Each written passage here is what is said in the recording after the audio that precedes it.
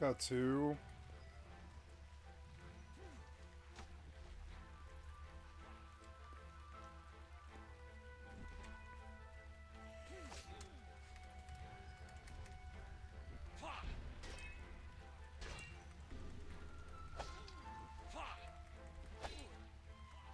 I'm going to lose this now. I can't win this.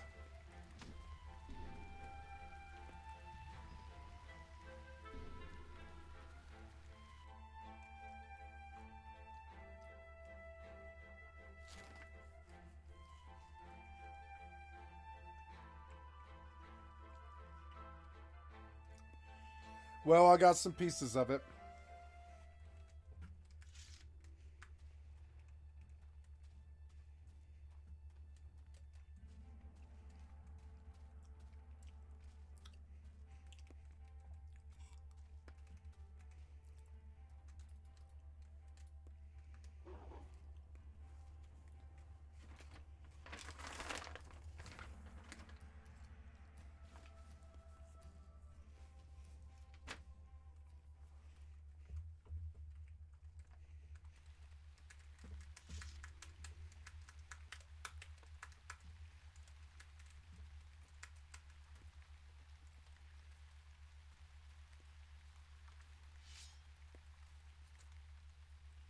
Ugh.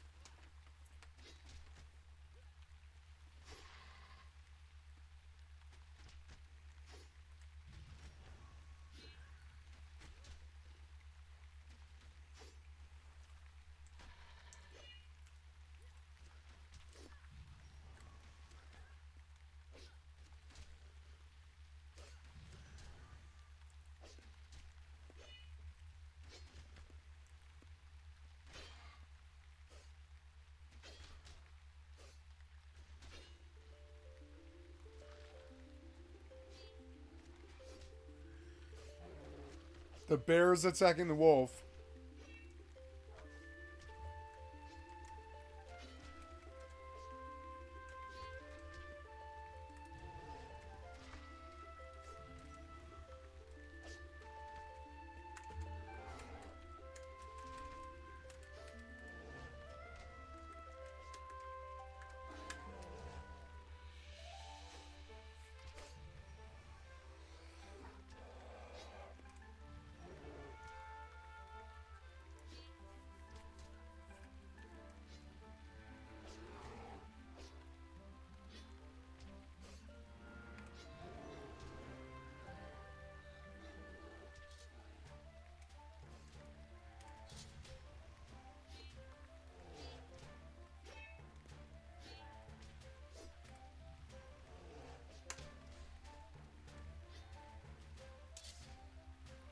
I like this game a lot, actually.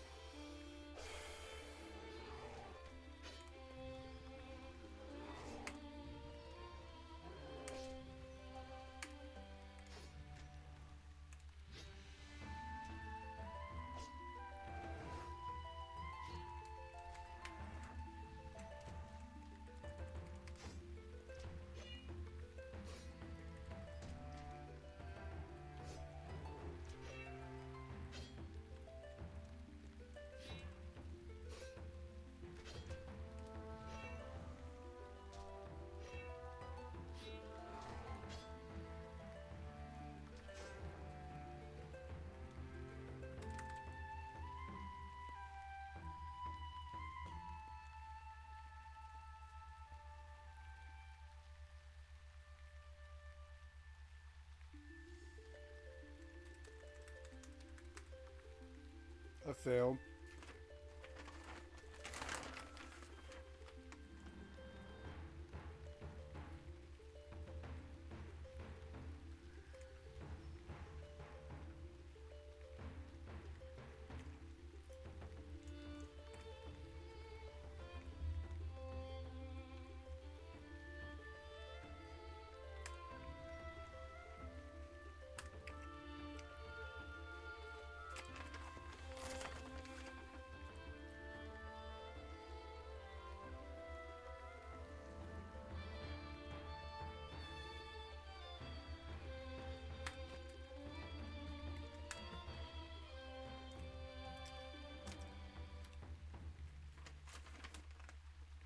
Field testing to 35, cool.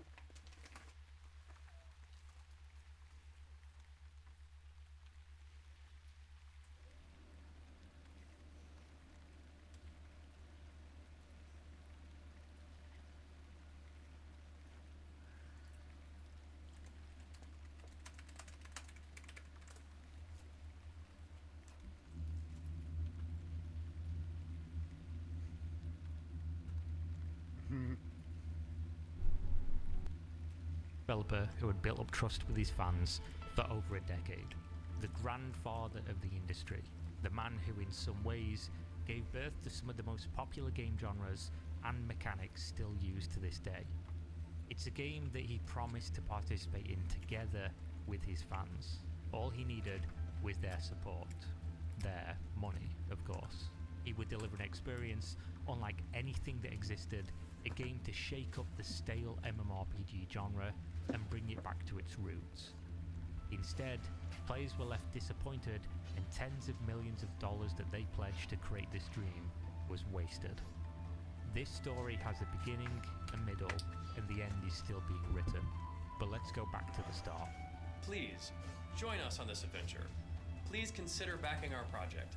Together, we will forge a new world. Richard Garriott is, well, he's an interesting man, to put it politely.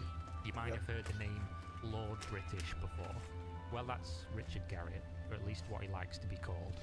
Born in England to two American parents, making him a dual citizen by birth, Richard's dad, Owen, was a NASA astronaut. Richard grew up wanting to follow in his father's footsteps. Instead, he was diagnosed with a vision issue at the age of 13, which essentially killed any possibility of making it into the program. At this point, Richard fell back on another passion, fantasy. He'd been exposed to the many brilliant worlds of fiction as an avid reader, the works of Tolkien being one of his all-time favourites, and with the rise of Dungeons & Dragons bringing that interactive element, he was hooked. In 1975, Richard was exposed to computers while attending high school, which immediately sparked his creativity. He convinced his school to allow him to create a programming course, one he would direct himself, with the sole purpose of creating video games. Throughout high school, Richard claims to have created 28 or more video games, essentially by himself. And this is what they looked like back then. Now it's time to battle a dragon. I'm gonna do that. Which is a pretty far cry from what we see being released in the modern era.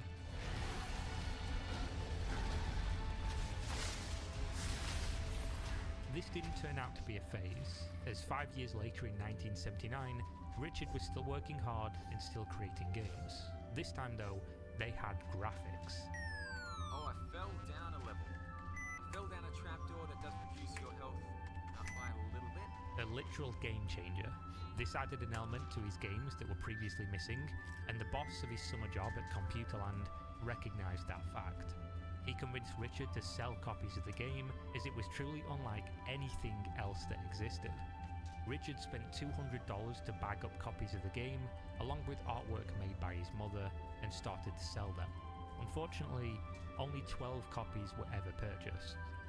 But one of those 12 made its way to California Pacific Computer Company, and they were very impressed. So much so, they signed a deal with the fresh out of high school genius, which saw over 30,000 copies sold and $150,000 in Richard's pocket. Adjusted for inflation, that's about $600,000 today. Richard had just earned more than 3 times his father's astronaut salary, and this was just the very beginning. His game, Akalabeth, is considered the first ever computer role-playing game that was published. He then entered the University of Texas and continued to develop video games. Oh, did he to continue leash? He honing his leashed. craft. Yeah, he leashed. This time Oh, good, okay. with the Ultima series. The games, however, were becoming so popular that it left him completely unable to focus on school, so he left in order to pursue full-time launching of games just as he finished Ultima 2 in the early 1980s. At this stage, Richard and his small group of friends were responsible for some of the earliest known RPG video games and constantly innovating and pushing boundaries on what was thought to be possible during the evolution of early computing. Each new piece of technology released would see Richard testing it, and his sole purpose was to enrich the worlds he was creating for his growing fanbase of role-playing game connoisseurs. It was Richard, his brother, his father, and another man by the name of Chuck. They created their own video game publisher, Origin Systems. Prior to this, they were relying on third-party companies, but they were burned on Ultima 2's release and decided to take matters in their own hands for Ultima 3. A couple of years later, in 1992, Electronic Arts approached with an offer of $30 million to purchase Origin Systems, an offer that was quickly accepted. This not only made the Garriots incredibly rich from something they created mostly out of passion, but also gave them the funding to go where no man had gone before, to take the Ultima series and role-playing games to the very next level, where previously the budget of each Ultima game was essentially unpaid labour of those creating it. The next game had a budget on EA's dime of $2.5 million, which sounds like a terribly small sum of money in today's video game market, but back then was a ridiculous amount. Richard had by this point seen the beginning of a new trend in the RPG genre, one that he hadn't created. It was called the Graphical Multi-User Dungeon, commonly referred to as MUD. Examples being the AOL version of Neverwinter Nights and Meridian 59. These games took place on the internet, another new technology that Richard was keen to explore. The internet was an insane evolution, much like that of introducing graphics to text-only games, as Richard had been the pioneer of more than a decade before.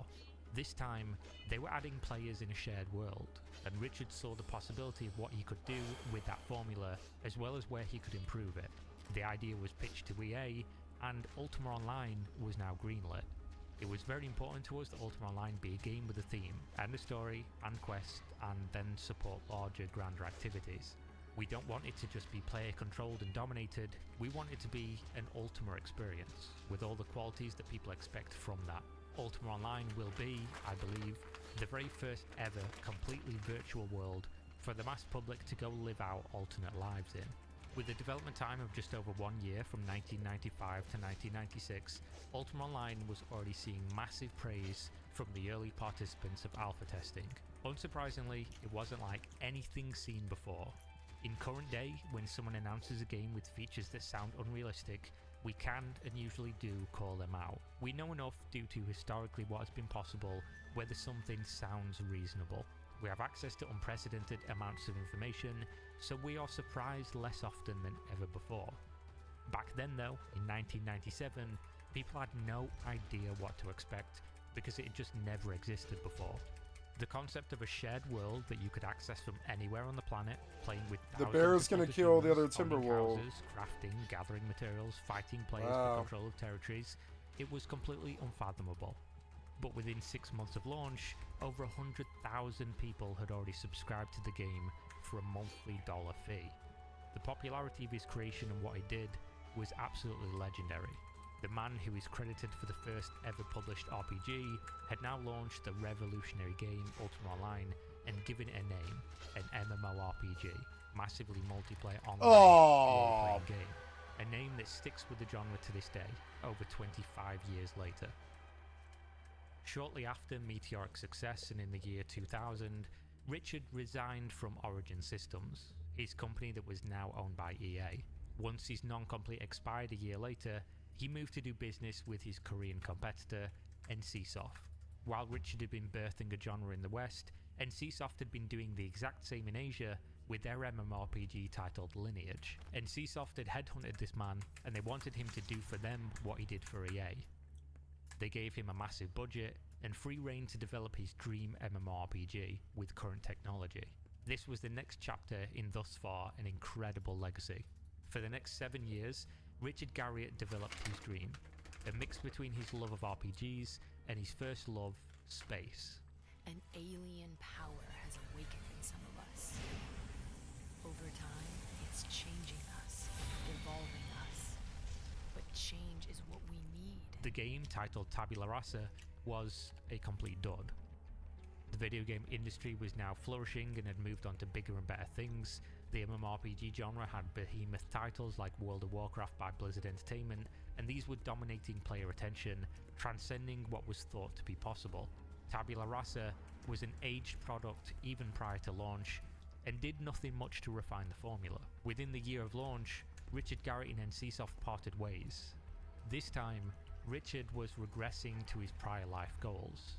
He now wanted to go to space, not as a NASA astronaut, but as a private and incredibly wealthy citizen.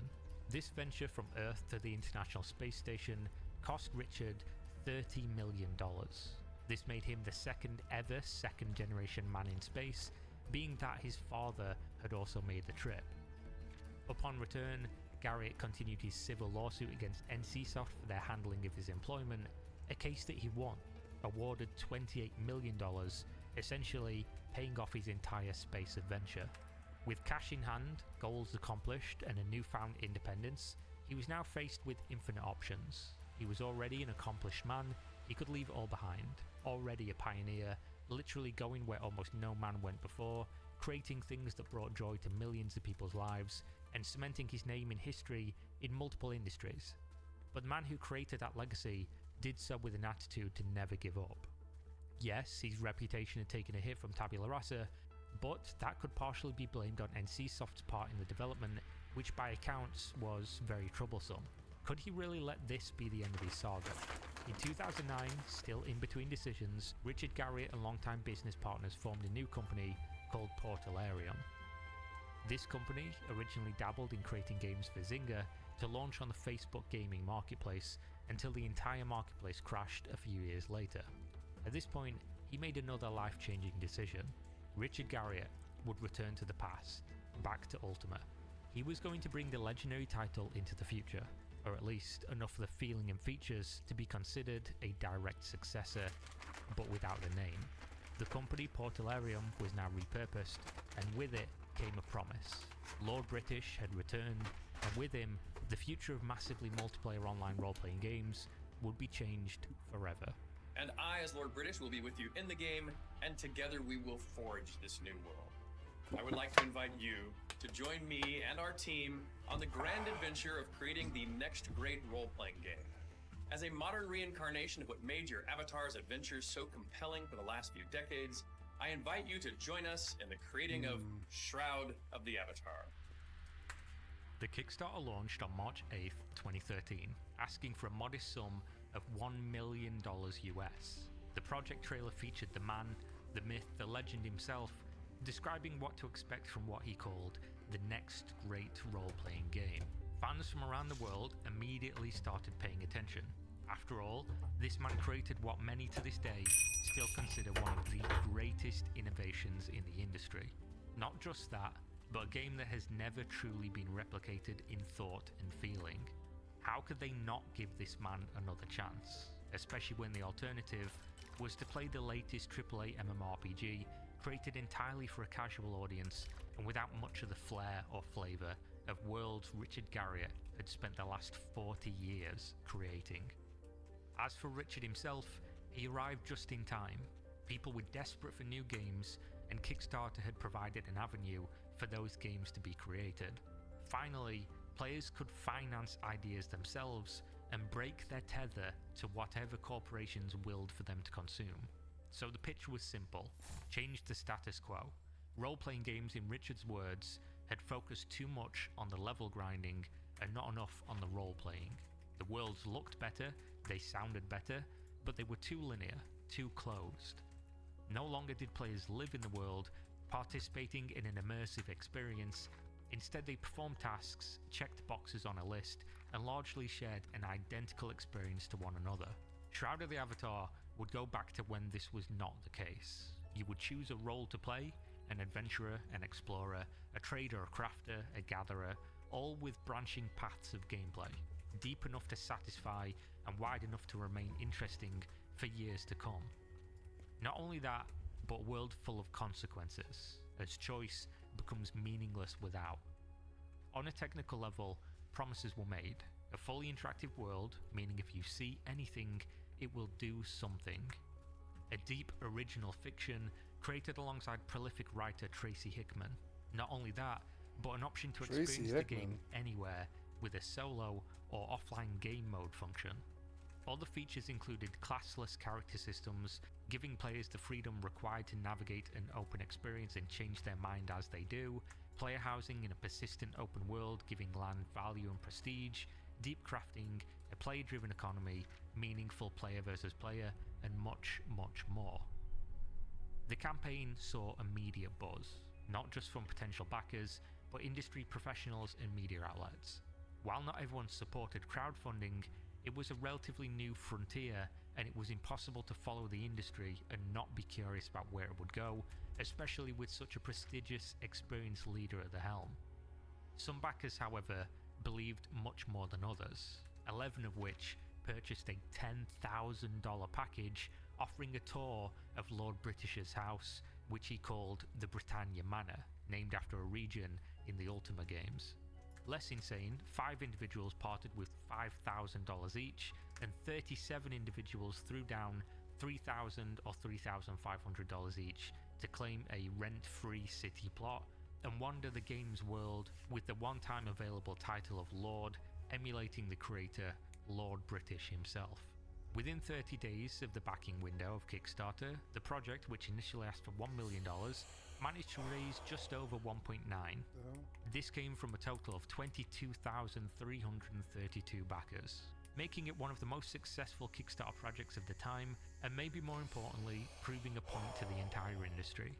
Fans were willing to put their money where their mouth is for products that interested them, even without a single slide of gameplay being shown, and there was tens of thousands of people out there who wanted a change in this genre. Throughout the next few years, a lot happened, but before that, we have to address the fortuitous timing of Lord British and his game's arrival. Maybe a coincidence, or maybe a long-term plan. The question remains without answer. The reality, Kickstarter was on a short fuse and it burned quickly.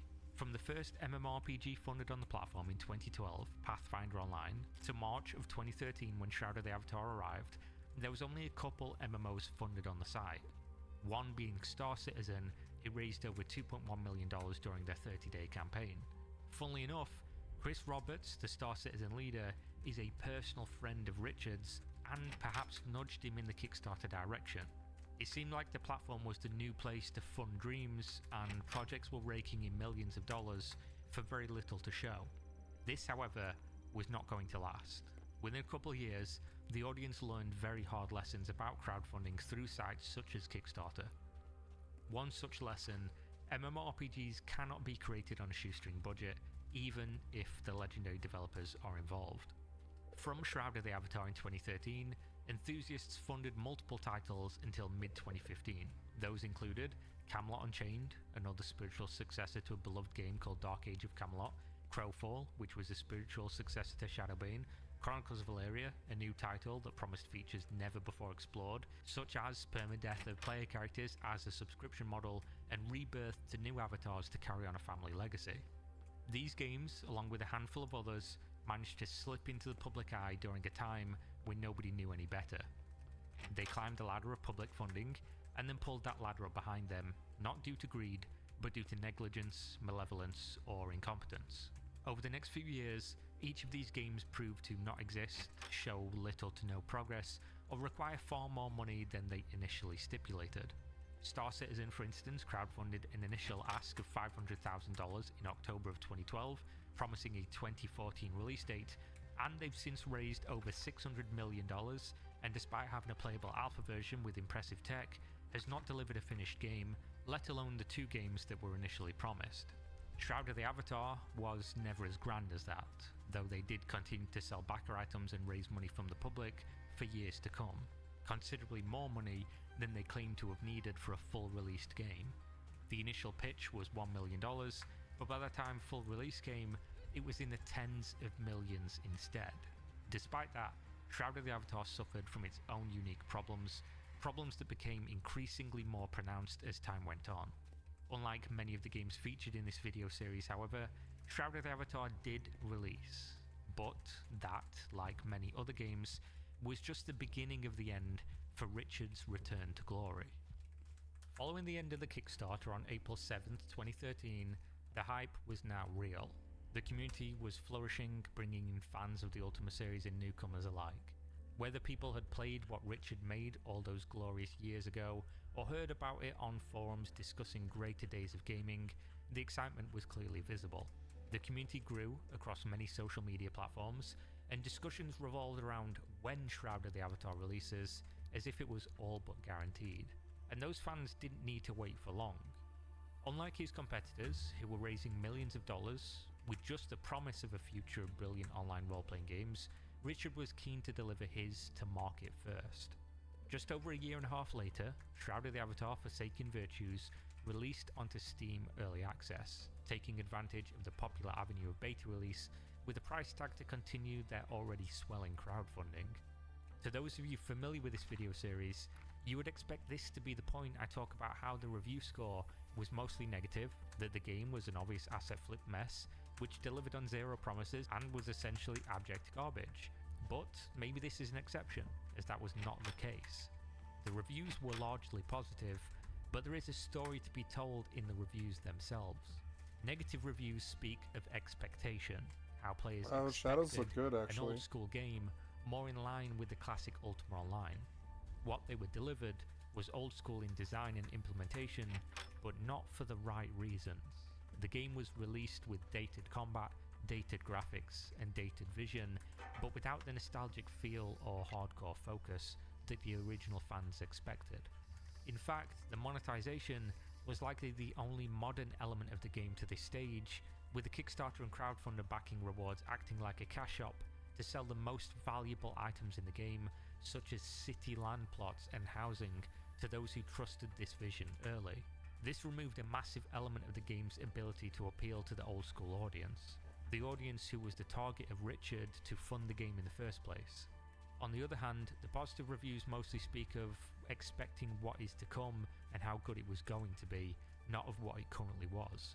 They talked of the foundation for the future, about a trustworthy man with a capable team, and the building blocks to create the next great gaming experience. When they did discuss the current game, they said it was buggy, it lacked content, lacked clear vision, and was almost entirely placeholder as a game in Richard's own words.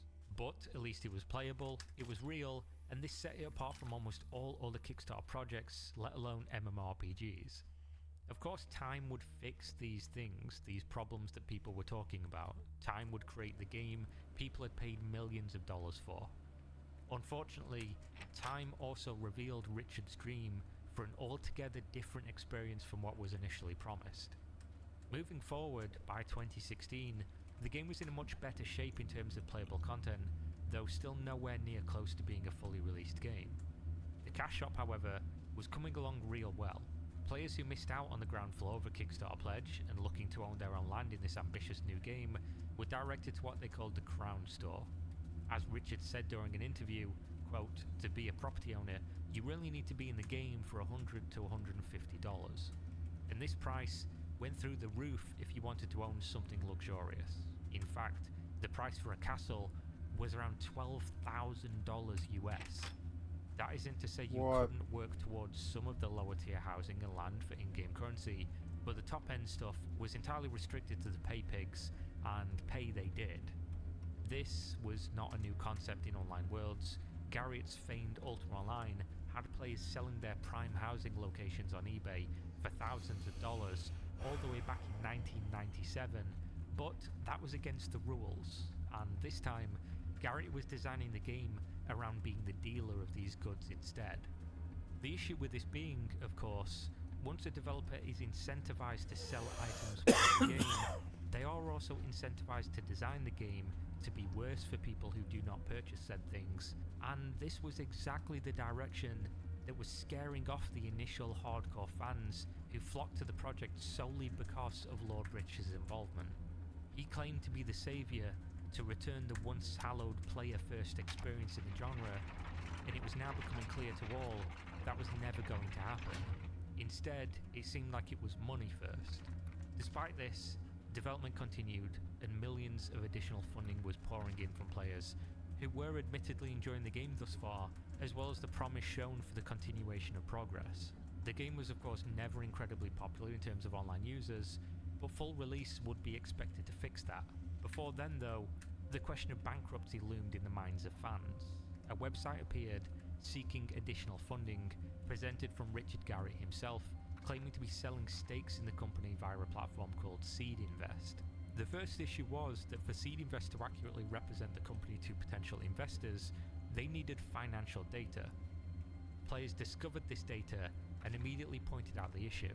Despite over $10 million being raised by this stage, the company currently had $528,000 remaining, with a monthly burn rate of $230,000, giving them just over 2 months remaining before the well would run dry and the company would have to cease operation without raising additional funds. With this being the case, perhaps the Steam reviews were wrong and time would not bring them a finished product. Maybe they'd just run out of time instead. Richard Garriott immediately went on the press tour, speaking to Kotaku and clearing up what he called confusion. The money they were trying to raise was not to prevent bankruptcy, but instead to allow expansion of the company. Portalarium, according to him, always had roughly the same money in the bank and generated enough in revenue each month to essentially remain even, which could be believed if that was the only issue. However, it wasn't. Instead, keen-eyed fans started to point out that the Seed Invest portal, displaying Shroud of the Avatar to potential investors, was full of, let's say, mistakes. That's a very polite way to put it. Many users pointed out that the pitch displayed technology and features that simply did not exist. Richard also addressed this, though he openly admitted to there being some what he called inaccuracies. In essence, this pitch was using incorrect information in order to try to draw in additional funds from a community who had already given more than they should, but luckily this time knew better. At the same time, he was hoping to draw in unsuspecting investors who simply didn't know what they were being sold and how it was partially a little bit of a lie. Richard of course told fans not to worry. But what else is he going to say? Everybody panic, we're out of money and we're gonna have to release the game right now, which they did. Full release arrived on the 27th of March 2018, and this time I can say that the Steam review score is more in line with what you would expect from Kickstarter to core, though likely still the best this series has seen to date. It's important to note this graph with positive to negative reviews is misleading in that the numbers are also incredibly low, which is a much more telling figure than the split of opinions. For this next big thing game that was promised, only around 120 people felt the need to leave reviews. The game peaked out on launch day with 562 players. Less 562 players on than average launch? play random Wow. online private servers, even though that game released in 1997 and this in 2018. Shroud of the Avatar at this stage had raised easily over $15 million from over 50,000 users, but less than 600 of them were logging into the service concurrently for what was claimed to be the biggest day in the game's history, the full release finally materializing. Unfortunately, this is also where things started to get much worse, which shouldn't really have even been possible, as things were already kind of rock bottom for the game and the fans. Richard, however, was keen to explore the unknown as he did previously in life, so at this point he felt that rock floor beneath him and started to drill down, aiming for the Earth's core instead. Kickstarter physical rewards that had been sold over 4 years ago were still not fulfilled. No one could get an answer, and the game was still missing promised features from that same Kickstarter pitch.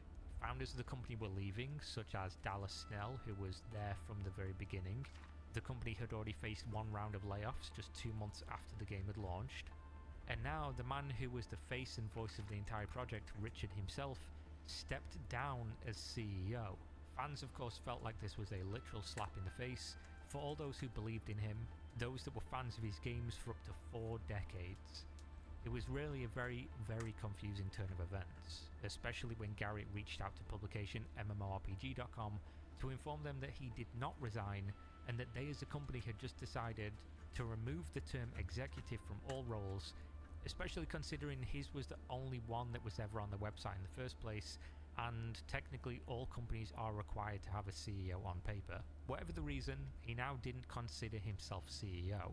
This raised many questions. Who was in charge? What could make Lord British give up that role? And how could this be a good direction? But most importantly, what did this mean for the very near future? Fans of the project who had supported it with tens of millions of dollars as a combined effort, mostly due to Richard himself, didn't have to wait very long to get answers to these questions. A few days later, the buy-to-play game lauded as the future of online multiplayer role-playing games announced their transition to a free-to-play model. A surprise to absolutely nobody, and perhaps a chance to draw in some much needed fresh blood. Unfortunately, as with almost everything besides raising money from naive fans, this did not work. Looking at the Steam data for active players, you wouldn't even know or notice that the game had opened up to hundreds of millions of potential Steam players to flow in for the low price of nothing. The free-to-play launch saw the player base gain roughly 50 average players. This, along with the constant mismanagement of expectations, led to the next dose of bad news. Travian Games, Shroud of the Avatar's publisher, dropped the game from their roster, leaving the game entirely without publisher support. Oh, wow. 3 months later, and a constant decline in fan opinions, Portalarium faced their second round of layoffs. If we remember back, Richard Garriott claimed that the Seed Invest portal was to raise money to expand the team. By this stage, there was almost no team left, and just how mismanaged was this whole project, as they were now firmly in the death spiral. If they couldn't stem the bleeding while having more staff... So this is a dying game. I'm lucky to see it online. Both? It won't be online forever, but it'll be offline. And it's a really good offline game. It's a really good offline game. With actual shares of the business, these people who purchased them were official investors, which should have afforded them protections, as well as access to financial records and reports. After all, they apparently now owned percentages of the company. According to these investors, however, they were being stonewalled, or more accurately, ignored entirely. It's weird because he's inclined to walking sim it. Do you see how much worthless land there is? They should have compacted it and required people to use a lot less space. It would have been a lot better. At all. These people, who by law should have been involved, were as much in the dark as the original Kickstarter backers, who had absolutely no protections at all. And it wasn't just investors or players who were left without light. The Securities and Exchange Commission also failed to receive a report from Richard Garriott's Portalarium. Somewhere around this time, the company also closed their physical offices, claiming that this was just a temporary move. But as you could guess, it was not temporary. In fact, Portalarium announced a few months later that they had sold the entirety of the company, the game, and assets to a brand new company called Catnip Games. Fans quickly searched the internet to find who Catnip Games was, and they discovered something strange. Chris Spears, who was the previous president of Portalarium alongside Lord British's leadership, was the CEO of Catnip. A very confusing turn of events, essentially completely removing this is Richard Lord Garriott's British's business from the castle. equation, despite it existing solely due to his own involvement. From there, it would be getting into the weeds to continue discussing Shroud of the Avatar, as the game has floundered without massive developments, although seeing some updates, and exists almost entirely for the disgruntled fans to make fun of or question what happened during each subsequent controversy. Fans did, however, get some answers as to where Richard Garriott had gone after wasting their money and abandoning them. He went Where to the am I same place now? as Slangin' other Hotta, once Slangin' legend, Maga, but now Slangin' fallen from Holla. grace game developers from beloved days gone by, straight to the blockchain. In August of 2022, fans discovered, without surprise but with disgust, that Richard was developing an NFT cryptocurrency game. The title was revealed as Iron and Magic. World Luckily, of as I Discover the write World this of video Iron and almost a year Magic. later, Iron and Magic has mysteriously vanished, much like Richard's involvement in the future of online role-playing games and the respect of his longtime fans. Catnip Games and Chris Spears claim Shroud of the Avatar is still being fully supported and will be going nowhere, but anyone familiar with the project should probably know better. The game will continue to go where it has been going since the initial early access release in 2014, and that is down. Down further and further until it is closed for good. After all, it's impossible to trust the word of people who have repeatedly proven themselves untrustworthy. Many legendary game designers and developers find themselves exactly where Richard Garriott now exists. Time and time again, they tarnish their legacy by trying to relive past glory and prove either to their fans or to themselves that they still have what it takes to roll back the years and change history again. Rarely, if ever, does this go to plan. The most often result is a headline that makes gamers collectively groan in unison, typically with the once greats of the industry dipping their toes into the sewer that is blockchain gaming, chasing the trend of what outwardly looks like greed or vanity. Hopefully Richard leaves his legacy alone from now and goes back to being remembered as the pioneer of the RPG and the MMORPG genres. But the last game in his legacy will go down as an abject failure, a game that has no right to really exist, as it was willed into existence on reputation alone. Sky-high expectations, which delivered... I don't know, I nothing think but he did disappointment, deliver limping quite a along now, lot here. exhausted, pretending that things are okay, waiting to be put to rest, just like its creator's legacy. Hopefully, never to be seen again. Wow, that was mean. Well, let's go back and see what else anybody else has to say.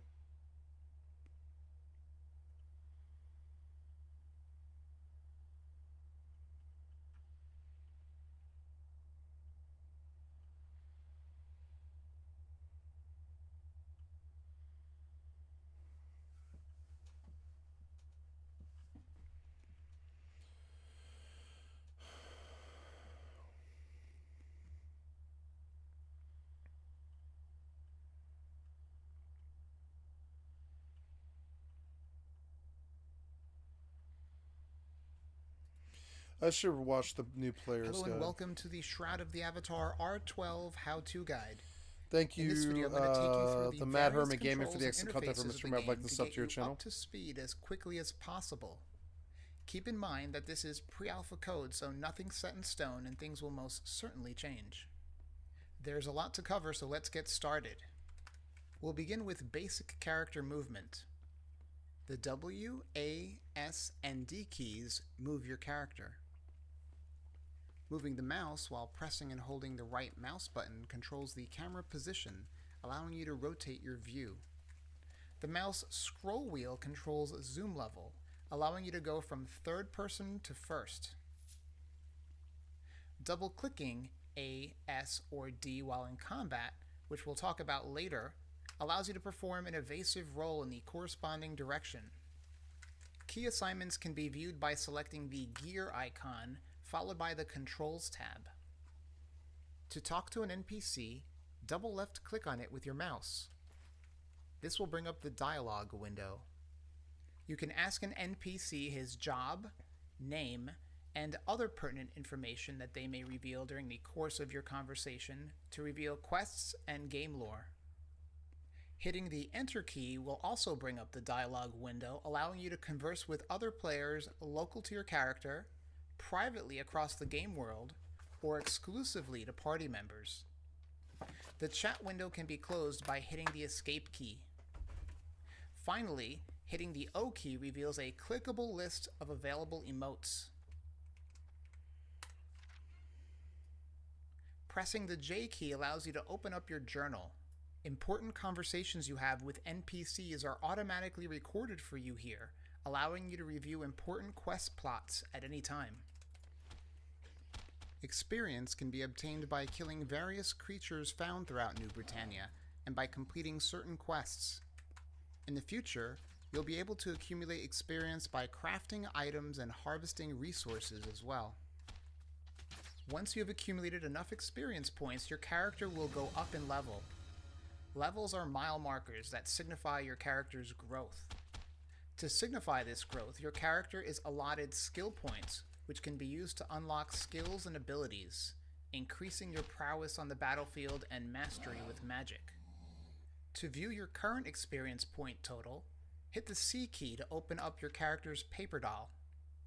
Your character's level is also displayed here. Optionally, you can drag your mouse to the bottom of the screen. Hitting the K key will show you your available skill points, along with the various skill trees. The Adventuring tab lists combat and magic-related skills, while the Crafting tab lists gathering, refining, and production-related skills. Although players can craft items in the current build, the crafting skills have not been implemented yet, so we'll ignore that tab for now. Character classes do not exist in Shroud of the Avatar. Instead, your character's specialization is defined by how you allocate the skill points you receive, allowing for the creation of a much wider and varied range of character customization options. To spend skill points, you'll have to find a trainer. One can be found in all major cities and towns, such as Owl's Head, Kingsport, Ardoris, and Braemar. Left-clicking adds a skill to your deck, while right-clicking removes it. Each level increase makes an additional card available to your combat deck, allowing you to increase the chance that it is drawn during any given encounter. This is important for dynamic and hybrid decks, which I'll talk about later. Also, glyphs are color-coded to help you understand the nature of their powers, with red glyphs indicating offensive skills, blue defensive, and gray passive. Active skills are those that you will use to customize the various combat decks you make.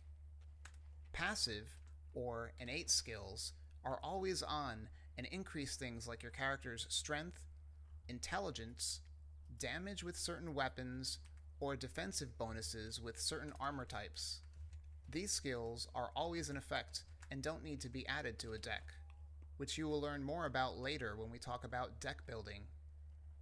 Keep in mind, allocating and reallocating skills costs a nominal fee, the amount indicated at the bottom left of each glyph. Your character's health is indicated by the red bar that appears under his or her name on the top left of the screen. Health can be regained through spells, potions, or engaging in non-combat activities.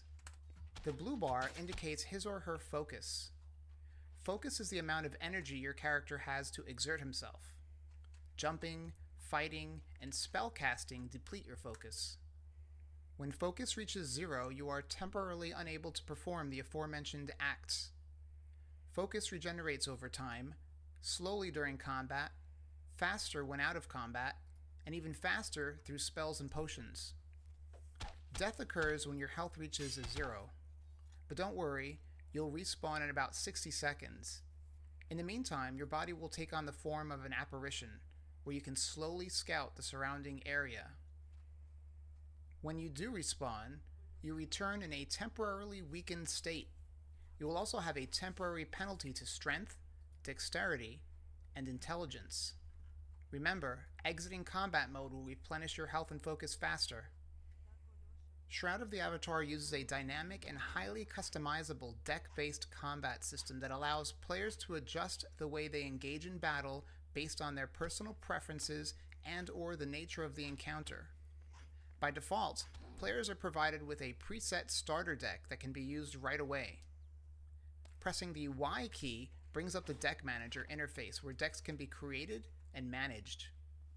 There are 3 types of decks you can create: a standard deck, a dynamic deck, and a hybrid deck. A standard deck is the kind you most typically see in modern MMOs. It contains a set number of slots with a skill or ability tied to each.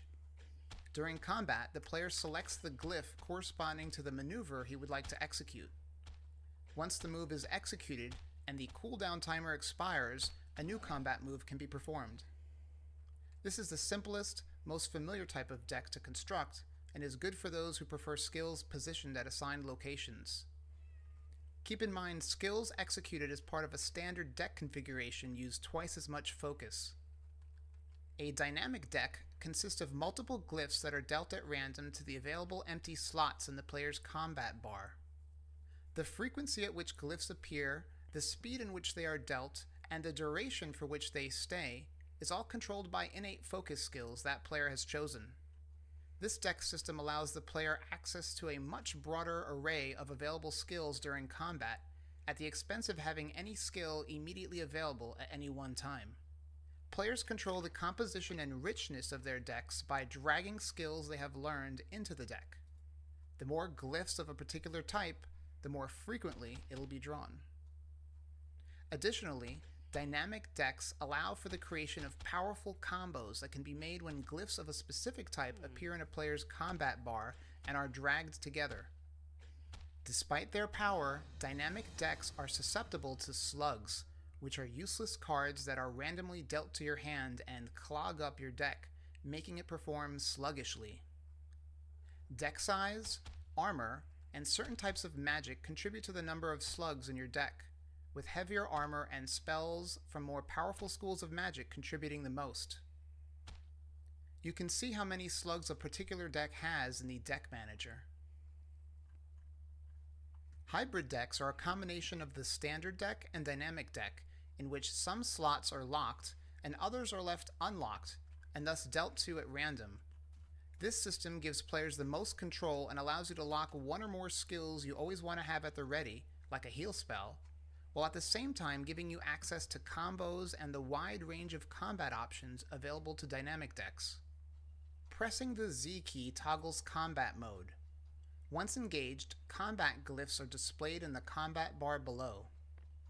Selecting a glyph performs its corresponding function. A secondary or alternate combat deck can be assigned via the deck manager interface. Pressing the X key allows you to hot swap decks, switching from ranged to melee weapons, for example. Note, there's a 50% focus penalty if decks are switched while in combat. All items found in New Britannia are derived and crafted from real resources found throughout the game world. These materials can be harvested from the various plants, animals, and monsters that exist in various quantities of abundance throughout the land. To harvest items, a player needs to use the appropriate tool on its corresponding resource node. For instance, to chop wood, a player must have an axe and double-click a tree. Like all resource gathering tools, the axe does not have to be equipped.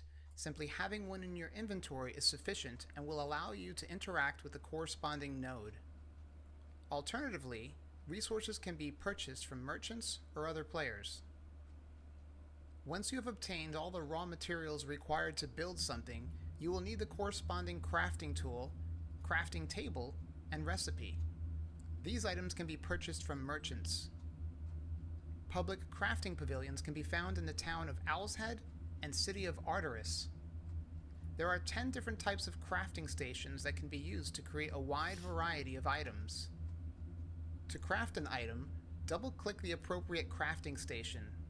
This will open up the crafting window, your inventory, and crafting journal. Placing the right quantity and combination of materials on the correct crafting station, along with the appropriate tool, will allow you to craft the corresponding item. To get you started, some starter crafting recipes have been added to your crafting journal, which can be accessed by pressing the B key.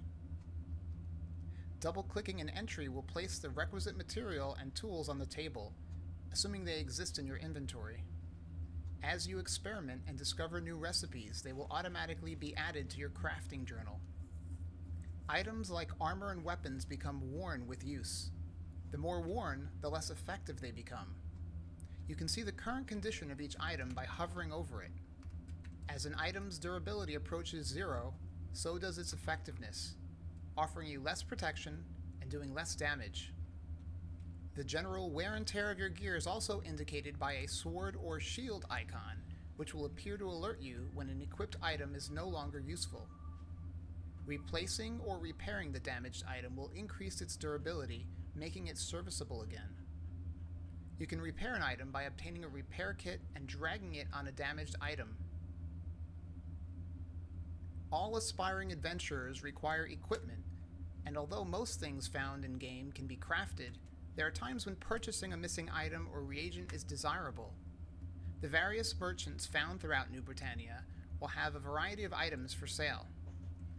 To purchase an item, double-click on a merchant to engage the conversation window.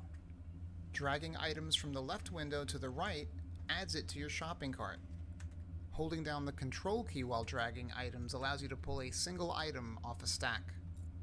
You can also sell items in your inventory by selecting the Sell tab. Once you are ready to complete the transaction, sign on the dotted line to seal the deal.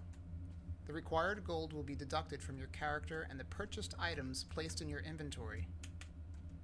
Secure trade between players can also be performed by right-clicking and selecting Trade. Only when both players have signed does the trade take place. Housing in Shroud of the Avatar allows players to set up a more permanent base of operations from which to launch activities and conduct business. Houses provide players with a customizable space in which they can store items they acquire throughout their travels. This space can be shared with others and used as a storefront from which to sell goods. To place a house, players must purchase an appropriate sized land deed and house. These items can be purchased from vendors with gold the player has acquired in-game. Once purchased, a player may locate a lot of the appropriate size in any village, town, or city, and click the signpost to claim it. Assuming, of course, it hasn't already been claimed. In undeveloped villages, unmarked lot locations can be found by pressing and holding the P key. This produces streams of smoke to indicate the position of lot claiming locations. Once claimed, you'll be able to select a home for placement from a list of available homes you have in your inventory. The overworld map allows for travel between the various villages, towns, cities, and dungeons that can be found in New Britannia. To access the overworld map, players must leave a scene by walking beyond its border. In this view, the W, A, S, D keys control movement. Moving the mouse while pressing and holding the right mouse button rotates the camera, and the mouse wheel controls zoom. To enter a scene, a player must move to the corresponding hex and select the Enter button. On this map, your location, as well as those of your party, can be seen. Lunar rifts are ancient Stonehenge-like structures that provide a means of quick transport to various locations in New Britannia. Each rift you encounter will take you to one or more distinct locations depending on the time of day. Hovering your mouse cursor over the glowing orb within the rift will reveal its current destination. The Lunar Rift in Owl's Head currently rotates through 7 different points of interest, one every 20 seconds. Finally, Shroud of the Avatar includes a rich and vibrant community that actively shape the game world through numerous and varied player-run events. Live plays, tournaments, player-created mazes, contests, and dance parties are just some of the activities you'll find on any given day. To learn about the latest happenings, check out the Release 12 Events book located in your inventory, which can be accessed by hitting the I key. Anyway, that's all the time I have. There's still plenty more to learn and even more to explore. Hopefully this guide gives you a nice high-level overview of the various game mechanics to help you get your adventures started. Until next time, this is the Mad Hermit signing off. It's often pretty easy to feel pessimistic about the current state of the video game industry. Between predatory monetization, ever-increasing prices, and ever-decreasing creativity, that world... Tammy, you always try to play this video. You constantly load this video, and he gets so many hits because of it. He's got 5 million hits on this video because the algorithm constantly kicks it out. For some reason, it just plays it.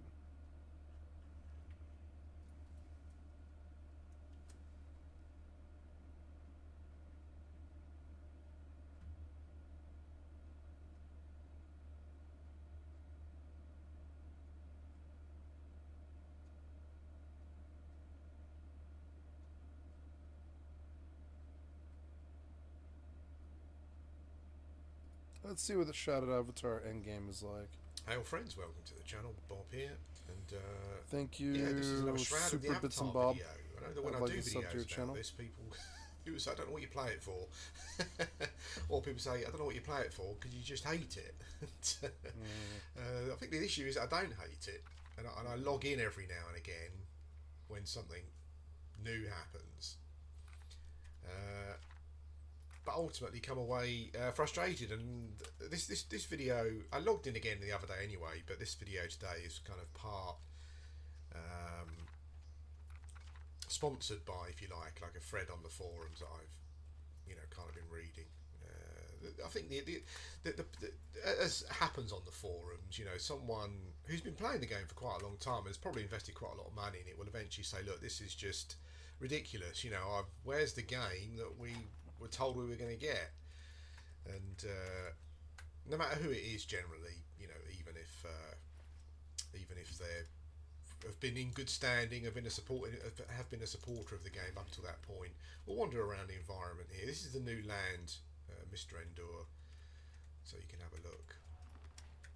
Yeah, even if they've been previously in good, it's a bit like being on Twitter, being for something, but then you might like a tweet that the rest of your clan doesn't like, or your cult doesn't like, and then suddenly you're out. That's generally how it works. I keep visiting these locations where there's an interesting tree or something, thinking that there might be something interesting there, but unfortunately there is not. Yeah, but the general overview of the thread is that look, dance parties and whatnot are all very well, and fishing contests and all that kind of stuff, but like, what's going on with the game? There's tons of systems that need revamping or fixing. The performance is shocking. I mean, yesterday when I logged in, or not just yesterday, but previously, and it's not just on this new PC that I've got, it's on my previous PC as well, with different video card and a different processor, is that the performance can get so bad to a point where it was actually affecting the performance of my PC, and yesterday my PC just crashed. Oh my god! I thought I was alone. The game seemed to be running at about. I thought I was frames alone. a second, and that's happening quite often. When you log in like this now, it's fine, but quite often if I teleport myself to a zone, particularly Owl's Rest or Owl's Nest, I've noticed, or you zone into a zone, or you zone back out onto this overland map, then the performance will just tank. I'm not sure if it's some sort of memory leak issue, or the developers blame the Unity engine is it that they're using, but other games use it fine without these issues. So no, they don't. But performance has been an issue for a long time. People keep people keep mentioning it, not just myself, a number of people over a period of time. But nothing gets done about it. It's just, well, we can't recreate it, so it's not a problem, and pretty sad. But what happens on these threads generally is that the person suddenly becomes an outcast, obviously. And then generally you get the same people with the same arguments. It's a sandbox game, blah blah blah. You have to create your own entertainment. It's almost like they're saying that. Well, someone actually did say the developers are not there to produce content for you. You should be creating your own content. And the weird thing is that the game was. I mean, I'm not a big fan of sticking to the book, but the game was not sold as that. But also the other thing is that the game was.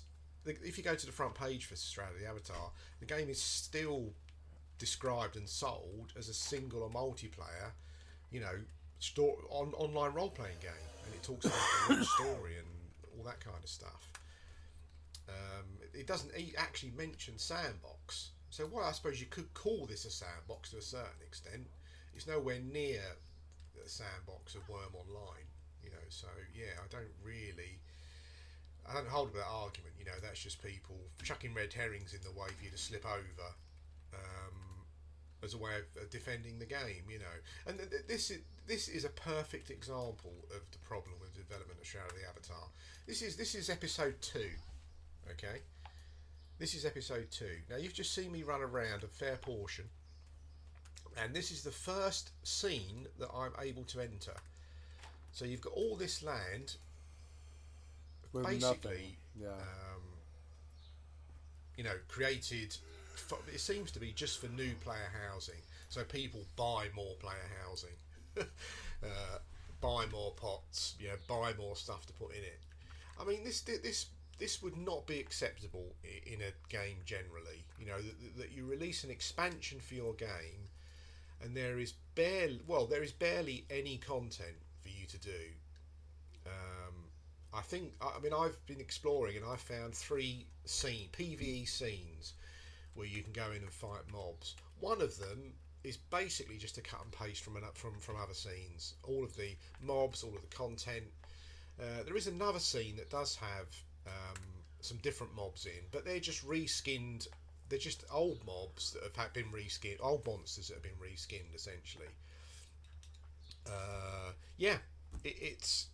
It's crazy. I don't quite understand. Well, the thought process seems to be that this is what we've got done so far. Let's put it out. And and to be fair, the game defenders seem quite happy with that. They're quite happy to use the excuse that it's a small team, they're doing what they can, blah blah blah, and that's fine. But I do think the emphasis on, when I say emphasis, I think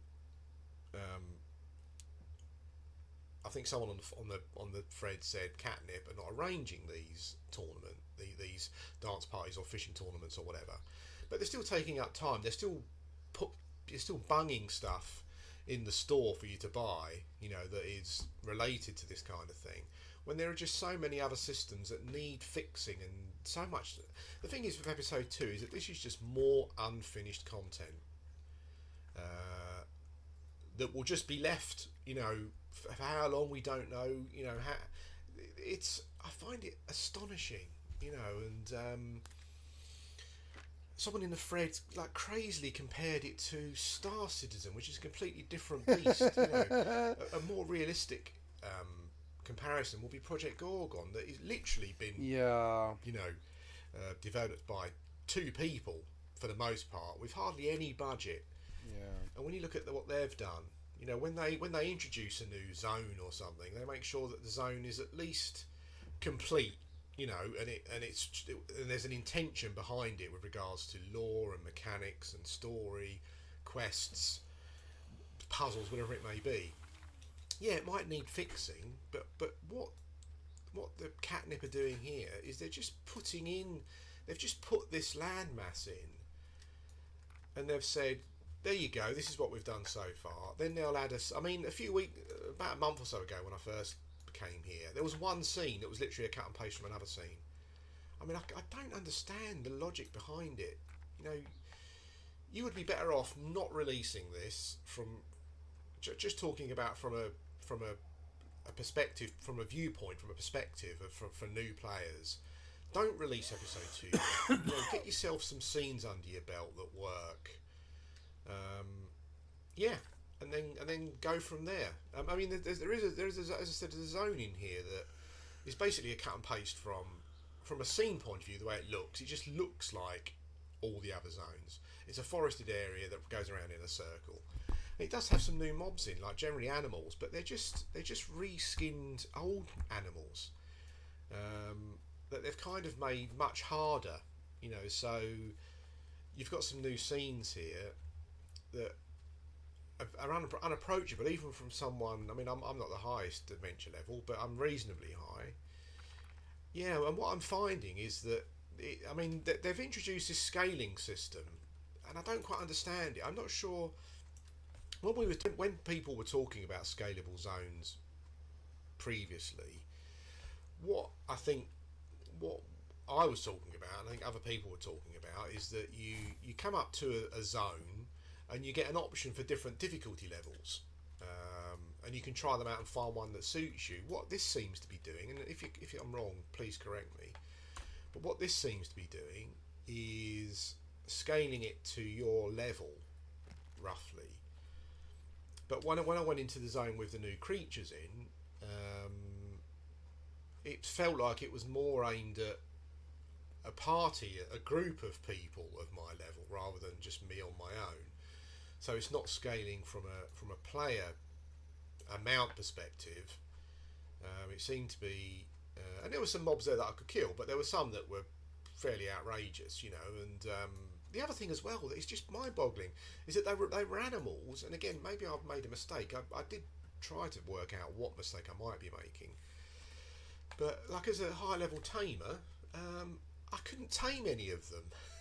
You know, I thought to myself, oh look, you've got this like phase spider type thing, looked quite interesting. I couldn't tame it, you know, so maybe I was doing something wrong. I don't think so. My level was high enough. I wasn't I wasn't being given any error messages essentially. Yeah, but I couldn't tame them. So not only were they just cut and pasted, but given a slight skin change. This is the zone yesterday where it crashed, where after a while the performance just dies into a point where yeah, the game actually crashed my computer, which is crazy. I mean, I've got a 48 thread computer with a 2080 Super, pretty mental. But if you look at the zone, I don't feel anything from it. Looking at the trees and the textures and the grass, it's all just been ported over from episode 1, you know. And while I understand that there's only so much, there are only so many different types of rocks and stuff. Maybe just give them a different colouring, just anything, so that the zone looks a bit different. But yeah, I do feel, you know, that. I mean, I think the game is. This is probably a term that you've heard before. Maybe generally in sport, I've heard it, where a manager of a team has come to the end, what should be the end of his tenure, and it's his end game. But the end game can go on for like some years. You know, a team can. I know as an Arsenal fan, as much as I loved Arsene Wenger, you know, a team will stick with a manager when it's clear that, you know, some kind of change is required. Yeah, and this game feels like it's the end game, and I don't mean that this game is just going to, you know, fold tomorrow, but certainly from a creativity standpoint, you know, from correcting, it'll fold, you know, as an online systems game that are still broken. But I think as an offline game, I think it's actually really good. You know, producing content that just feels. Producing content for an expansion that feels like it's an expansion rather than just a copy and paste of old zones. You know, the zone with the new, they're not new mob creatures because they're just remodeled. But the zone with the remodeled creatures doesn't have anything to do. There's a bloke standing at the front of the zone. Actually, I'll show you it. Actually, I'll go and show you that zone. Let's go and have a look. Come here. I don't know why I come in here. You know, you've got this bizarre type place, but as I said, performance eventually just goes completely to the wall here, and it's not a good experience at all. Yeah, you've got a guy at the front says, "Kill this mob and collect this and bring it back to me. I'll give you some XP. You can do it once a day." You know, things like scaling scenes and like daily quests are stuff that players have been asking for quite some time, but the implementation from the developers is just a disaster. I mean, and that is all there is to do in the zone. There are no quests. There's just nothing, you know. I'll go and show you the area. It wouldn't be at all bad as a tamer who only does taming really to just find new creatures to tame, because the taming combat is just disaster. It's just horrible. It's just so boring, you know. And I've tried lots of different skills to try and complement it, like melee, bard, like mage and stuff, but it's just boring. It's just boring. Melee is the only thing that looks fun to me in this at all. So I've just come out of a scene that was somewhere else, and he's put me outside. So I've just come out of Lamex Bazaar, Lamex Bazaar, and it's put me outside of this zone. Okay, well, I mean, at least we got here sooner than we needed to. But yeah, but going back to the game, point, loads like way too slow. You know, all the while the developers keep putting in. I need to rebuff again, don't I? This is the guy that just takes a rune or something that you give him. Yeah, I mean, all the while that the developers are putting unfinished content in, then coming back to it when they get a chance. It does nothing for the the image of the game. It's weird. I mean, I've never come across a game so lacking in like new content on YouTube either. I mean, I went on to YouTube like nobody looking wants to for, talk about this game at all. Yeah. videos, maybe about Spindle's Cog here. I think it's Spindle's Cog or something is how it would be pronounced, but I'm not sure. Yeah, I mean, I went on YouTube looking for videos of the new area, you know, the expansion with new zones, and there's nothing. You know, there's a ton of videos created by some new Russian player that I can't understand.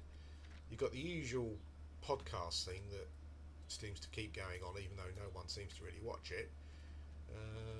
Why has Sting got less hit points than he did have yesterday? What's happened here? Yeah. What am I missing? Oh no, I've got the taming blessing. Okay. Well, Sting seemed to have more hit points yesterday, but I'm not sure. So this is like a new zone with the new mobs in. But as I said, the mobs are just you know, copy and paste of old mobs. Now I quite like this zone actually, like from an atmosphere point of view. I think I've said before in the past that Shroud doesn't lack for. Oh, hello, there's one over. No, there's one over there. No, Shroud doesn't lack for atmosphere. Yeah, but it all just looks so similar to, you know, to older zones that, you know, I kind of find it so difficult getting excited or giving it a pass. You know, it's more unfinished content, and this zone does feel unfinished, and poorly designed as well. Like mob placement is quite poor. So like I put myself in a point. I just, you know, created a quick build yesterday where I could you know, just run around the zone and not die. So I sprinted around the zone, like around the whole way, and it's just like it seems to be just like a circular zone with these new mobs in, and like, that's about it. But the problem is that mob placement is so dense that you can't find a spot to rest without something aggroing you, and that is bad zone design.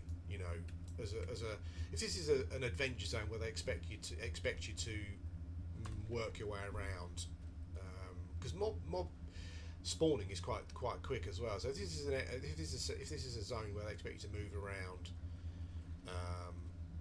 and yeah, like as an adventure, so that you're running the zone, as it were, or the scene, or whatever you want to call it.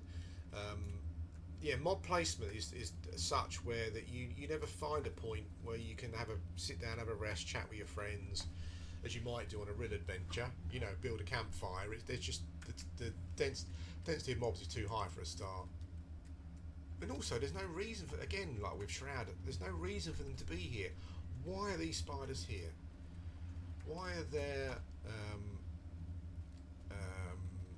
Kavas versions of wolves and bears? Like, what's happened here? What's the story? Why has it happened? I don't know. Just so I'm not being unfair, let's just go and talk to the NPC at the beginning. Maybe he gives me some more information. But even so, like, it's not enough. You know, like putting an NPC. Combat training. Let's change to that one. So it's coming down on it. Maybe less protected here. So we got a little skill gain. Huge axe has gone up. Okay. But that's it for raising your skills. You've got these options like normal, defensive, and aggressive. I'm not sure what the best option is. I'm really. They weren't there the day before, so I'm assuming at some point there is a spawn. Now there's some. Because that's something that I keep saying to myself that I'm going to do, but invariably I log in, care for my animals, and kind of log out again. Yeah, but I do need to come up with a list of, I'm not sure if anyone else has had this before, but I do need to come up with a list of stuff to focus on, because it was breeding animals first of all, and that's kind of going okay.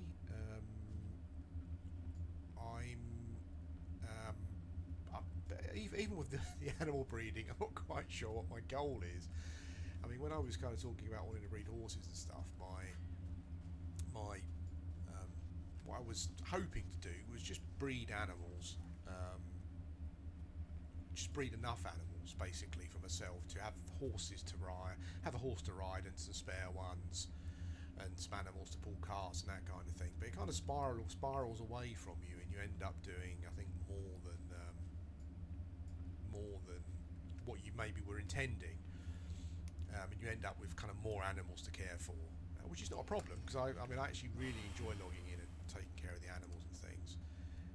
But I've kind of reached that point now where actually it's kind of amazing how you're like, oh, you know, my breeding horse died recently, and Hardlining here is my oldest horse now. She's is it a he or a she? Oh, he's mature. And I don't have a female horse, I think, who's old enough to breed at the moment. So I'm kind of stuck between. It's cows good that it's kind of auto swing, okay. but it's a bad game, I between, think.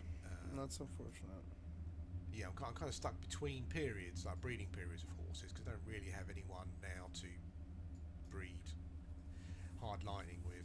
Even if hardlining is in a situation where I should be breeding, you know, is mature. I think someone said to me that aged or a bit older, when they're fatter, is the best time to kind of breed with them. So from a horse point of view, I'm in between, as it were. But if I just move up here, I do have two more horses here. So I've currently got, what's that? 1, 2, 3, 4, 5 horses. And when they get to the right age, I can kind of breed them. With cows, I'm not kind of really sure what people do with cows ultimately. I guess you can probably milk them. Load of monsters around, and that weren't there the day before. So I'm assuming at some point there is a spawn. Now there's some sort of troll invasion going on, so we're going to go and see if we can deal with some trolls. Now trolls are some of the hardest mobs, I think, and my combat skills are kind of like, I think my huge axe is 23, not very high. My overall fighting skill is 30, and my aggressive fighting skill, which I've been using, let's turn on my sleep bonus, is kind of like 16 or 17. But I'll when the skills start going up, I'll click on the option here. Yeah, so I mean, at the moment, from a combat point of view, I'm raising skills. That's my primary aim. Apparently, at some point, I'm not sure. I think maybe it might be this year. Like, they're looking at revamping the combat system and how PvE works in general. So what you're going to find, you know, it's kind of January 2021. So if you're viewing this video in December 2021, you might find that things are very, very different. Yeah, there's a lot of spawns here, which is really nice. I could do some good training this morning. Yeah, but if you're viewing it later in the year, you might find that things are very different now. So I'm just using this as a chance to raise skills. I think what I'm gonna do, my skills are quite low, but my armor and weapon is pretty good. I mean, what I have to be honest, what I have found is that I did fight a troll the other day and I won, but I did take a bit of a battering. Even though my axe has got an enchantment on, which means that it heals me when I hit things. That's really nice. So what I normally do is drag. I'm assuming this is just a tactic that everyone uses, but if I've got a hard mob, I'll drag it over here, because there's a bit of a downward slope as well. But the troll raises the alarm. I've only got a spirit guard at the moment. I guess oops, holy smokes, didn't expect that. You kind of, sometimes you have to wait for your spirit guard to run over and catch up and aggro the mob. It's not always super yeah. At some point my guard will get aggro, and then I'll go in. The aggro of the guard is actually generally not too bad, so I normally wait. Like, a troll will quite often, I think if you left them to fight, the troll will often beat the guard depending on some factors. So I normally let my guard hit it a couple of times to get some aggro, and then I'll go in, keeping an eye on my guard level. Combat is very much turn-based, and it's very much a case of looking and just clicking options, essentially. I think that's probably okay now. We'll go in. So make sure you're on the green for distance. You get bonus for being higher, but I think trolls are so tall that probably, you know, And I think if you look here, it just gives you, seems to give you percentages of what, of your percentage chance to hit. I think a few people have said that attack up is the best, but does the most damage maybe. I'm not sure.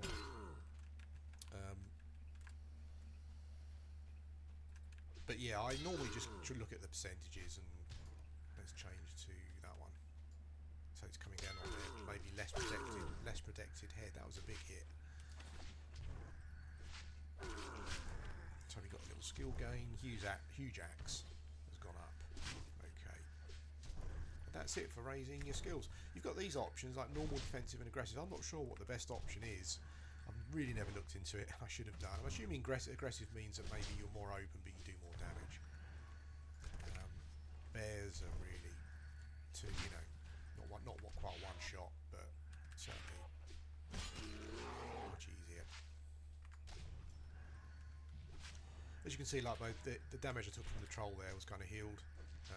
That's just an enchantment on my axe. I mean, it seemed like such a... it's kind of one of those things that you'll probably do at some point, but it seemed like a real slog, increasing your...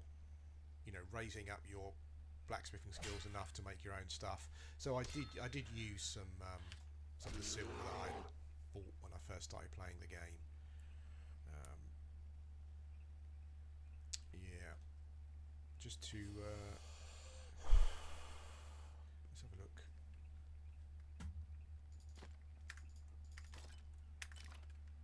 It's unusual. Oops. Bear's harder than the blasted troll. Just keep missing. Okay, let's change positions, see if that helps. So you got these combat focus as well, which I'm not really doing. I'm assuming combat focus gives you bonuses to hit and whatnot. So what I'll do is I'll probably pull all the trolls over and I'll butcher those later. But these little animals will do that now. It's funny how you kind of roleplay certain things as well. I mean, I'm not sure if it's the thing to do with regards to like etiquette. I kind of find I leave the animal there as kind of like its carcass there for other animals to eat, like a roadkill type thing. Again, I'm not sure how long they stay there for. I'm not sure if that's a good etiquette, but it's just like a role playing thing, really. It's not laziness, it's not hard to bury these things. Let's try this troll without pulling him over to the guards. I'm not sure if he's not keen there. He's running away. We'll see. Okay. What I normally find when I fight a troll on my own is that we get into a situation where I've got like a high bonus as well, I think. Yeah, like I'll miss him quite often, but when I do...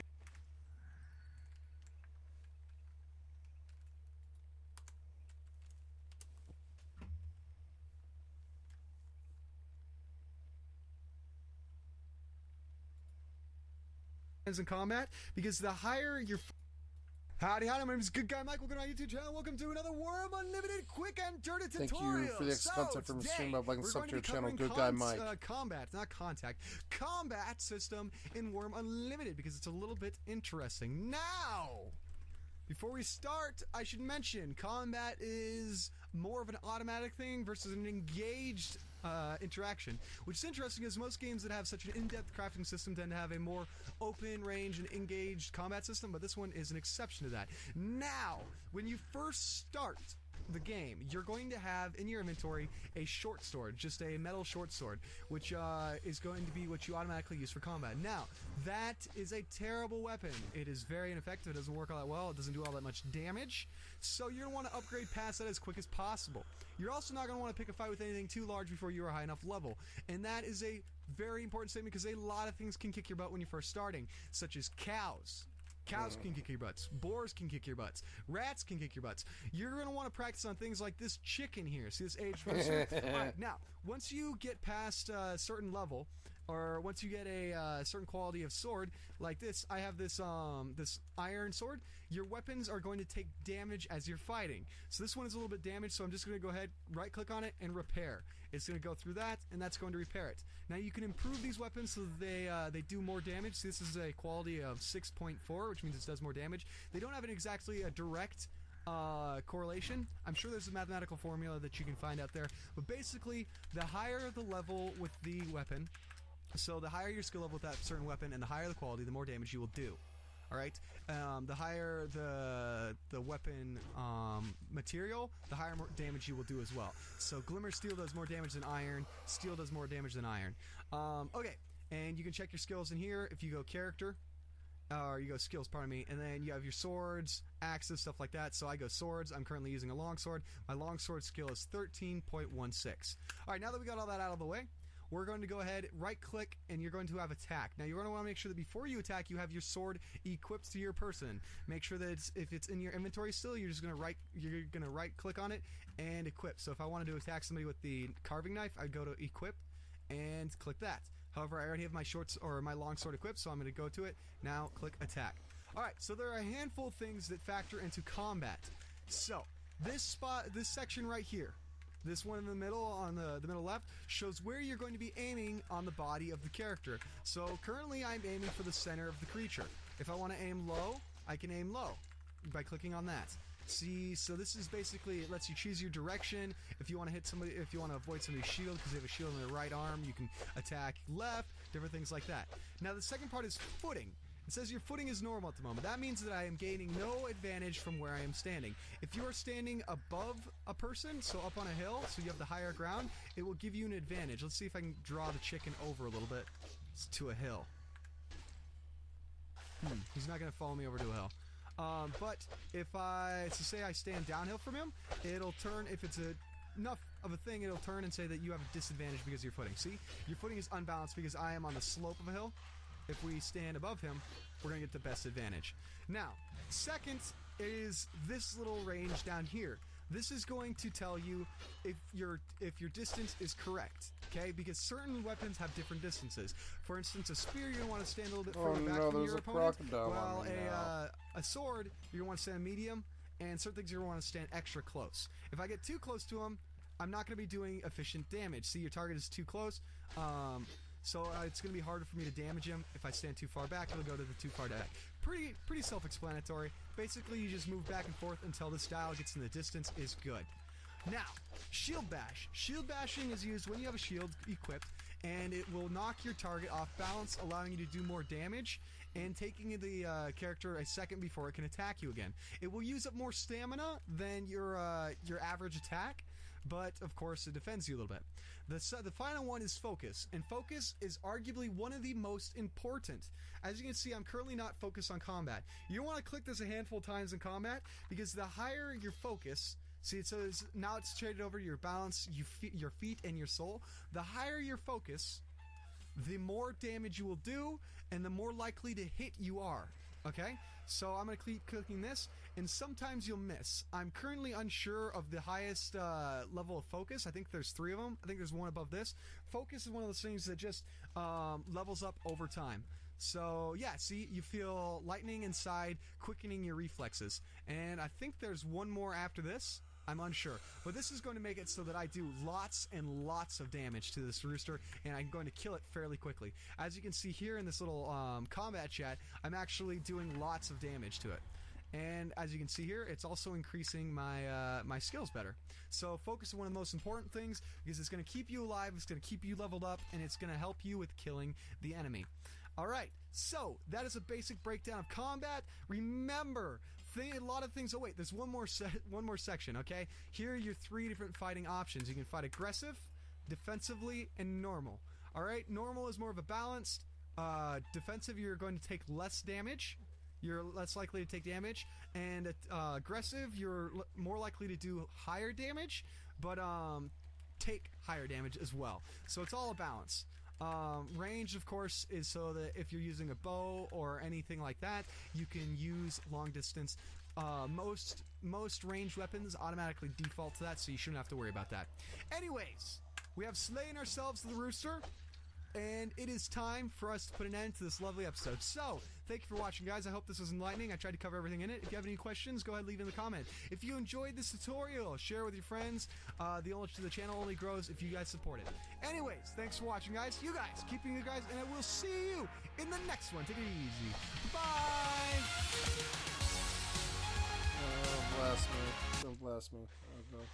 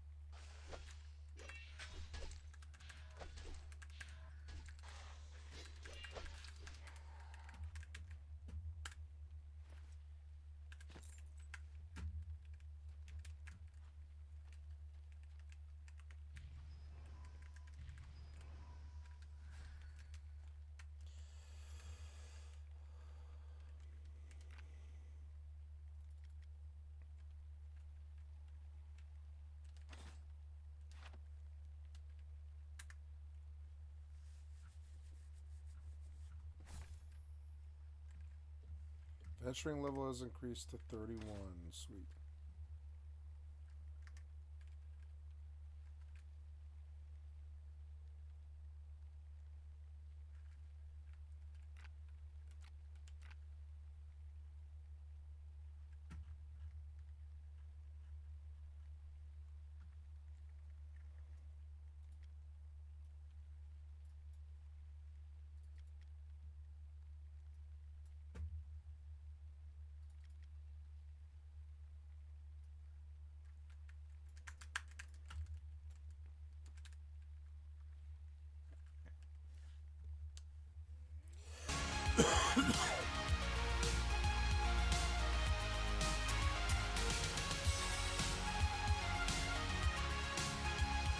Oh God, you blasted me again.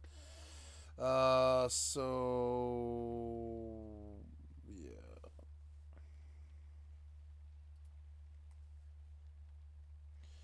Thank you, Gamester, for life. I've liked the sub to your channel. And Yong Haseyo.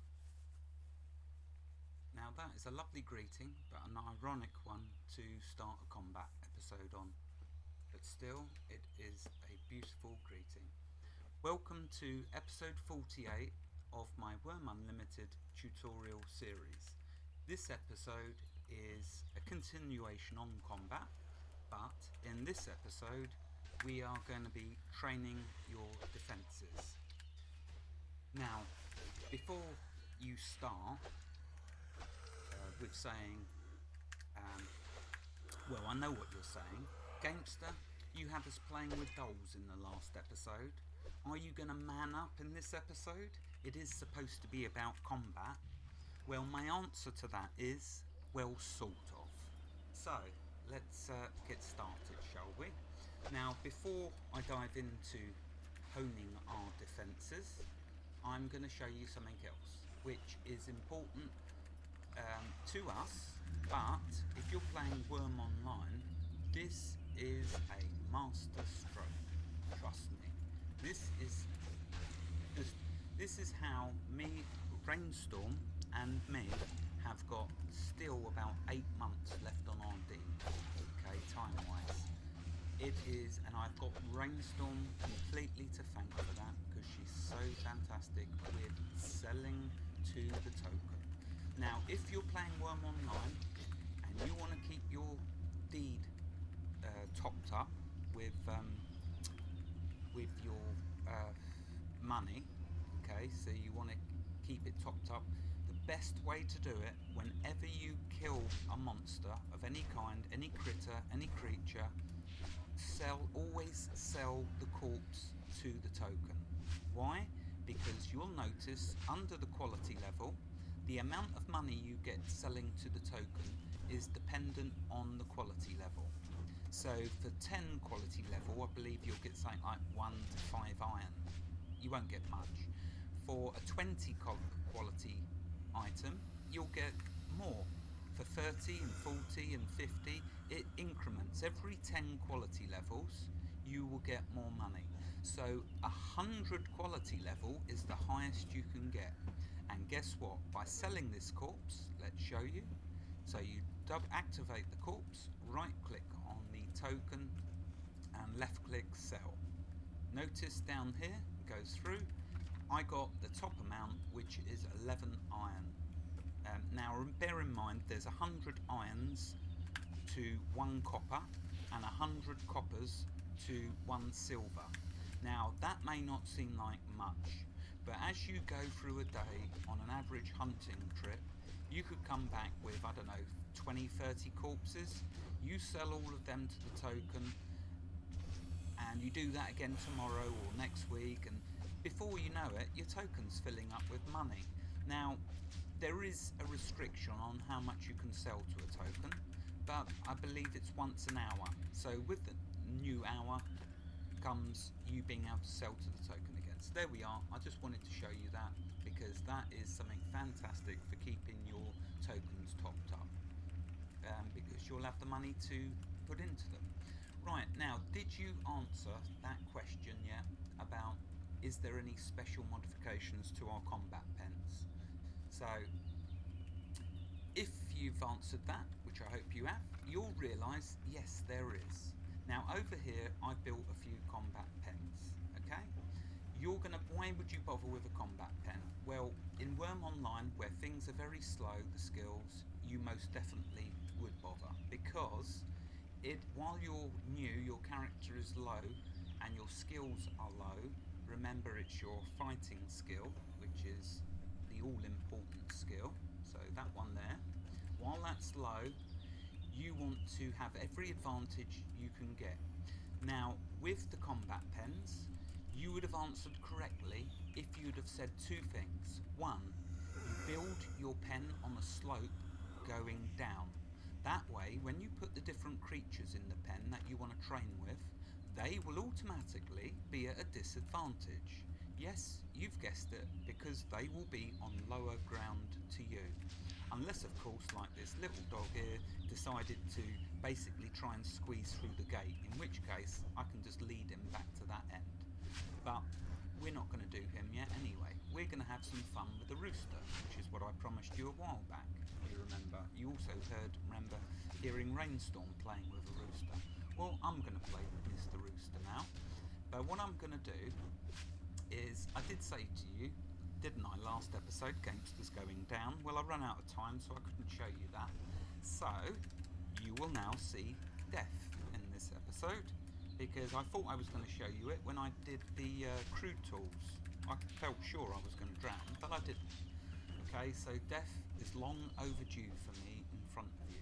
So, I'm going to show you that. What we're going to do is we're going to go and find Mr. Rooster. First of all, let's check my notes. I don't want to jump ahead of myself here. Okay, so hopefully you got the question right about the pen. The second one, of course, was notice it's only 2 tiles deep. The reason for that is the whole point of using a combat pen is that you can put the creature near to the gate. The gate is your exit for if things go south, for if things start to go wrong, if you start to lose the battle and you want to actually win it, or you're just training so you don't actually want to die. So you can just step out the gate. So thereby, having 2 tiles, you haven't got to go far to get out of the pen. If it's 3 tiles deep and the critter's right at the end on the 3rd tile, and let's say that you're training with a crocodile and it bites you in your leg, that's going to slow down your speed to get out of that pen, and 3 tiles deep could mean your death, because the crocodile's going to be getting you from the rear. That's not good in it by any standards for any creature to be hitting you from behind. So the closer you are to the gate, the better it is for you. Okay, so let's see, what do I want to talk about next? See, there's so many things. I mean, I just know that I'm going to skip over something very important that I wanted to tell you. I'll just try my best. So, okay. Here's another question for you then, okay, just to keep you engaged.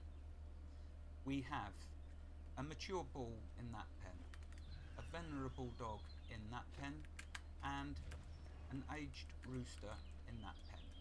Which of these 3 creatures will be the one to kill me? Okay, there's the question. Right, so we'll leave that question there, and you can have your guess, and I shall now continue on.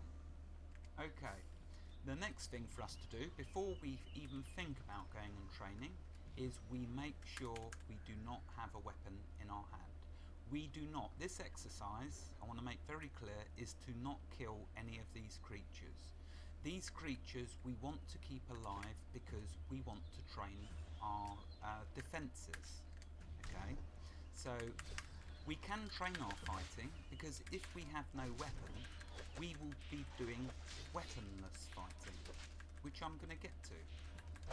Okay, you get weaponless fighting even if you have weapons in your hand, but you'll see. We're going to look at a new tab in a moment, which we've not seen before, that I've not showed you in this series yet. So we're going to get to that, and I'll be able to show you that and the distance that I spoke about in the last episode. So we need to make sure we have no weapon, because we don't want to kill these creatures. We're just training our skills, and we'll have a look at what skills are going up as we train. Okay.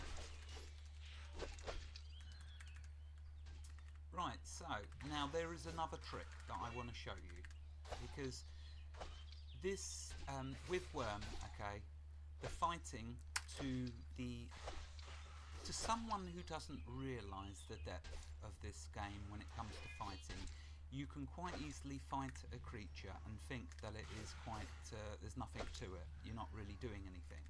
Well, one of the aims of me doing these episodes on combat is to just educate you a little with that. I love the combat in this. Oh, I turned it too much on. Sure, you can keep it to auto combat and everything's done for you, but if you want to perfect your combat, you can. You can turn off the auto fight and then perform it manually. Anyway, let's jump into it, shall we? Enough waffling. Before you switch off this video, I better actually show you something. Now, here's another question. Why have I parked my car right over there, right away from the pen? Why am I not fighting on the cart? And why have I left it right over there? Okay, very good reason for that. I'll answer it now. You've had time to think about that. Pause it if you wish. I'm going to start fighting this rooster. When I'm fighting him, I just want to get the benefits of defense, as in you're going to see with my shields. My shield's going to go up. I do not want to be hurting him. The best way for me to fight this rooster and train with my defences is to simply not have him targeted. Now, you can right click and just do no target, but what I prefer to do, which stops him being initiated as the target again by mistake, is I prefer to target another creature. So you're going to see that after I've started fighting Mr. Rooster, I'm then going to target a bull. I won't be able to hurt the bull because he'd be too far away from me. It will just simply stop the target changing back to the rooster. Now, you may not appreciate what I've just told you there, but trust me, it is so useful down the road to know something like that. But there we go, let's get started. Right, okay, so we wouldn't do this without our armour and weapons, especially not without a shield, because that's specifically what I want to show you training. We're going to train our medium metal shield. Where is it? There it is. Okay, so that's the one we're hoping to train. So what we'll do, we will attack the target. Okay, we now have this combat tab. You try to hit an aged rooster. Well, I never actually realised that before, because unless you get one hit in, it doesn't look like we're going to do anything. So, what I'll have to do is quickly... Oh, I do hope I kept it on the cart. Yeah, I did. Fantastic. Okay, what I'll do is I will use the shaft. I will use the shaft to initialise combat. So, let's equip that. Ah, right, okay, it's not the shaft at all. I realise what it is, why it's not attacking. It wasn't because I had the shaft. And yes, I don't care that I've just fallen flat on my face. We're used to that. And anyway, I'm well past caring. So, we need to put the shield back, because that just de-equipped it by equipping a two-handed weapon. We now need to... The reason I can't attack Mr. Rooster is because he is... either one of two reasons. Either because I'm caring for him. Let's go to the event window. See, I'm caring for him. So it's either that reason or because he's tamed at the moment. I'm going to go with the one that he's... because I'm caring for him. So to stop caring for a creature, okay, bring up this window, right click on your body, go to manage, animals, and where it says aged rooster, see I've got an option uncare for. I can also untame, but I'm going to go for uncare for because I think that is the one. Okay, now let's try and attack. Is it still doing the same? No, yeah, okay, so it has to be the other one. So manage, animals, and untame. Yep. So it was because I tamed him. Valuable lesson there. Right, so we haven't got a weapon. Now what I will do is I will attack the ball. It thereby brings that up in the target window, but notice he is still attacking me. Now I will stay on the higher ground because I don't want him to, the rooster, to kill me off too quickly. I don't mind taking damage, but we're training the shield skill. So we want him to hit us as much as he can. Okay, now if I switch back to the rooster, well no, I won't switch back yet. Let's just see. So you're seeing here the skills are getting trained, and it looks like because I am not attacking, none of these skills will go up. The weaponless skill, I'm believing, is that I need to have a weapon in order for it to attack. So if we look down here, you'll see where he's hitting me, you'll see my parrying. He's just took a peck out of me. And did you know, here's something for you, that the rooster has a special move against all male NPCs. He can peck you in your crown jewels. I kid you not. Well, in fact, yes, I am just messing with you. It's just something to say while he's attacking me. See here now, if I click on the body, he's given me a very light bite to my chest. Okay, so as far as my health goes though, you can see it's very slow, which is perfect for me training my shield skill. Now the shield, I'm going to get to in a second, of the benefits. We know about shield bash, so I'm going to explain some of the skills. There are all different types of skills. I'm going to try and separate them all out for you, so it's easier for you to digest. Okay, what I'm going to do now is I'm going to switch to Wormpedia and read about the fighting sub-skills. These skills here. So, let's switch to Wormpedia. I'm going to leave Mr. Rooster just fighting me because he's not really doing that much harm. It's because I've got my armour on and because my shield. If I took these off, you will see, in fact, let's take them off. Let's take my armour off and just leave my shield for starters before I switch to Wormpedia. Now watch and see how much, if any, the damage goes up. he suddenly is going to be hitting me for. Because it might be you want to try training without getting your armour all damaged, because he will be damaging it. Okay, before here you see it was all white, he was not getting any hits in, okay, but my shield was doing a lot and is still doing a lot. But notice now that I've taken my armour off, he is starting to hit me. He's hit me in the hand, he's hit me in the stomach again, so I'm now getting more hits in. He's getting many more hits in. If I unequip my shield, I now will not be parrying anymore. Now you can see why the rooster is a very good creature to train with. As long as you don't have a weapon, he is just going to keep going and going. But I'm going to equip all of this because I do want to train my my shield. So let's get it back. You now know that your rooster is invaluable, so start breeding them roosters. And also they can take a few hits as well, so you can train your weapon fighting with the rooster, but you will kill him quite quickly once your skills start to increase. Anyway, let's switch to Wormpedia and read the fighting sub skills to you. Okay, so the fighting sub skills are the weaponless fighting. This is reading from Wormpedia. Weaponless fighting. Fighting without weapons equipped. Depends on weight of items being carried and type of armour. Skill is gained when a kick or hit message is received.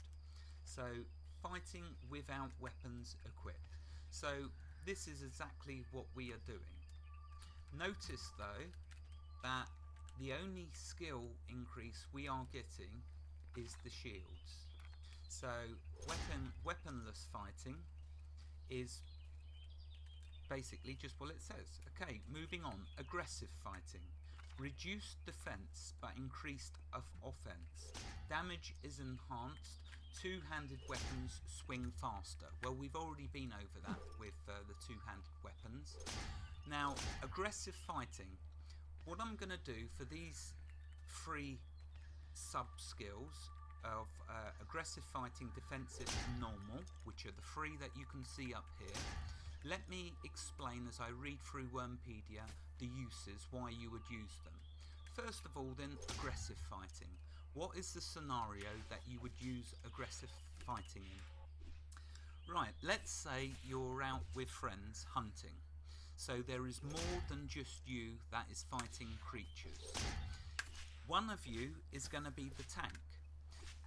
What I mean by that is they are going to be the main person that attacks the creature, that the creature attacks. They will achieve that by using the taunting skill. Now you will notice a lot of the skills you won't see yet, and you won't see them on your character.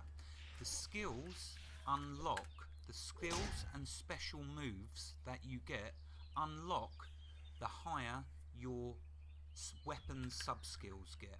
So if I fight with a longsword, the special moves and the fighting skills attached to swords will only start to appear once my skill in that particular weapon starts to increase.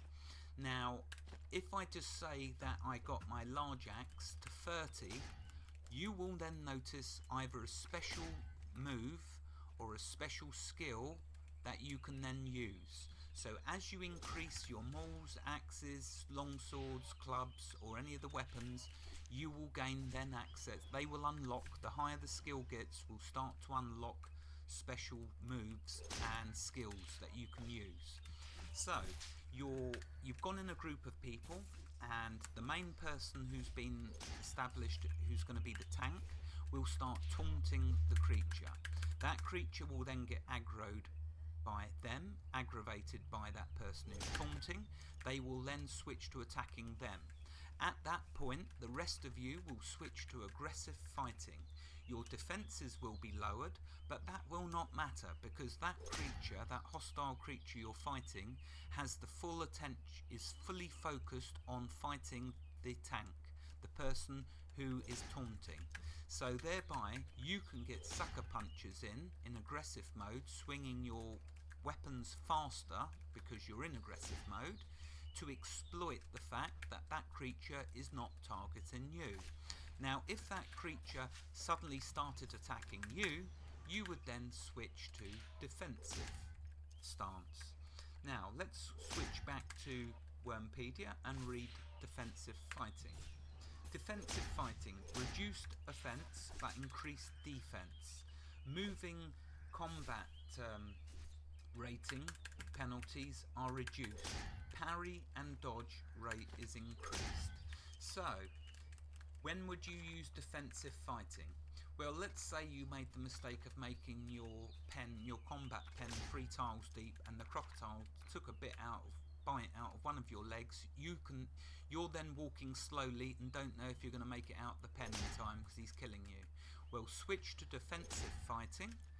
Then that will buy you a bit more time to get out the pen, because your defense ratings and your movement will not penalise you.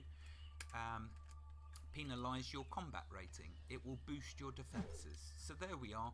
That's the ideal scenario for when using defensive. Also, if you're that tank that has the focus of the hostile creature, that is the combat stance you will be using. Because you are getting all the attacks from the creature, the critter, you want to be able to last as long as you can in combat, for all of your friends to be able to take it down quickly. So you switch to defensive stance. So there we are. That's aggressive, that's defensive. Let's now switch back to the fighting sub-skills and continue. Next is normal fighting. Gamester for life. I want to do the episode 1. Let's play episode 1, season 2 adventure mode. 3 years ago, adventure mode. Let's play season 2 nearly on. So videos. We're looking for number 1.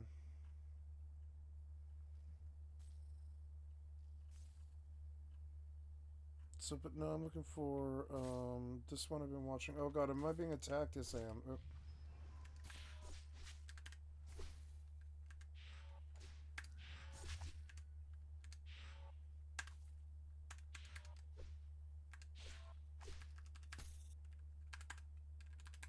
I feel like I'm getting better, but I don't ever see like what's going up. Like, I'm aware that skill points are going all the time.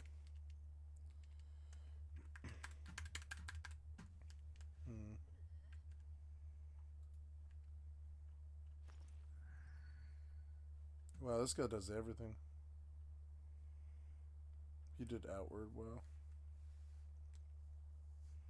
I wonder what Superland is. Two Worlds 2. He liked Two Worlds 2. Yeah, I like Two Worlds 2 as well. Abandoned vehicles and other games of the babies and updates of the following. Needed certain facilities to the Thunderforge Anvil.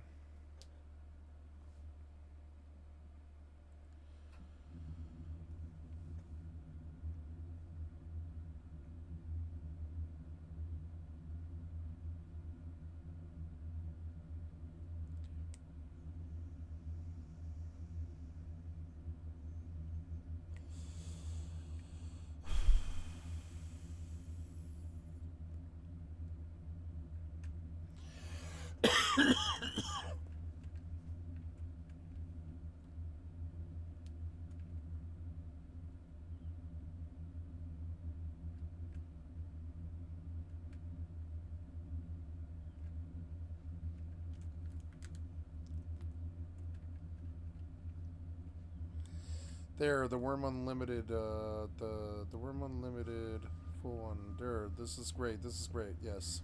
Hello, and welcome to episode 1 of my Worm Unlimited tutorial series. Great, let's listen to this like all day, and I'll just fucking tune out and play this game. The other episode 1 is not for everyone. I waffle a bit too much.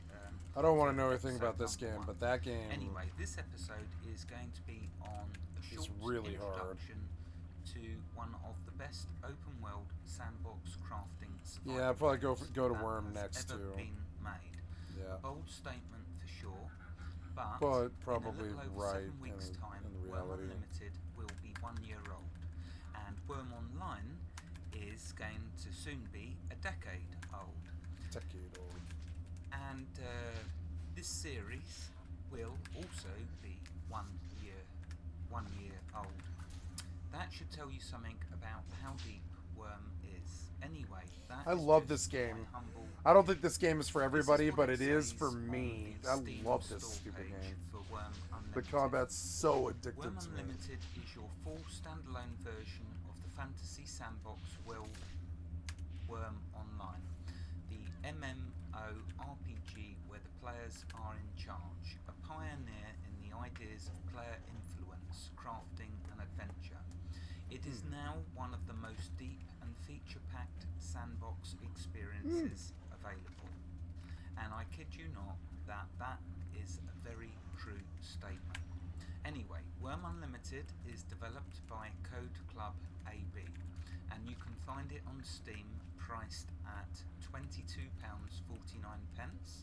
or $29.84. So there's a quick translation for you. Now it is up to you how you watch this series. You can either follow my progress and learn how to play at a slow, consistent rate, or use this series as an index, which is how I intended it to be, whereby if you get stuck, simply find the episode where I cover that subject and then master it. There is currently 149 episodes in this series. If you have a question about something you do not understand, like digging or enchanting, spellcasting, or any of the other things, myriad of things that you can do in Worm Unlimited, then try to ask the question under the relevant episode. That will help others who are looking for answers. Now I could waffle on about how fantastic Worm Unlimited is easily for 30 minutes, but this is the short version. If you want that, watch the first episode one that I did when I very first started on YouTube creating videos. I was very inexperienced with creating videos, which shows in the video, but I had a great love for this game and I wanted to share it. Anyway, this is why I've re-recorded episode 1, so there's a short version out there for those of you that just want to quickly jump in. So instead, watch the series and judge for yourselves. Peace be with you.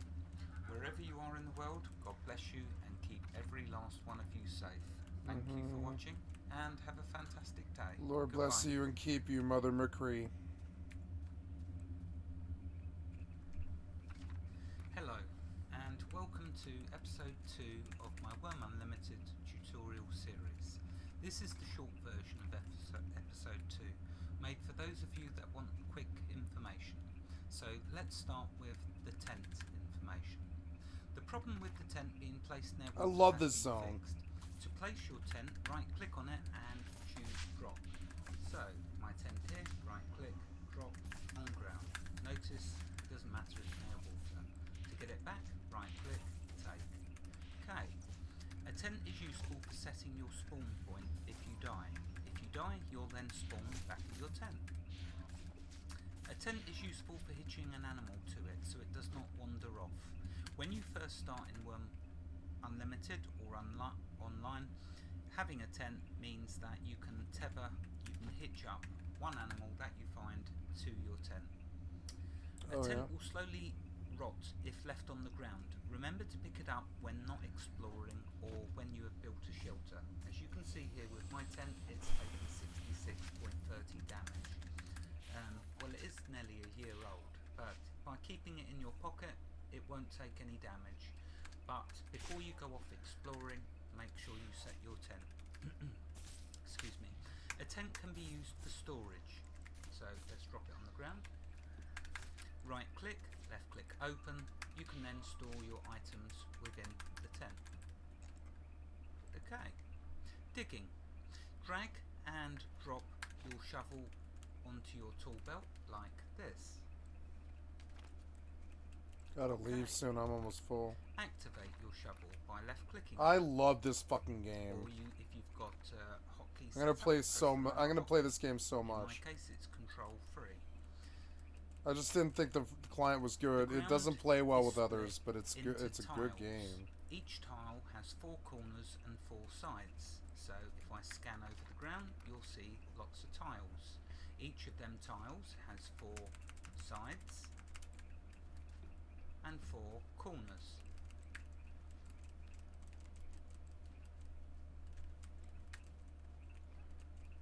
If you stand in a corner and dig once, it will go down 1, so the slope will develop 1. So if I go to this corner, if I dig, see it was flat, now the slope goes up 1. If I drop dirt on the ground, see the slope is now flat. So you raise and lower land 1 dirt at a time with each dig action, and once your skill gets to 15 in digging, you can then see what the slope is. If you're under 15 skill in digging, right click, left click examine, and it will tell you the slope. Okay. Okay, now to either dig, you can use the quick bar, which it doesn't look like, oh wait a minute, I have up here. See this I'm going to refer to as the quick bar. Now, providing you've activated the tool you need, in this case digging, activate the shovel, and then you can choose one of the actions to take on the tile. So we're doing digging. Okay, so that's digging. Next, mining. To mine, dig down in each of the 4 corners on a dirt tile until you hit rock in each corner. On the very last corner that you hit rock, the dirt will transform into a rock tile, and it will not say dirt, it will say rock. Drag and drop your pickaxe onto your tool belt like this. So once you've hit rock, drag and drop your pick onto your tool belt like so. Activate your pickaxe, and then either again clicking on the rock tile. Remember, this is dirt, so just imagine that it says rock. You'll see the graphic changes to the rock texture. Left click, and then you either use your quick bar up here and click mine, or right click and choose mine. If you want to create a mine entrance, select instead of mine, tunnel. Short but sweet. Now before you go off and start a hashtag of hatred on the Gamester for making a video that is too short, may I suggest watching the long version of episode 2, at least until you have enough followers. And there's the 5-minute timer. Wherever you are in the world, God bless you and keep every last one of you safe. Thank you for watching and have a fantastic day. Goodbye. Hello and welcome to episode 2 of my Let's Play for Worm Unlimited. Thank you very much for joining me, and I'd like to say a big thank you to the 3 new subscribers I just got. That's really fantastic that we're slowly growing with this. And thank you especially to Andy for leaving such a lovely comment. It's most encouraging to hear such nice words. So without further ado, let's carry on from where I left off. So in the last episode we discussed the main, we discussed the main things needing now for survival on your first day, and I'm going to continue in that theme with what I feel, in my opinion, because remember, all what I say and do in any of the videos I do whilst playing Worm Unlimited is just obviously my opinion. It won't always be correct. It may sometimes hopefully be correct. But with updates and changes that they constantly do to improve the game, there is a big possibility that I won't always be 100% correct. But what I will try to do is address the faults as I go along, so try and correct myself. For this episode, episode number 2, I'm going to speak a little bit about tents, why you're given the cotton tent and its uses. We're going to go on to doing some digging and why it's important, and then we're going to progress to starting your mine. It might sound early, but trust me, I have good reasons for the way that I'm progressing this the way I am. It's only through what I've experienced in the past. So let's start with tents. You're given the cotton tent to start with. It is a very, very important item that you've been given. There are 3 main uses for a tent that I can talk about off the top of my head right now. The number one most important reason for having a tent is it lets you set your spawn point. So once you've managed to find somewhere near water, remember it can be a pond, a lake, an ocean, as long as it's near some deep water where you can get 5 tiles out at least into the water away from land, that's relatively safe. You set your tent up. Now the first thing to mention about placing down your tent, it used to be, and I'm not sure if it is still the same, but just to be on the safe side, if you placed your tent down too close to the water, as in too low level, so if we come down here a little, you'll see that Rainstorm's been busy. Thank you, Rainstorm. She's been creating the land and levelling it a little for us. Okay, you'll see there's sea level. Then you'll see there's a little slope coming up. We can't see what the slope level is yet, but we're going to get to that.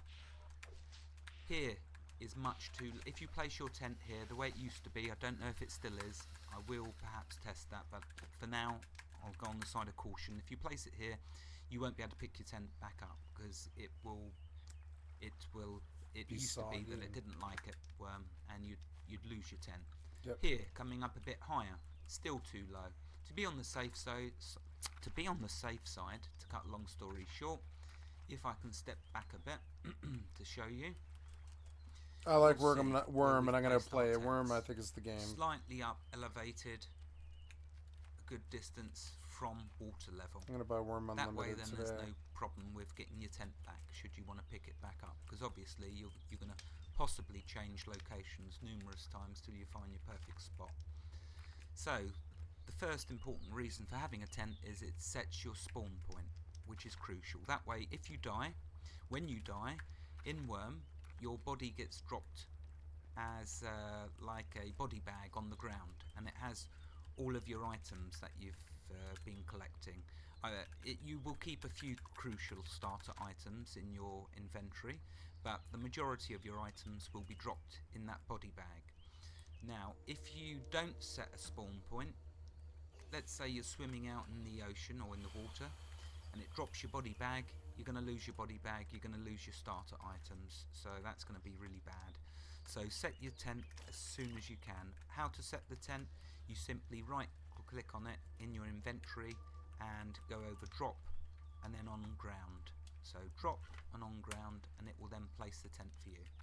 The second use for a tent is if you right click on it, you can click open, and you can use it as a form of storage for now until you're able to build all of some of the different storage, like you can build food storage bins, you can build bulk storage bins, you can build barrels.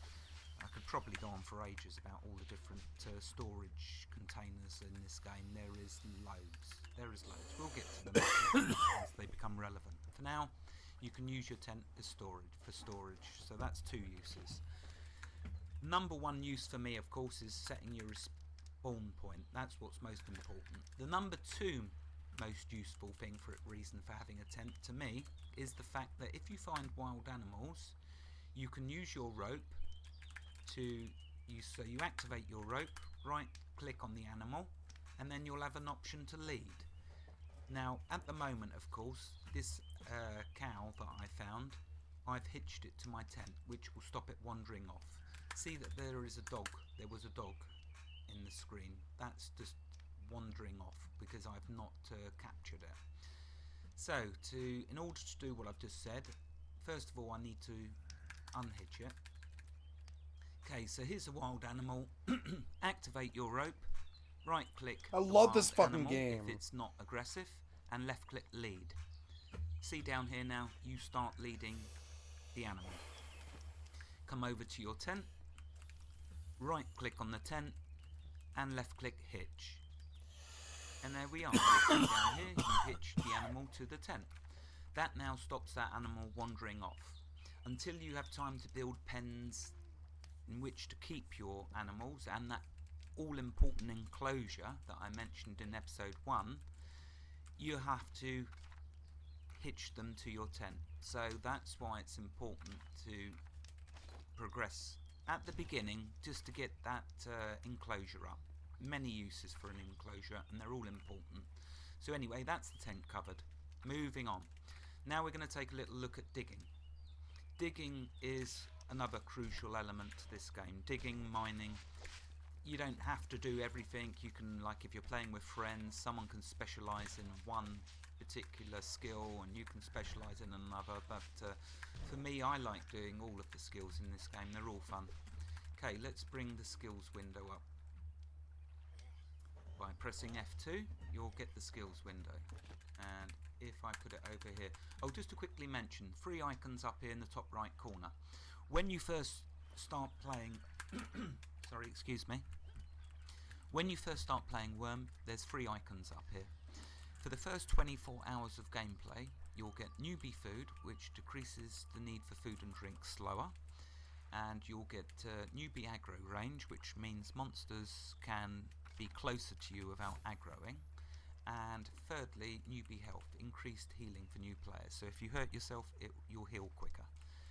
That is only for the first 24 hours real time of gameplay. After that, then buffs will fade away. Okay, moving back to what I was doing, which is digging.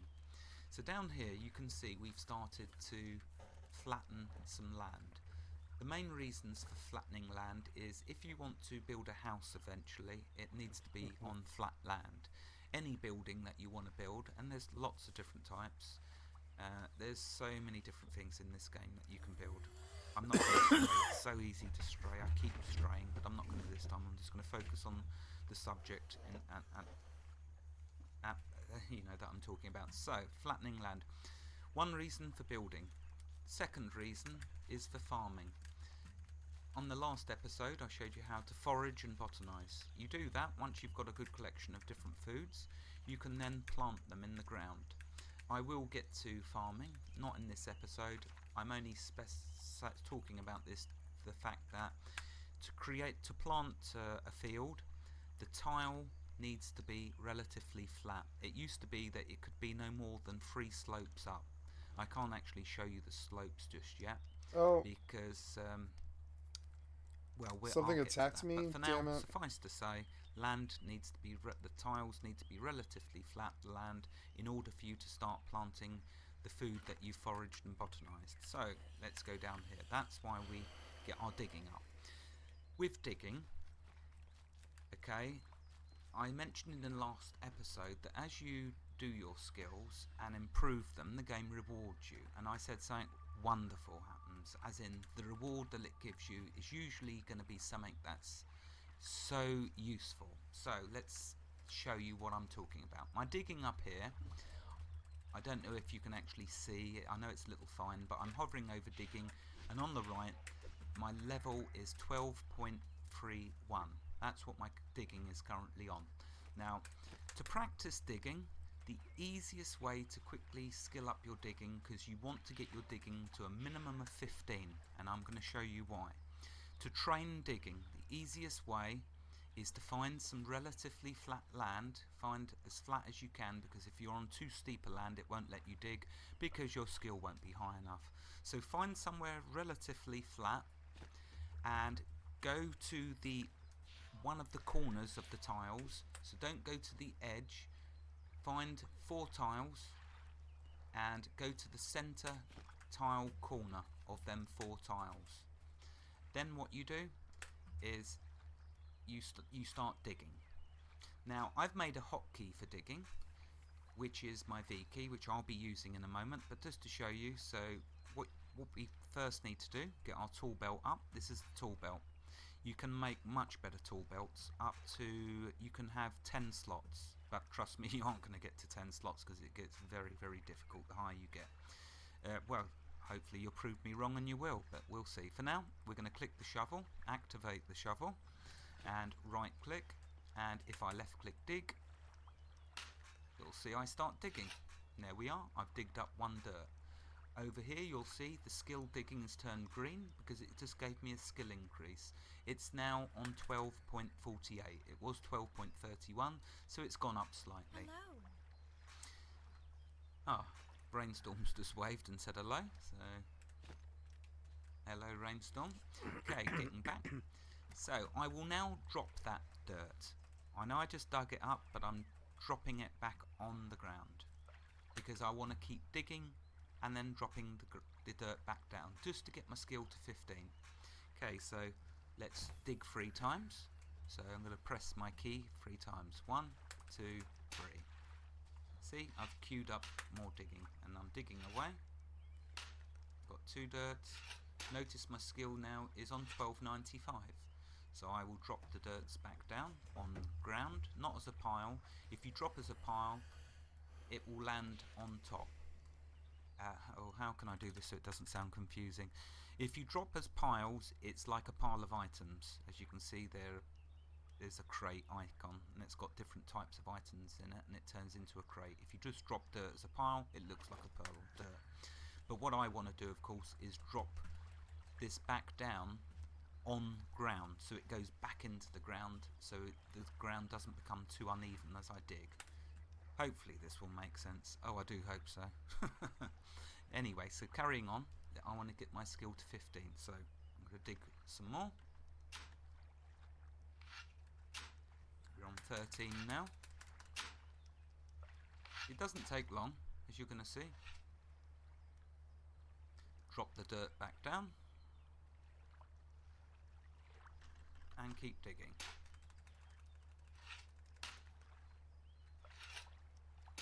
Now notice my cursor's over the tile border.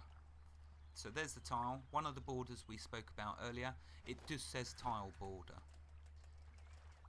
When I get to skill 15, you're going to see something different.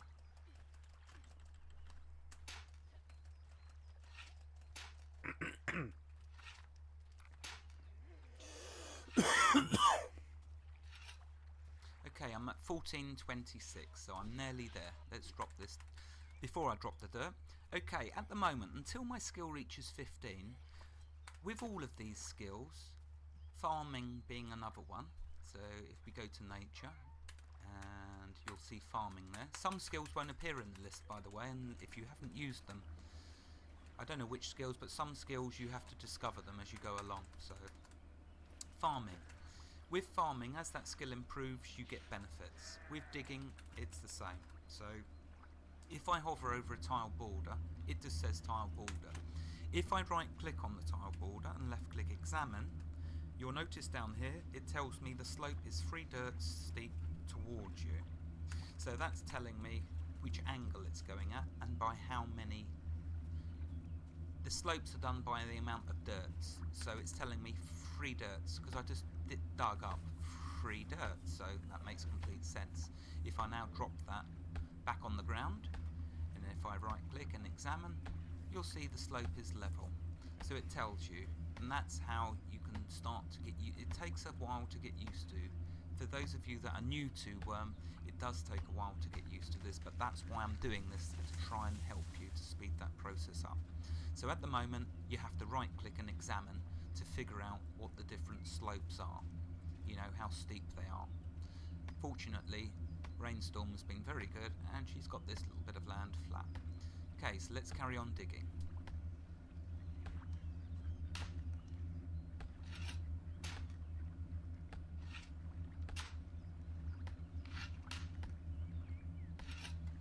Okay, digging's at 1467 now, so we're nearly there. So much easier to bind a key to an action. As you can see there, it's so quick. Yes, right clicking is doable, but when you're doing jobs like digging and mining, it just becomes so much quicker. Okay, my skill up here, you can see now it's gone to 15. Now, if I hover over, oh look at that, 3 slopes up. No more having to keep right clicking and examining every time I want to see. So basically what that tells me is whenever I hover now over any slopes, I can see straight away what they are, what level they are at, and it just makes it so much easier at a glance.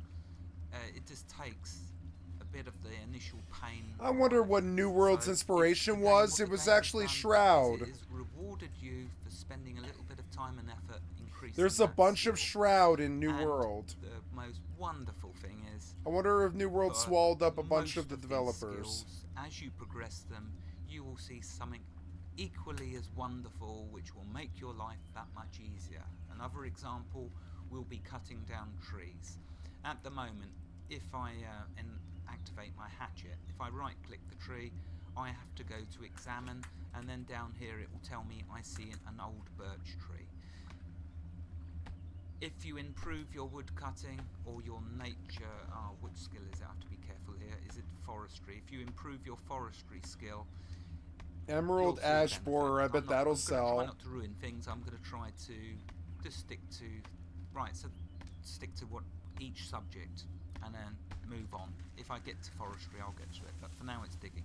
So there's digging. I love this fucking we got game. To 15. Life is now a bit I wish I had easier. given We it a can better see try the slopes. first time I played it. I was like, something about it didn't speak to me, but now it does. By the way, look, if I go over the tile border, because I don't have the Life is shovel such a to mystery. take it, Sometimes it I'll walk right If I past activate like the shovel, best there we door go, it's telling me. I've ever seen to the best place this I'll tile ever border go of 20 to. slopes. And I'll be like, yeah, I've opened that door, I That looked in, is I thought it a looked good good, but I figure was to like, see. When I you're mean, doing it didn't slopes really up like and look down, good enough so for you me to go start through the to door. create And then I go through the door Then later go on, and I'm over like, to why didn't I go through this because if door you earlier do, that I it thought that I slows liked? And I down opened that, I your said, walking. oh, I like this, I When want to you do this, start but getting you into know, making pavement, then I was like, oh, I don't know. the Other reason you games make come around pavements like is Rust because and you stuff can like walk that. quicker. Rust took me away So from when you stuff want to like get this. into the skill of paving, I bought Shroud same to time I start bought with, your Rust. skill will be Same low. exact time. You won't be able to make a pavement on a slope that's I over think I'd be a 20. happier So just person remember if to I had just rule. played For now, Shroud. Stick to slopes maximum Honestly. of 20.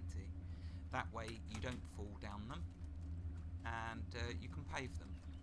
Okay, so digging. Now let's move on to the third subject that I wanted to discuss. Wow, I have which like is they mining. dropped me in this like So we're gonna I'm gonna cover procedurally here generated creating thing, your first and I mine. I've been This is farming it very out, and I actually important really because you're like gonna that. need iron. It's You procedurally need generated. I iron for love so that. many different You know, tools. I mean, there's like like everything about this is procedurally generated. Like these things, like I would just stumbled on this on the road, and it's like, would you like to fight some Plains Road encounter?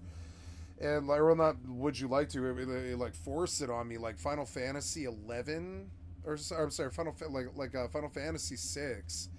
It like random forces you like on encounters like this, and all over this place is good loot and mobs, and I don't know. The guy was complaining about pacing, but actually I don't know. I think they actually did design it fairly well.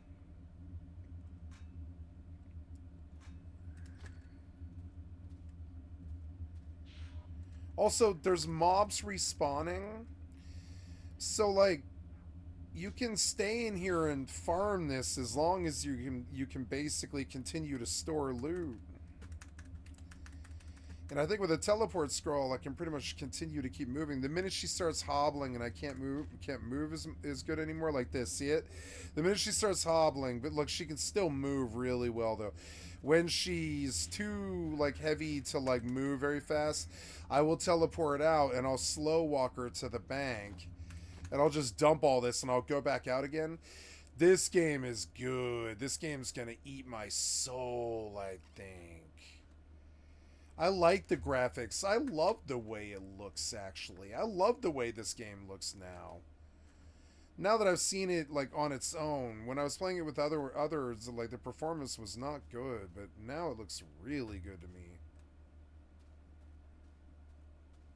Yeah, I think I'm like actually done with this place. Like mobs might respawn, but all of the farmables I got out of here. There is a point where you're like, oh well, I pretty much stripped the land of everything of value, which I love. The New World's like that too. You can, I mean, it never really ends in New World. You can just keep on farming, but that sort of sucks. Like there's not really a finite end to it, and like which I also really love. I love that about New World. It just never really ends, you know.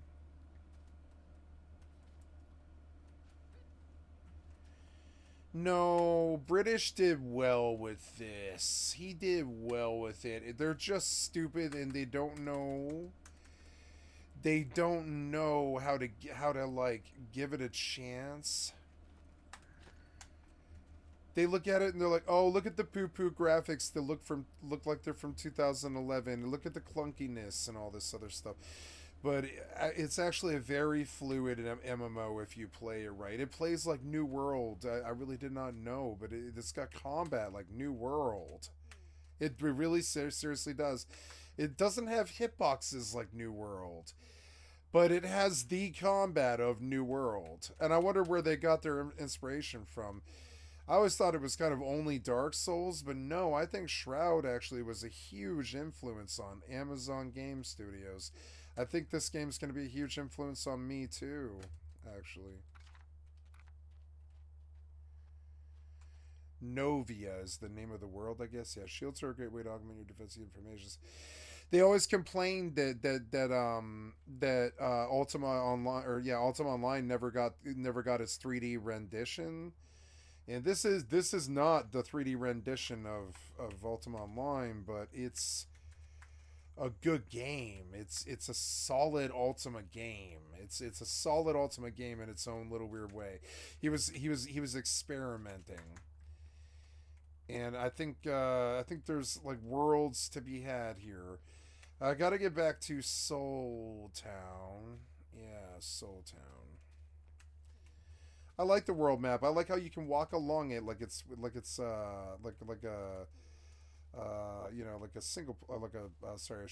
first person shooter. It's actually really cool.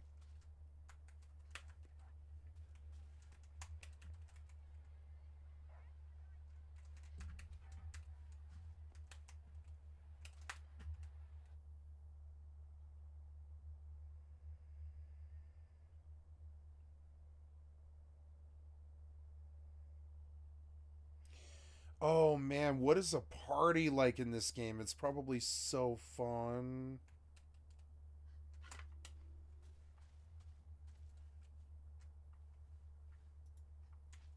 Airship group, what's that?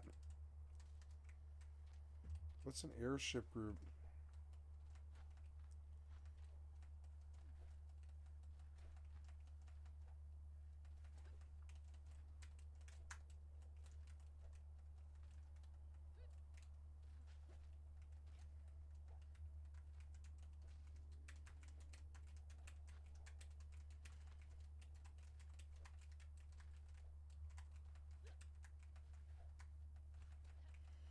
I don't know. The movement's fluid. Actually, look at her move. The more I look at it, I'm like, actually, the engine doesn't bother me that much. Look at it. She moves fluid like Fortnite. She's got fucking like this engine. It is on Unity, and it's a shame it's on Unity. But like, look at her move. It reminds me of Fortnite. It's actually so much more responsive than say like your New Worlds. This is such a better movement system than New World. I wish New World had this system.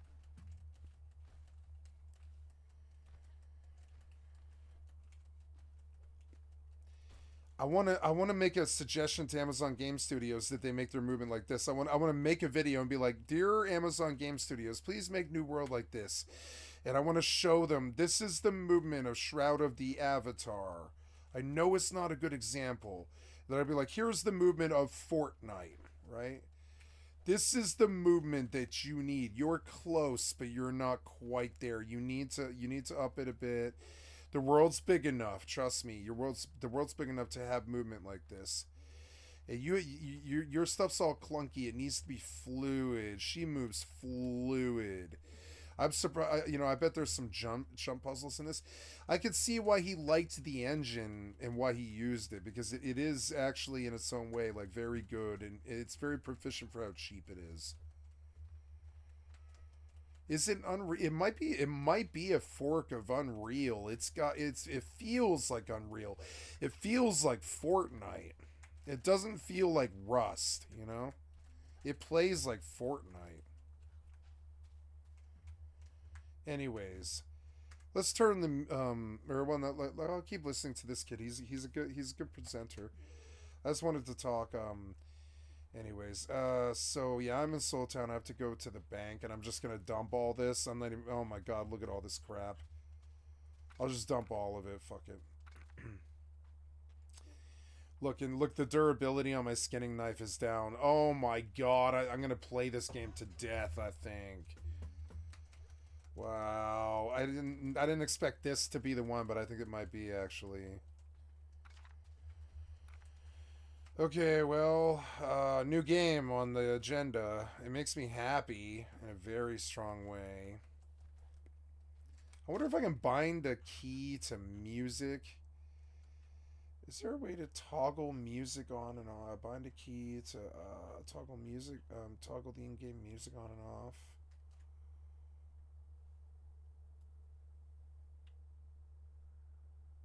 I don't think so. I think I have to go to the audio and drag the thing. What is the music filter? I don't know what that is. Enable chat audio. There's chat audio in this? Well, then what's the chat audio control key then? Wait, you can talk in this? What's the button? How do you talk? What's the hotkey for talking? No, there's no button for talking. What?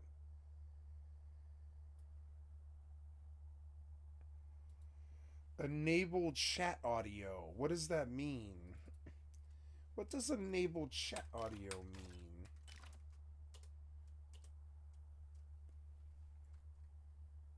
Oh, no, I'm not trying to talk to anybody, no. Well, anyways, homes and lots available. Bazaar of the Bazaar.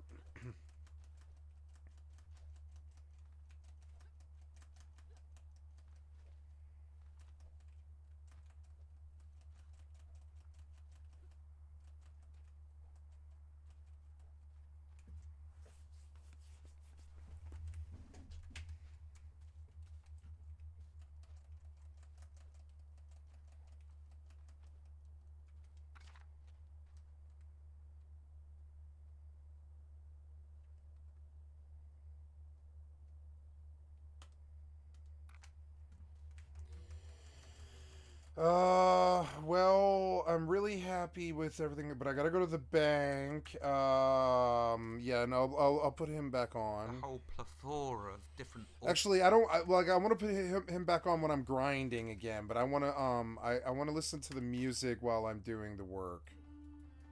While I'm doing the game itself.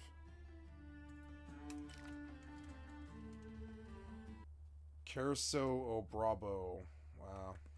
Enable chat audio. Oh, it's their. Oh, it's the game voices, I guess, huh? Okay. Well, but I need the bank. Where's the bank? The bank. Traveling banker. Okay, east.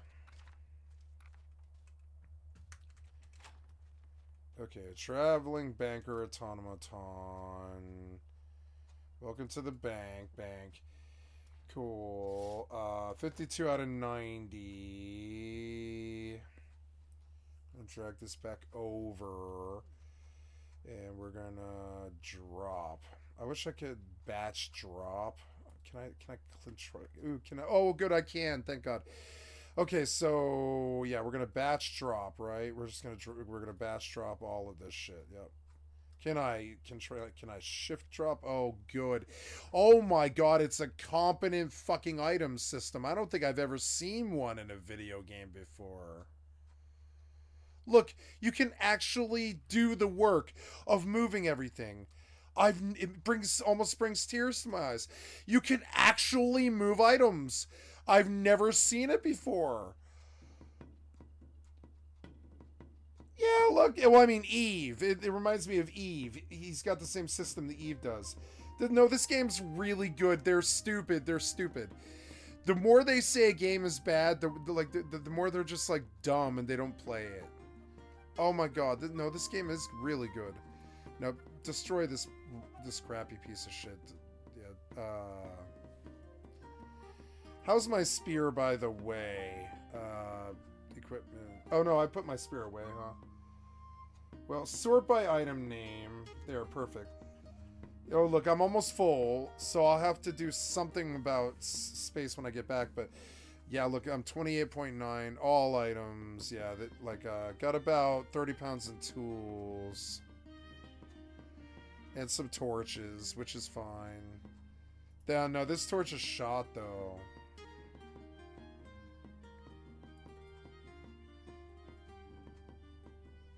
Wait, did I repair it? No, you can't repair it. I don't think, anyways.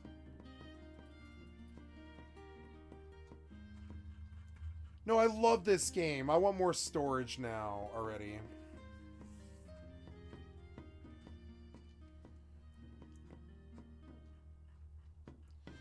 I wonder if I can break all this rusty stuff down, maybe?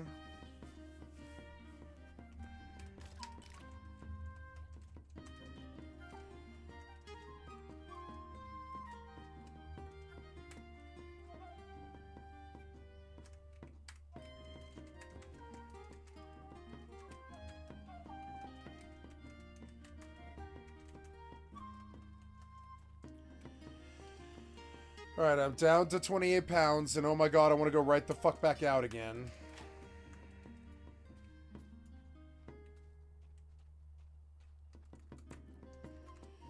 I have a light spell, which is so cool.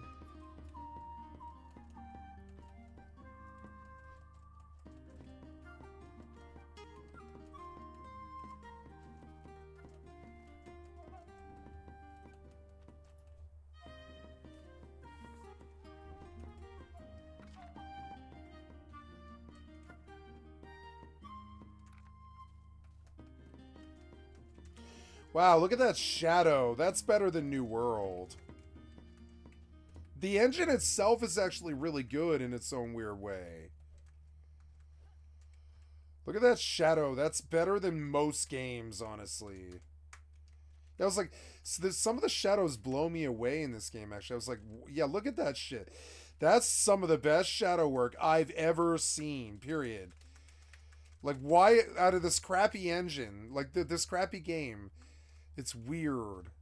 I'm beginning to really like her already. I actually really like her. She looks so badass. Okay. What is a watcher? What is that? Pelican connection interrupt. What is a watcher? Hello. Okay. Soul Town Guard Captain. What's he say?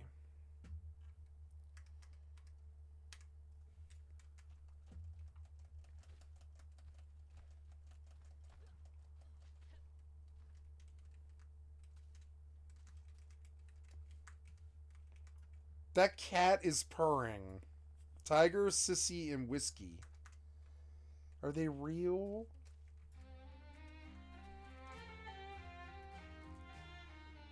Sissy.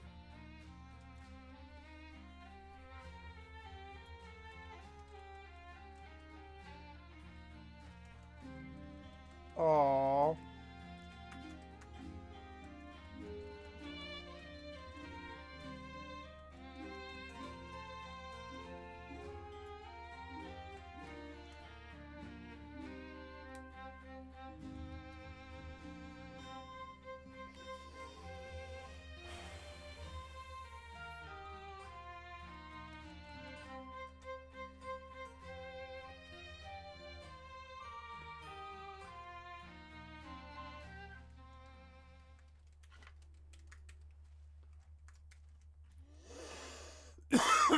Excuse me. Oh my god, the game's beautiful. If you really look at it, what the hell is that in the sky? The hell is that? Like, they said he was obsessed with space. That's obsessed with space, I would say. What the hell is in the sky? What is that? Okay. Wow. Well, I love this world. I'm already now really in love with this stupid world already.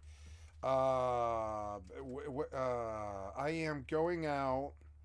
I went to the swamp already, and that was really fun.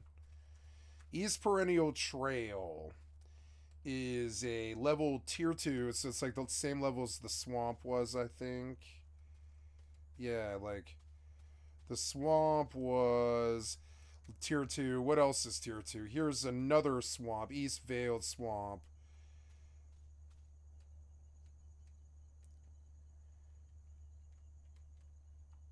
And this is a tier 5 plus, get my ass kicked, probably. And here's Approach to the Shuttered Eye. There's Nivenshire. It's a player-owned town. Tier 4 plus adventuring area, no ransom.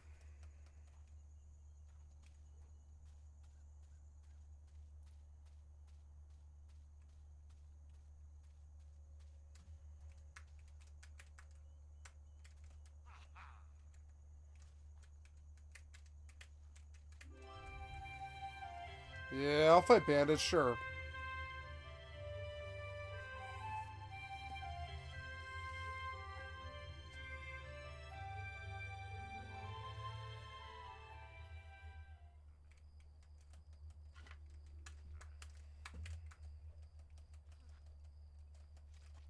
Wizards. A bunch of them. They're all around me. Are they friendly? Swamp Road. Through the adventuring. No ransom private. Well, let's see. Are they friendly or not? No. No, they're not. They're going to kill me so fast. Fuck you. No, no. You are not playing the right screen, and you're going to get me murdered. Now, let's move on Stop to the that third now. subject Stop I that now. You fucked up so bad on this. God damn it. There. Did I kill him? Yeah, I killed him. I'm gonna die. I'm gonna die. Come on now. 4, 3, 4, 3, 5, 4. Fuck you. Come on, kill the archer. Kill the archer. Kill the archer. Can't die. Can't die. Can't die. Can't die. You keep taking my mouse off the screen. You gotta stop doing that. You gotta stop doing that. You've been taking my mouse off the screen. You took me onto the wrong video, and it's making me angry. Please stop taking my mouse off the screen. Stop doing it. Stop doing it. Oh my god. Stop taking my mouse off the screen. Stop doing it. Stop doing it. God damn it. For all of your friends to be Piece of able to take shit. it down Fucking quickly. stupid ass So shit. switch to Fuck was that? God damn it. There we are. That's aggressive. That's defensive. Stay alive. Let's now switch back to the fighting sub-skills and continue. Next is normal fighting. Stay alive. Defenses and offenses are weapons defaults, scaled with skills and body Stupid stats. ass caster. Die. Okay, normal fighting is what I will always choose. God damn it, you I mean, like I'm not why fighting. won't you keep the mouse on the screen? Keep the mouse on the screen, I motherfucker. mean, I can leave it on Fine, defensive. don't do window then. And you see my medium shield still going Keep the full up, screen even on. I've switched to defensive. It Yes, means there. I can So you can keep my fucking mouse on the screen. Jesus Christ. last it So even longer. So there we go. no, so like go all the way forward again. What'd you do? You're so annoying. Oh, I'm being casted on. You to start with, your skill will be low. You won't be able to make a pavement on a slope that's over 20. So just Okay. remember the golden rule. For now, Where stick is to he? There's slopes more. maximum There's 20. more. That way you don't fall down them. Fucking kick his and, ass. you can pave them. Okay, so digging. Fuck Now, this let's move archer. on He's to been the third shooting me for subject. so long because you couldn't keep my Mine. mouse on the fucking So we're screen. I'm gonna Piece of cover here shit. Creating your first mine.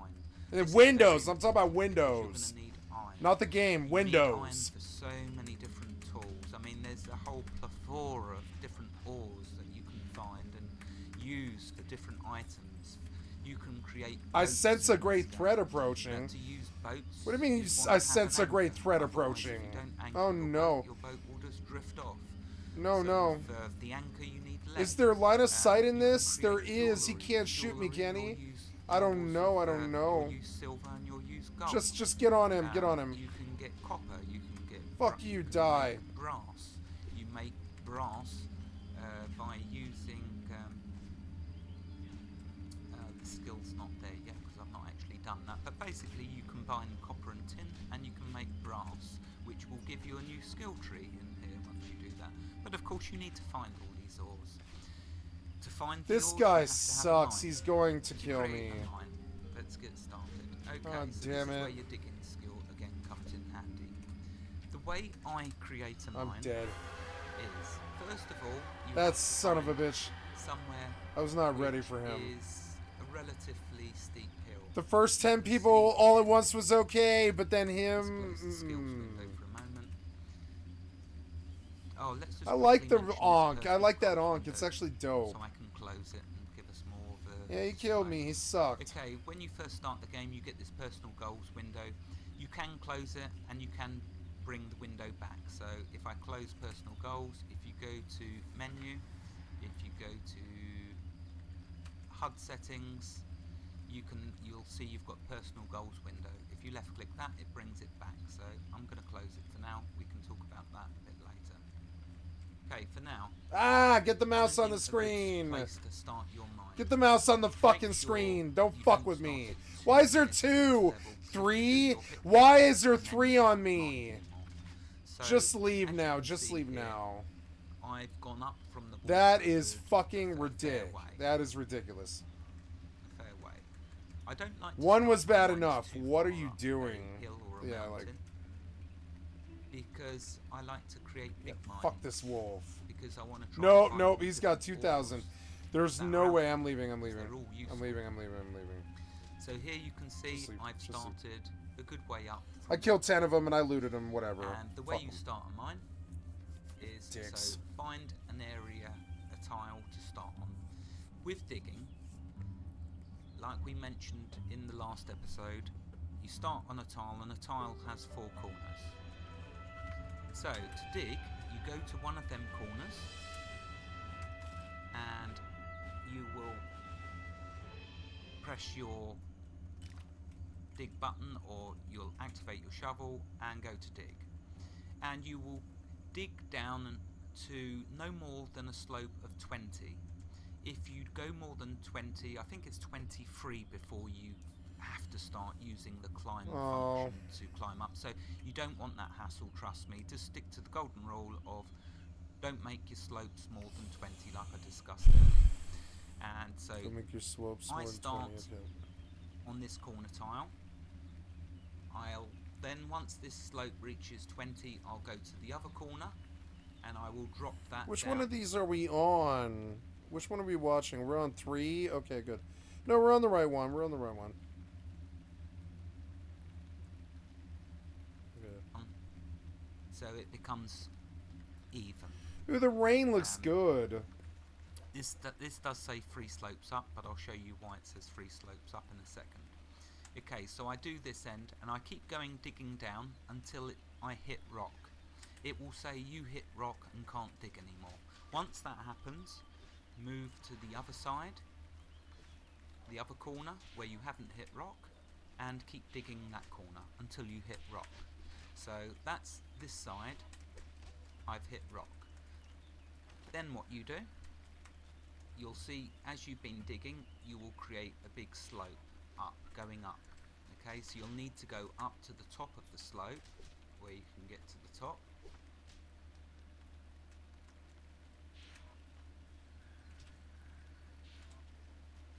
Okay, so it will first, as you do the bottom of the I love this line, game. it's going to present a slope like this. Why didn't I fucking try earlier? I should have tried earlier. I just listen to what they say all the time, and they're constantly wrong. All the the games media and YouTube is constantly wrong. They're constantly fucking dead wrong. Use up all your stamina and take much longer digging. They said No Man's Sky got good. It didn't. They said Cyberpunk got good. It didn't. They said this game sucked. It didn't. They said New World sucked. It didn't. They said New World should go PvE. It shouldn't have. I don't know. I mean, it should have, but it I don't know. I don't know what they should have done to New World, but it's not this. It should have been more like this. It will change to rock. What am I talking about? Let's show you. So I think there's a serious problem with the item implementality in New World meaning nothing. I've dropped 1 dirt on this corner tile. Now if I activate my shovel, which it is, and dig. Oh, it says here you cannot dig in the solid rock, so it must be this corner. Let's go over here and dig. I'm not going to be able to stop playing this game, am I? Because I know that I did drop it there. Let's go to this corner. One of the corners has dirt still. And dig. Haha, I'm not skilled enough to dig in that steep slope. Ah, I see what I've done. The mistake I've made. I went too far. So it must be. I love this fucking game. It feels like Rust a little bit, because if you get two of them, you're fucking dead. You're like dead. Here we go. Ah, voila. Do you see it's turned to rock? Which basically means I've gone to each corner of the tile and dug down till I've hit rock. I now have rock, which is... I love the combat, actually. Because you will need rock shards for so many different things. For now, though, we're creating a mine. So, I hope that's made sense to you, what I've tried to explain there. Possibly not, but there is the Wormpedia to back up what I say and to hopefully make it clarify what I've said.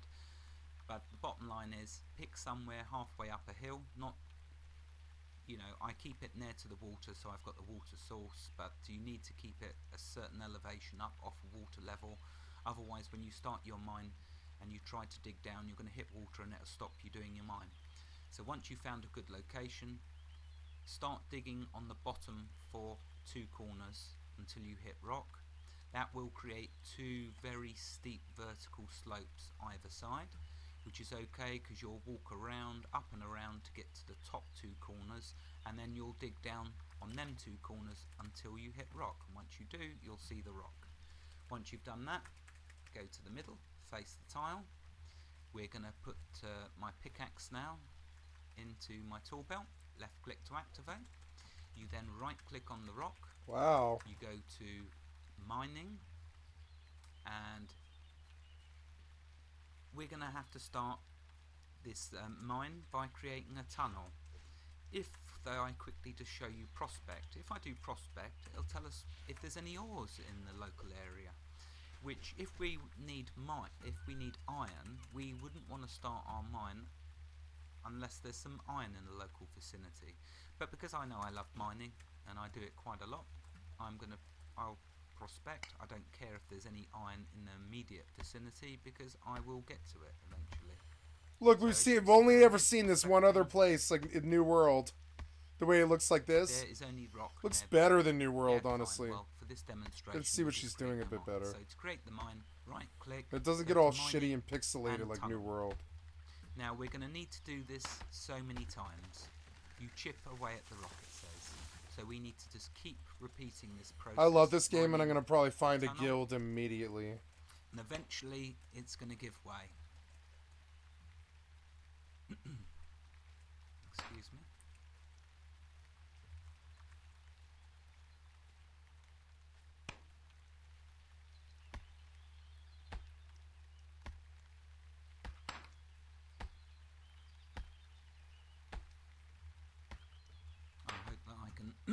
Do this in time. On our server, by the way, on Rainstorm server that she set up, we've set the mining to 20 actions. On Worm Online, the online version of Worm, it's 51 possible actions. I believe it's between 46 and 51 times that you have to mine a tile before it will collapse. For our server, we've set it to 20, a bit more reasonable. We've kept everything to defaults except the mining, because otherwise it can take a very long time. So we know that we aren't going to have to go that long. So there won't be that many actions. You're not going to get too bored watching me.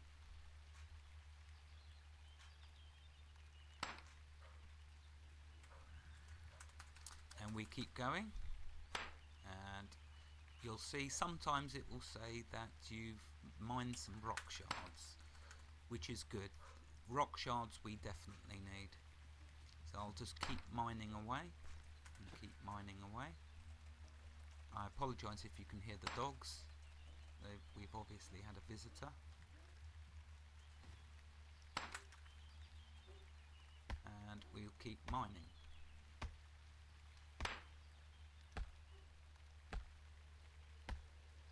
Keep chiseling away at tunnel.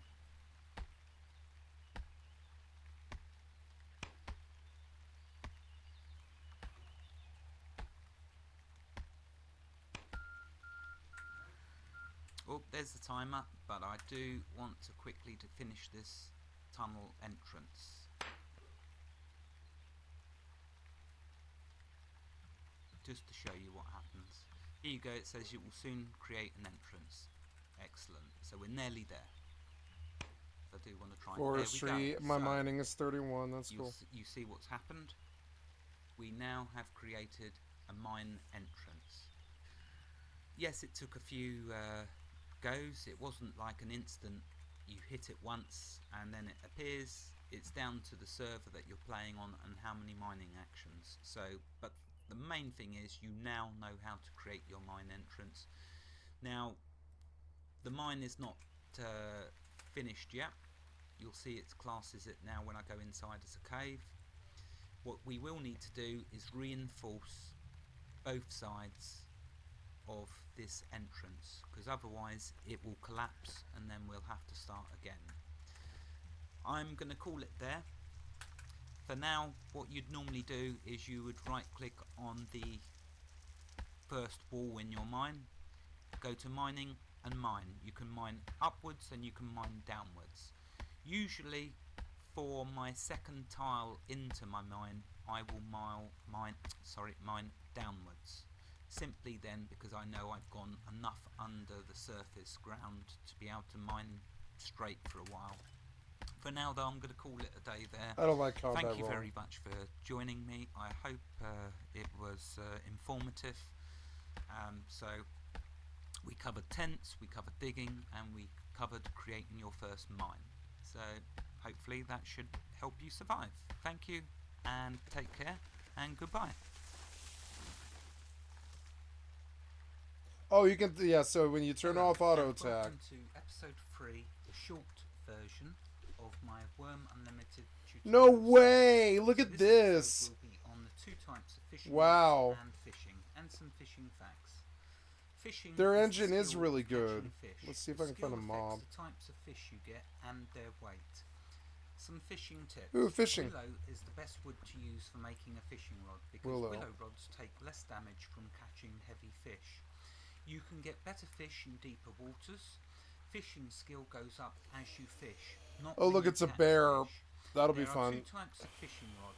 Fishing rod and fine fishing rod. The differences are as follows, and they apply to the fine fishing rod.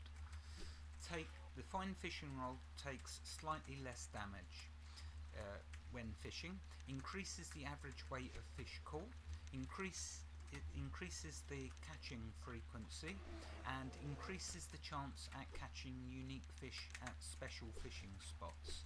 So that's the benefits of the fine fishing rod over the normal fishing rod. To make I love this are game. as follows. So if I bring up the recipe window, you'll see that in here I've just typed in fishing. Okay, so the first fishing rod we'll look at is the fishing rod. Okay, you need a fishing line and a shaft. To make a fishing line, you need a fishing hook and a string of cloth. A fishing hook is just made with a carving knife and a log, and a fishing line is made with a string of cloth and a fishing hook. To make the string of cloth you need cotton. Cotton can be found by foraging on grass tiles or step tiles. Ooh. You need 23 in foraging to forage on step tiles. Okay, now the fine fishing rod. Oh. The fine fishing rod requires a fine fishing line and a shaft. To make a fine fishing line, you need a string of cloth and a fine fishing hook. To make a fine fishing hook, The combat's way better need than it has a fine right rock to be. and an anvil. Now bear in mind the majority of you will be fishing at the start of the game before you've built up any sort of base or anything, and the main reason for fishing early in the game is so that you can add the fish to all the vegetables that you're foraging up so you can eat. So you probably aren't going to have access to a mine, but you are going to be able to go to rock tiles and try to find lumps of iron through through that method. So anyway, there's how you make the fine fishing rod. Okay, so now, because this is a short version, we don't have long, let's just quickly finish by showing you how to fish, because in the long version the screen got chopped off. So let's rectify that. To fish, you must activate your fishing rod by double clicking on it. It'll then say activated here. Right click on a tile, and then Look, that's the tree I chopped. It's you'll like still on the notice down ground. here there's a 3-minute timer, and as you are fishing, as you're fishing, your skill will slowly go up. The higher your skill goes, the slower the increase is, unless you're in Worm Unlimited like I am. If you're in Worm Online, you'll notice it's much slower, but you'll see as you fish, your skill continually goes up. I do love that with fishing. So there we are, that's it. I just wanted to quickly show you. Wherever you are in the world, God bless you and keep every last one of you safe. So you can always just Thank you fish for watching, food. and have a fantastic day. Goodbye. Hello, and thank you for joining me to episode 3 of my Let's Play for Worm Unlimited. In this episode, I'm going to set my main goal as creating a fishing rod, and then if there's time, which there should be, because I've got all the components prepared, but I'm going to go over The map is beautiful, actually. except for one, which I'll get to. So we're going to create a fishing rod, and then we shall use it to catch some fish, because in episode 1 I showed you how to forage and botanize, and I mentioned killing animals to get meat, but of course when you're first starting your first day, and in fact going to be for a while, you know, your skills are going to be low until you build up your skills and your fighting skills, which I'll get to in a later episode. But for now, we don't want to be fighting any wild animals, because they're going to kill you in all probability, unless there's a group of you. It's a beautiful so for now, game. We've got another route, because instead of using meat with our pumpkins, we're going to use fish. Okay, so let's get started. Okay, now the first thing that I'm going to talk about in this episode 3 is mentioning some of the different trees and woods. I'm only going to mention a few that I can think of off the top of my head. And in Worm, excuse me, sorry. In Worm, there is quite a few different trees. I don't know the complete list. There's loads, but I'm going to talk about 4 different trees and their uses. Now, for creating a fishing rod, the best tree to use, or the best wood to use for creating a fishing rod, is willow. So the best tree to use is a willow tree, and as luck would have it, rainstorms not chopped this one down, so I'm able to show you the cutting of the tree for the first time as well, because I've not shown you that, and I do want to be thorough in this playthrough, like I said earlier. So we're going to cut down the willow tree. So willow is best for creating your fishing rods. Why? Because they damage slower. As you catch fish, when we do the fishing part of this let's play, you're going to see that the fishing rod takes damage. Oh, I'm being as hit. we I'm being fish. hit. Oops. But using a willow fishing rod, it will be slower, the damage that it takes, so it will last longer. Now, the next wood that I'll mention is birch. Birch is good for making coal piles, which we'll get into in a later episode. Why? Because it burns slower, and when you make coal piles, the slower they burn, the more components you will get out of them coal piles. Okay, the next tree I'll mention is oak. Oak is the best wood to use for making tools, like a wooden mallet. Wow, New World is such a rip-off of this game. I had no idea. Episode. So, any tools that you make that are wooden tools, you would use oak, if you've got access to oak, that is, because it could be that you don't have access to any of these trees. Don't worry, because when you come across that tree, you know now that you can use oak for a tool. Okay, the next wood tree that I'll mention is cedar. Cedar is best for when you build boats. If you build a wooden house, build it out of cedar. If you build any storage bins, build them out of cedar. Because with items like that, they rot slower. So cedar is the best wood to use. Okay, with all that said and done, let's now move over to this willow. Now, for creating a fishing rod, there is two main components that you're going to need. One is some cotton. Now, how do you get cotton? I hear you asking. To get cotton, I did show you in episode 1, you forage. Now, it's not, you don't get cotton through botanizing, you get cotton through foraging. So right click on a tile, a grassy tile, go to nature, and then left click forage. And you'll need to keep doing that on all the tiles that there are in front of you until you get a piece of cotton. Cotton is very, very important early game. Hopefully you'll be able to get 2 cotton, because you'll keep 1 cotton for your fishing rod and 1 cotton that you can plant in a field, but we'll get to farming in a later episode. So that's one of the main components, is cotton that you'll need. The second, of course, is the chosen wood of your choice. In this case, in this Fuck, I video, love this I'm gonna game. use It's the so best well one, which designed. is willow. So I'm going to activate my axe, and there's 2 ways that you can cut a tree down. Okay, you can either right click on the base of the tree and left click cut down, or you can left click so the tile with the tree is highlighted. You'll see then up in this window that it says willow tree. That's the target window, and it's given me different options here when I've selected that tile with the tree, the willow tree. And you see one is cut down. I'm going to do it the old school way, which is simply right click and cut down, because that's the way I'm just used to. So using my axe is probably going to, depending on the age of the tree. Now, just to show you that, if you right click and left click examine, down here it will tell you see an old willow tree, damage 54, because I just chopped it once with my axe.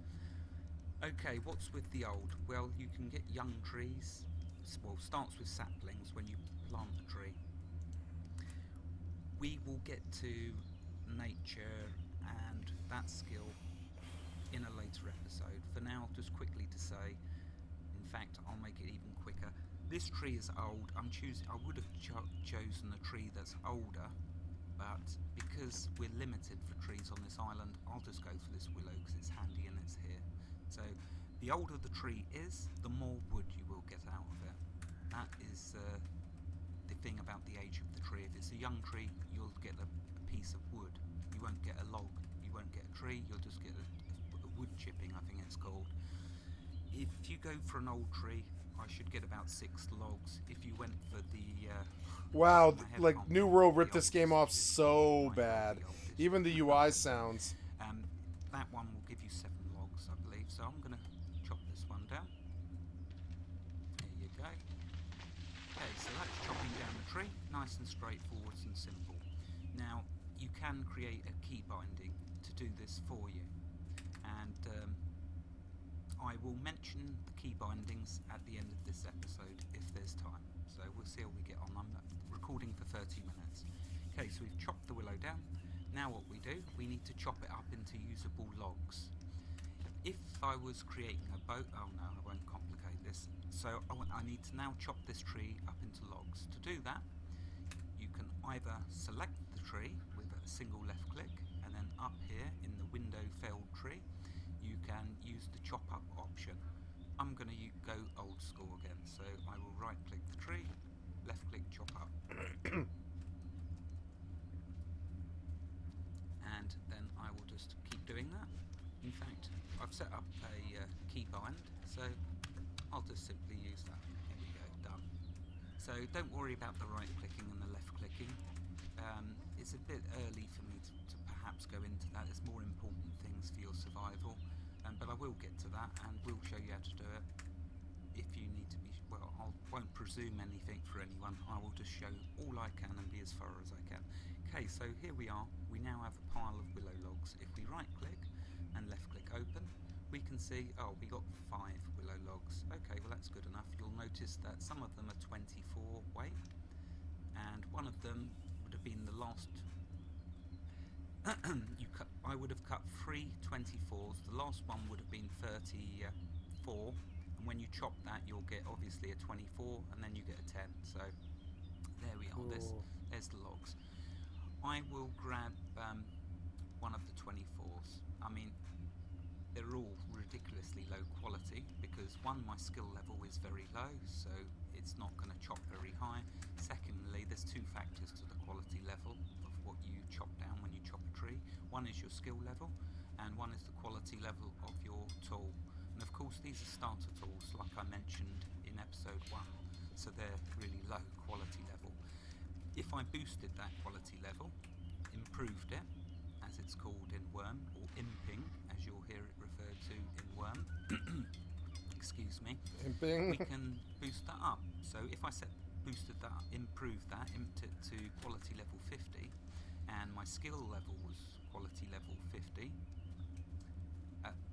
the tool was quality level 50, the wood was quality level 50, and my skill, let's have a look, what is my skill at? So my wood cutting is 4, so that's also low. So there's 3 factors. I apologise that there is 3 factors which will tell us the quality level. One is your skill, one is the tool quality, and one is the actual tree quality level. That then will tell you what quality level products you will get from that tree.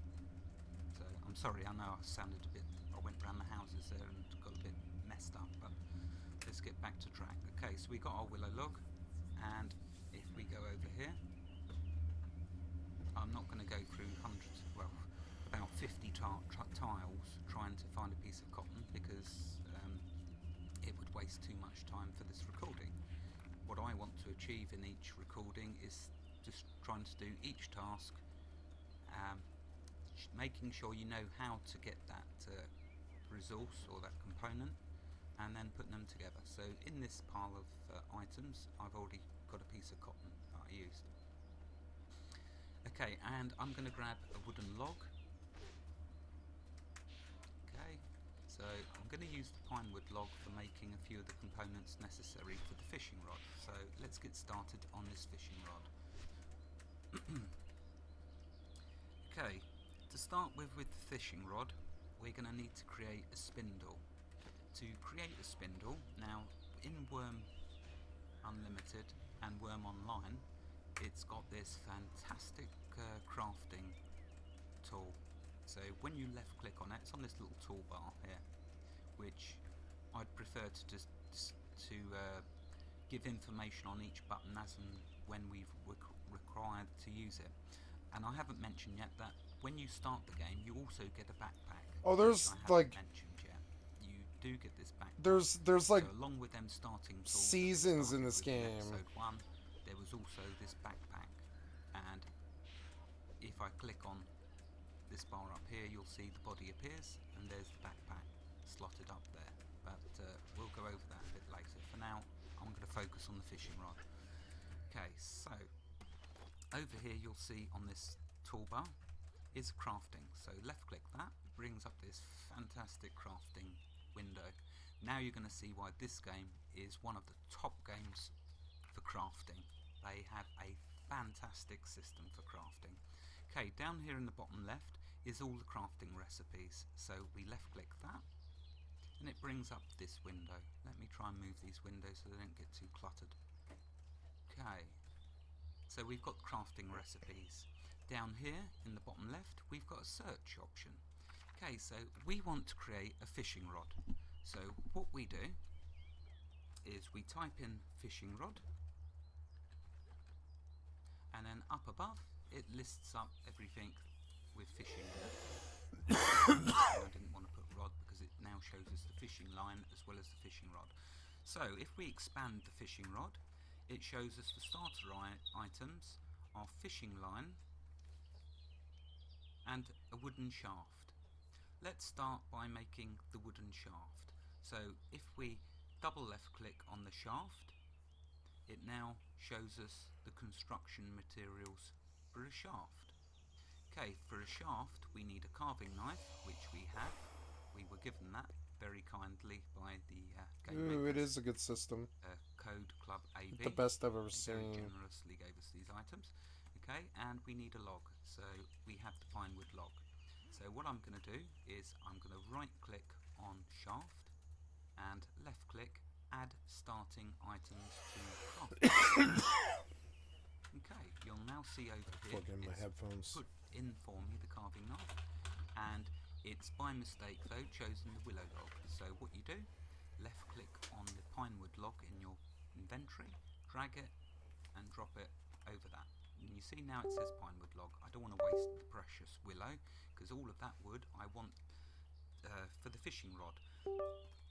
When you make an item, the very last item that you add to it, so don't kill the me. fishing rod, if I make sure that the let's see, actually I'm just going to go on the side of caution here.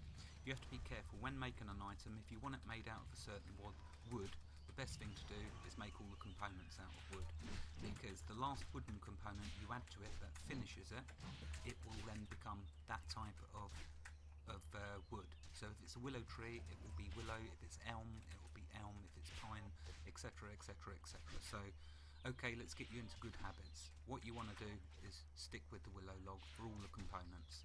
So we're making a shaft. If we look over here on the right, there's the shaft. So I'll left click that, and there's the shaft there, and I now just left click create. So away it goes, and there we are. We now have a willow shaft. How fantastic. Okay, so going back to the recipe window, I'll type in fishing again, or just fish, that brings it up. Expand fishing rod, we have our shaft. Now we want the fishing line. Up here is a fishing line. So for the fishing line, we are going to need a fishing hook and a string of cloth. A string of cloth. Okay, to make a string of cloth, you can use the recipe window here. You could just type in here, or you could just simply double left click, and you're going to see you need a spindle to create with the cotton. So a spindle with the cotton. So you need to make a spindle. To make a spindle, activate your carving knife, right click on your pinewood log. We don't have any oak because that would have been the tool to make the spindle out of. Oh, it is like New World. It's basically New World 1.0. Right click. I like this game more though, maybe. It's not as fun, the combat's not as fun, but it's like satisfying. Tools, and then left click spindle. Here you'll see now. I think I will keep it on auto attack though. And it failed. It's easier. You best get used to that. I like the auto attack actually. Made it, but the spindle is it's useless. so good. That's a perfectly natural thing. Our skill is so low, we're going to fail a lot. As our skill improves, we will be successful. I have a lesser one now. That's how we can then work to getting the quality levels better and better. Con nuts. It all just works so well. So okay, we'll simply try again. Right click, create, tools, spindle. And again, let's see if we're successful this time. Oh, what? No, okay, and again. Oh. See, we get many tries. Sometimes the item will take damage when you fail, but not in this case. And there is our spindle. Okay, to create the string of cloth, we will activate the spindle, or Bully the wizard. Crafting window. I've been playing this game for Serpent so many years, scales. and I'm so used to doing it this way. It is a fantastic. I do use this quite often, but for items that I know off the back of my head, even though I haven't played frequently for a long time, well, 3 to 6 months, I just know them. It's like riding a bike, you never forget. So, okay, Roasted pig. Activate your spindle. Oh no. Right click on the cotton. Go over Fuck you, create, thug. resources, string of cloth. Okay, let's see if we're successful or we fail. No, there we are. Lovely, fantastic. We've got a string of cloth. Okay, so let's go back to Nope, he's his friend is too strong. recipes window or fish. Okay, so if I expand this fishing rod, we've got His friend is too strong. shaft, we need the fishing line. Up here's the fishing line. For the fishing line, we need the stringer cloth, which we've just done, and a fishing hook. So I'm going to double left click the fishing hook because I can't remember how to make that. Oh, There, wait a minute, see, no, here's the are you fishing still hook. on me? So I expand You that, we shouldn't need be. crude knife on a log. Excellent. Okay, You're like so double my what we'll do stam. You're so annoying. is we will activate the carving knife You still on me? and right click on the Fucking pine wood dick. log. Create. I don't have the focus to kill And you. it's right there in my You menu, won't leave me alone. It's so fishing. annoying. So create. Yeah, I don't have him. I don't think I have that guy. Sorry. But I got a lot of loot out of that Notice after situation. It says pinewood. So I wanted to steer away from doing that. So what we will do is we will right click on the willow, create toolparts, fishing hook. Because I want to, like I said, make all the components out of willow. So I don't make the mistake of it being a pinewood fishing rod. It needs to be a willow fishing rod. Okay, I failed. Typical. Let's try again. Do you see now I've got I extra should go item back with to toolbox? town and When I first consolidate. started, it's changed the. Let's see, create toolparts.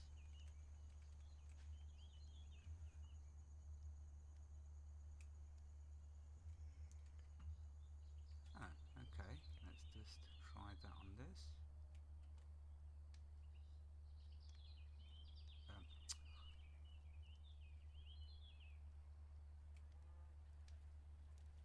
Okay, sorry, I had a moment of stupidness. They happen quite often sometimes. Sorry about that. Okay, so right click on the willow log and toolparts and fishing hook. Let's try again. And failed again. Fine. We are so used to failing. So it's good when I'm successful. Makes it even more special. Okay, let's see. So we got Why is the she willow, we got the running? pinewood. Let's discard. So right click the pinewood fishing hook and drop on ground. Yeah. Because I don't want to use the other one, that one by mistake. Okay, so we've got our fishing hook. So if we come back up here now to the window, carrying on with the fishing rod. To make the fishing line, we now need the fishing hook and the string of cloth. So if we double left click the fishing hook, which will then activate it, right click the string of cloth, hover over create, toolparts, left click fishing line. And there we go, hopefully it will succeed. Wait, shift is. Fantastic. Wait, And there shift we the go. sprint? We I now didn't have know. cotton Wait. fishing line. Okay, so we can close that. Now, so we have our fishing line, we have our shaft. So we double left click on the fishing line. They don't tell you, but shift is sprint. I had no idea why. Create tools. I can't change it. No. Left click. Let's see if we're successful. No, we failed. Fear not, we will try again. If at first you don't succeed, and there we go. Try again. That should be the motto of Worm, actually. Okay, so now we have wonderful fishing rod. Notice the quality level is quality level 1.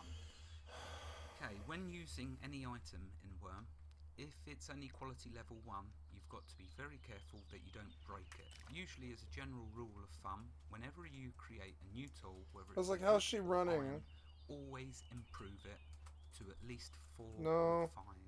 The reason for that is you need to improve it to quality level, up here, quality level 4 or 5 at least. If you keep it on quality level 1, when it takes a bit of damage, there's a good chance it will become unstrung and it'll break, just like bows. So it's a good rule of thumb with any tools. Wait, always so now improve. what is So we're control gonna do bound to improve right this now? willow log. We don't have to use a willow log to improve it. We can use any wooden log. So we're going to use the pinewood log because the willow Next target is, ally? No. I like to keep them there few and far between absolutely beautiful trees to see on the landscape, so I prefer just to use the pine wood. So, okay, what we'll do to improve the willow log, its quality level, activate the pine wood log, right click on the fishing rod, and you'll see an option that says improve. Left click. Over here it'll whiz across, and so they're hard bounded. You can't change them, which is interesting because control actually is the key that I would use for mouse look. You know, quality level now it's kind of funny. 2.69. Now, the quality Except I don't know why it would of the stop item me that from you're running. using to It's like improve kind of another weird. item It's has like to be higher.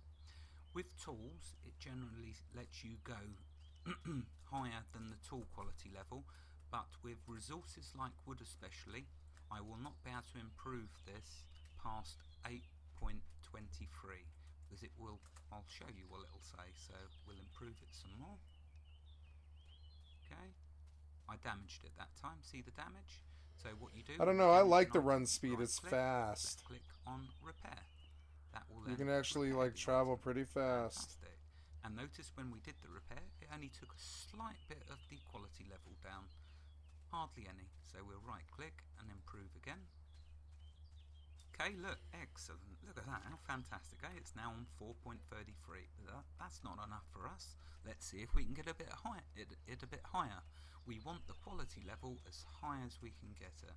And that's true for any time that you improve any tools or any other items that you make in this game. You always want to go for the highest quality level that your skills and your current tools will and your resources will allow you to.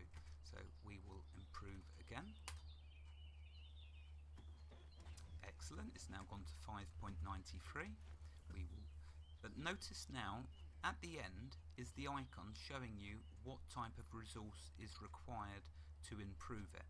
If you don't know what the icon is that it's showing you at the end, and you will get familiar, I mean that's the log, that is a pelt, but if you right click on the item and left click examine, down here it gives you some invaluable information. It says you will want to polish the fishing rod with a pelt to improve it. So if you're not sure what the icon is denoting for which tool you're going to need to improve, just right click and left click examine. For the pinewood spindle, if I look down here, it says a long pole with a string and a hook made of wood and a small stone as a sink. It is made wait a minute, that's not the spindle. Oh, sorry, I missed it. A spinning tool used to make cloth strings. It is made from pine wood. It could be improved with a log. So you see, if you're unsure by what you see, the little icon, right click, examine, and it will then tell you what resource it is you need. But like I say, you can at a glance, the video quality is not good enough to see what icons these are, but in your game you will see the icon at the end. Okay, so we've improved it now to 593, and we have to stop there because I do not have a pelt yet, because we've not been hunting. I do have a corpse, but we'll get to hunting and butchering. In episode 1 I made a mistake. I said we skin animals. That's incorrect. I am sorry about that. I've played too many games, I guess. In Worm, when you want to chop up an animal that you've killed, it's butchering. You butcher the animal. It makes complete and utter sense. We're butchering it. We're getting its pelt, we're getting its meat, and we're getting other components that we can use for making other wonderful items that we'll get to in another episode. Okay, for now, we have our fishing rod. Let's go fishing. Because you'll notice up here as well, I need to drink. My water level is going down, and I need to eat. My food level is going down. We do have. Right back. Let's close the skills window. We do have these 3 buffs up here still, and they only last for the first 24 hours, like I've already said. When they go, you want to be in a better position than you are of having to eat raw pumpkins. Okay, you want to get away from the raw pumpkins because otherwise it will become tedious for you. You have to keep botanizing and foraging. You need to improve your food, and we're going to get to farming in another episode. I do like saying that because I know I am going to do it. Okay, so let's get to fishing anyway so we can get some fish.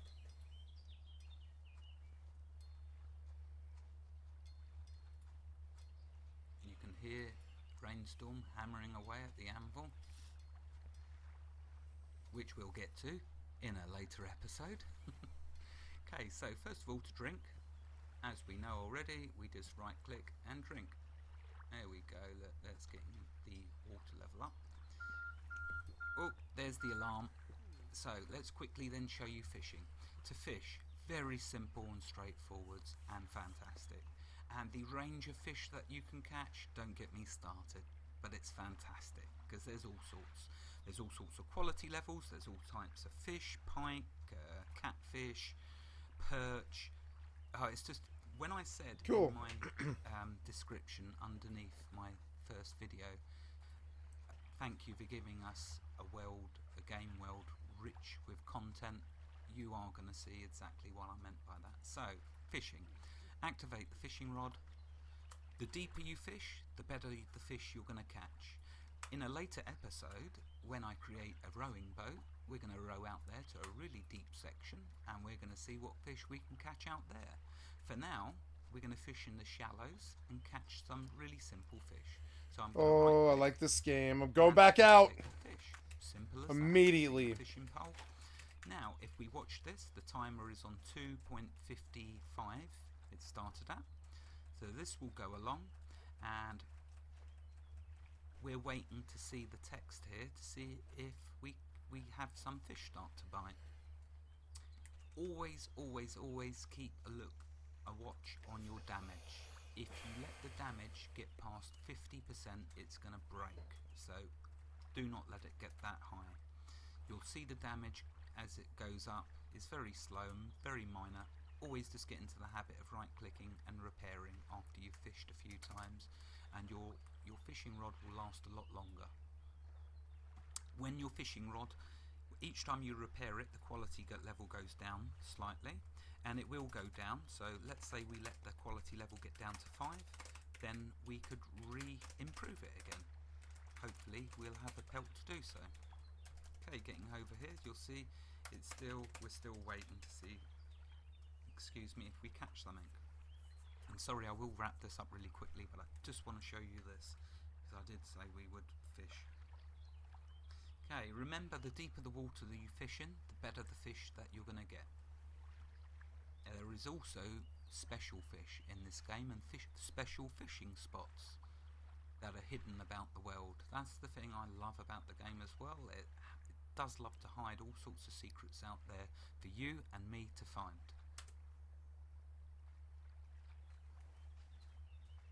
Okay, this is the first time that I've fished, hence why it's taking longer.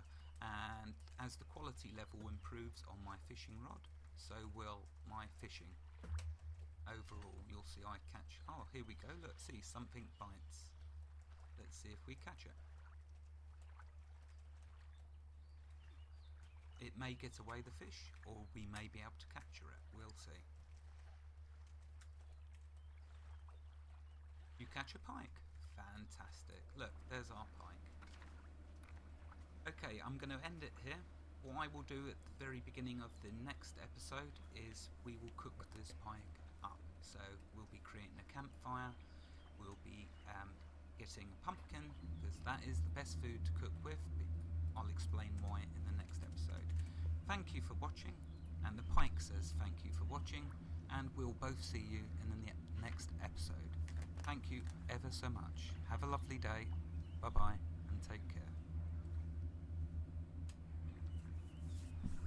Hello, and thank you for joining me for episode 4 of Worm Unlimited. There's something else I want to do. I'm very sorry about the last video, if you've seen it, where the bottom of the screen was chopped off.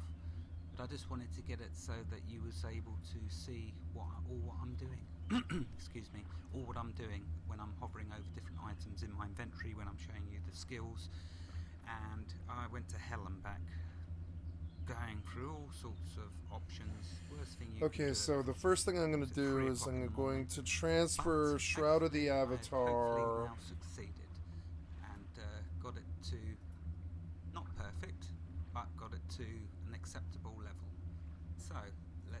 start this Let's Play. In this episode 4, I want to... Yep. Let's have a look in To my see. inventory. You see, There you go. I've increased all of the font size. And The game's only here's, 13 gigs. That makes no sense to Bertie me. the Pike, Wow. who I caught at the end of the last episode by fishing. Just to recap on that. I activated the fishing rod by double left clicking, And then we're gonna choosing a do tile, right clicking, this one. and Gonna pause it. Also, while I'm at it, you're moving, but also I wouldn't also yeah, where I'm online, yeah. I'm curious. It's like I want on my wish list is Worm Unlimited, and I think Worm Unlimited is the one I want to do, because that's the one that, yeah, Worm Unlimited, right? Limited, unlimited Worm, yeah, Worm, right? Isn't it, right? Yeah, Worm library, Worm Online, right? Worm Online. Oh, it's Worm, right, with a U. Worm Unlimited is $12 right now, and it's 60% off at $12. Yeah, and I want this, and I'm gonna add it to cart. I'm going to buy it. Purchase for myself. I want Worm Unlimited.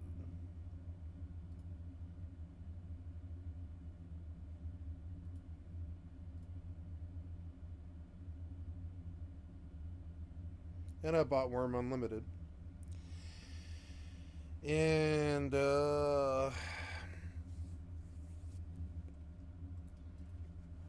which is better, Worm or Worm Online, or Online or Unlimited? Right. Which is better graphics? Mainly.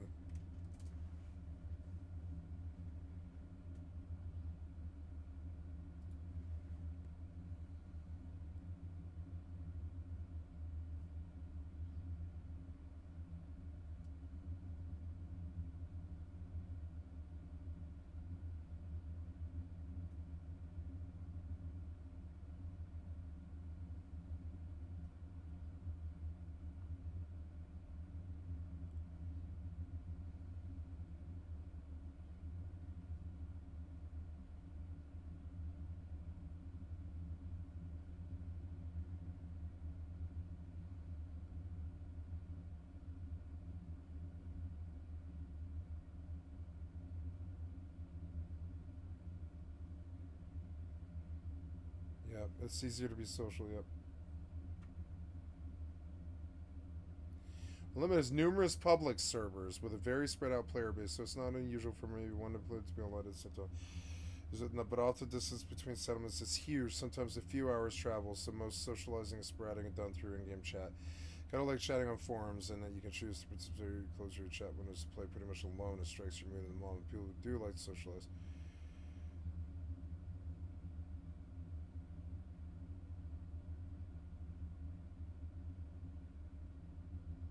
So if I want my own settings, I have to play unlimited, which is why I bought it for $12. Why it's cheap. I bought this, and yeah, and I want to install it too. How big is it? It's 2 gigs. How is Worm Unlimited 2 fucking gigs? So if I want my own settings and I don't want it to take fucking forever, yeah, the difference is if I one's DRM, one's not. Also, I imagine Worm Unlimited if you have it installed. Yeah.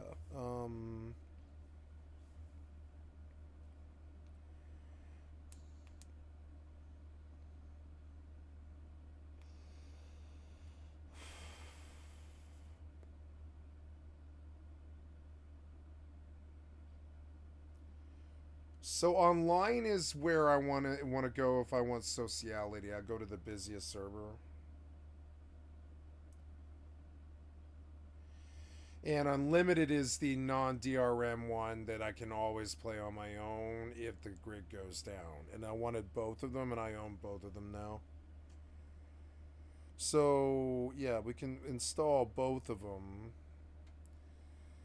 I suppose on, yeah, my C drive, both of them, yeah, install both, well, I don't know, I don't want to install Unlimited, because I don't want to make my own server. I want to go learn online, so we're going to go learn on, well, I mean, Unlimited's got its own.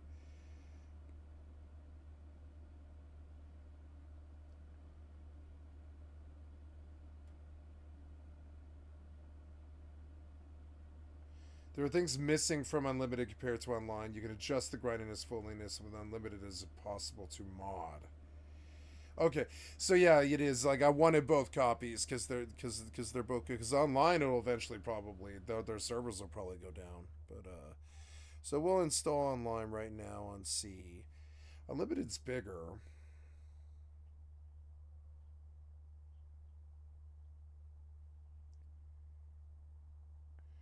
Is 1-to-1 skill gain. Yeah, like online will prevent me from cheating.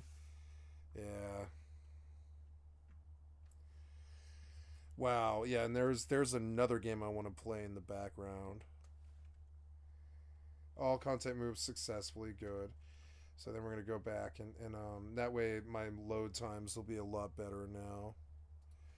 So now we go back to Shroud of the Avatar. Oh, there are games to play, games to play, games to play, games to play. Lots of good games to play, both new and old. So many good games to play. The water in Worm is beautiful.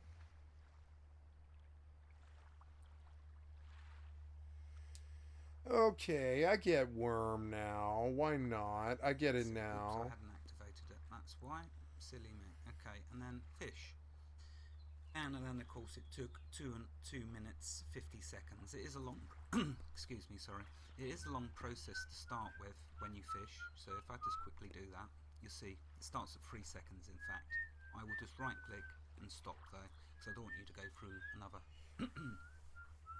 process of me catching the fish. Here we have Bertie, and we're going to now put him in the cooking pot. So that's one of the things we're going to cover in this Let's Play. We're going to create a campfire, okay, the most rudimentary basic form of cooking in the game, because guess what, we're stuck here butt naked on a side of a hill, like hot side of the hill in the middle of the world. We don't have any designer clothes, we don't have anything. In fact, I'm not even going to show you what I look like, but so here we are, really basics. We're going to cook with a basic camping fire. You can advance to an oven, which we will do in another episode when I cover farming. I won't leave that too long. I will try to cover that as soon as I can. Yeah, that was faster on my SSD. Trying to nice. work out what the most important things are, so someone can enjoy this game to the fullest, and that means with minimum amount of deaths. So, okay, we're going to cover cooking, and then I'm going to go over another thing which will make the game hopefully much more enjoyable for you. Binding of the keys. We're going to bind some useful common keys that we use. I'm going to go over the keys that I use. There's 2 ways that you can bind keys. I'm going to go over I'm going to show you the old school way, okay, and there is another way that they've improved upon in recent months that I wasn't aware of. I don't know when the improvement was made, but they're doing improvements all the time. It's like you know, they are really aiming for the perfect game. So I'm going to show you the newer way of creating bind keys, or tell you about it, and I will show you the old school way. So if we have any time left over, then I might start an introduction into farming, but I doubt very much you've seen I got a planes encounter like right away. A minute or two over. It's because I probably talk too much, but I have got some really lovely comments so far about how they are actually picking something up from these videos, so I intend to carry on in that way. So let's go then and start cooking, because as you can see my food level up there is is now on 60%. My nutrition is on 20. And just while I'm on that subject, the nutrition is on 20%, and I said in episode 1 that we want to get it to 99%. Well, that ain't going to happen anytime soon. Trust me. To get the nutrition up, you'd have to do a 99 quality level meal of the highest caliber, as far as I'm aware. So nutrition, we're happy if we can get that to 50%. So okay, let's start. We're going to need a pumpkin, and let's go over now why I keep mentioning pumpkins. Over all the other food, there is loads of different vegetables that you can find and herbs in this game, but we're going to go with a pumpkin to start with, which is my personal favourite. I've just got to find where I put Mr. Pumpkin. Apt as it's going to be Halloween soon. Okay, let's have a look. Oh, here's the pumpkin. Right, so we will take the pumpkin and we have a log. Good, so we can close that. Okay, let's do the campfire just here.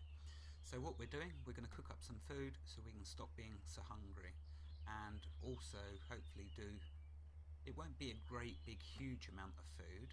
Okay, we can add more components to the cooking pot, like, oh, let's add a potato as well. That'd be nice, wouldn't it? Healthy. So you can see there I've already done a casserole earlier, and its weight is 4, so that's reasonable. But let's do one now so you can see how to do this. Okay, doing a campfire. So on the last video where the bottom of the screen was chopped off, I'm very sorry again about that, but the button I was talking about that I was clicking on was this one here. Far right button says crafting, as you can see now, hopefully, fingers crossed. Okay, left click that, brings up the crafting window.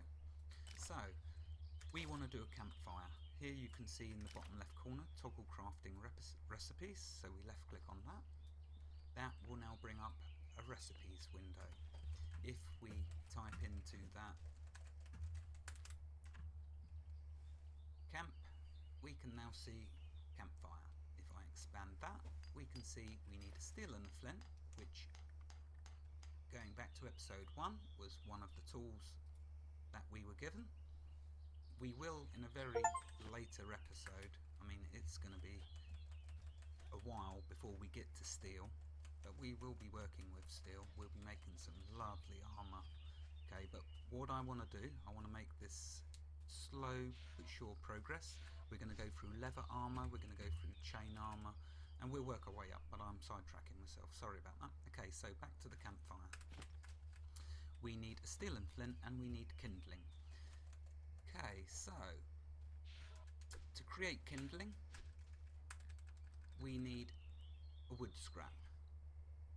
Okay, but let's stick to using this for now. So to create kindling, double left click on kindling. It will now show us how to create kindling. We need a carving knife and a log, both of which I have. So we will right click on kindling and we will left click, add starting items to crafting. There we go. So that will now create us the kindling. I click create, and off it goes. See, there and there. Okay, failed. So what I can do, that's good. I'm glad that it failed because it gives me an opportunity to show you something else which is very important and fundamental in the game. With different resources and components, as some of the resources, as you chop them up, as you use them, they become smaller in weight and quantity. And so what you can do, when you've got similar items of that particular resource, you can left click on the very bottom one, last one in the stack, and then right click on the top one, the very first one in the stack, and then you can left click combine, and watch what happens here with the different weights, because there's, if we look at this, there's 3 wood scraps. One weighs 50, one weighs 1, and one weighs 0.50. So 0.50, 1, and 0.50. So if I now right click on the top one, left click combine. Okay, we've got two, so it's because one was willow and one was a different type. So we'll double left click again the last one, right click the first one, and combine. Okay, now it will always put it right to the bottom of your inventory when you combine two items. Notice now the weight has gone up to 2. So when you're mining rock shards, which we will get to more of the mining, but I'm not going to take you into the mine yet because there's nothing worse than watching a video where everything's too dark for you to see. Oh, is it just a coincidence that all my Let's Plays are started in the morning? I think not. So, getting back to my point before I start straying. Okay, and there's enough dogs around here without me doing the same. So, okay, we have our wood scrap and we was trying to create this kindling. So what we do, now that we've combined the wood scrap,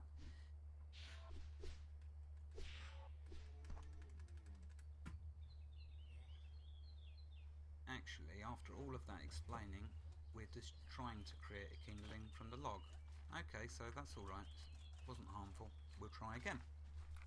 This wasn't actually the same thing, but here we go. Right, we've created our kindling.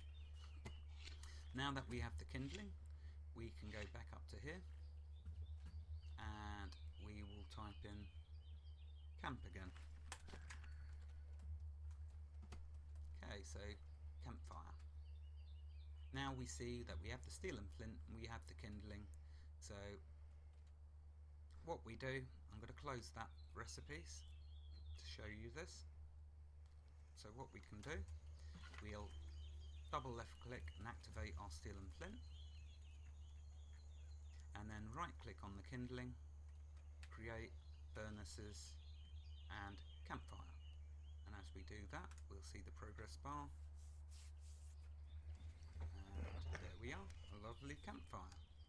Okay, when you create a campfire, the first thing you have to do is you have to put fuel into it. If you don't, the campfire will go out and turn to ashes very quickly. So what we'll do, one of these logs, we won't use the precious pine, the precious willow, we'll use our pine log. Now when you add fuel to a fire, a furnace, or any of the oven, when you're adding the fuel it will use up to 20 weight.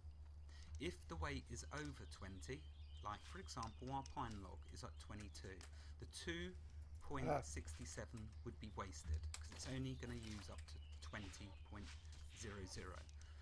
I don't know if they've changed that. I will presume it's still the way it's always been, okay, because I don't see a need for them to have changed that. So what we will do, to save wasting that 2.67, because we are still naked and on bare bare tools here, we'll use the carving knife, right click on the pine log, oh sorry, I'm getting tongue tied, and we will create a kindling. Just to use up that extra little bit of, because kindling is always useful. I almost made it, but I failed, and it's good to practice, is it not? See, as you get better, the percentage goes up. So by practicing, we will get it so it almost never fails. Okay, I failed again, so off we try again. Hopefully that fire won't go out with how long I'm taking. Yep, there we go, I created the kindling. So notice now the weight's gone down to 21.7. I don't care about missing that last little 21, that 1.17. So we activate the pine log, right click bonfire and left click burn. That now gives fuel. You see down here it says you fuel the campfire with the log. So there we are. Now if I double left click on the campfire, you'll see it gives me a description. I believe that's the same. Is it the same? Let me just check something quickly, sorry.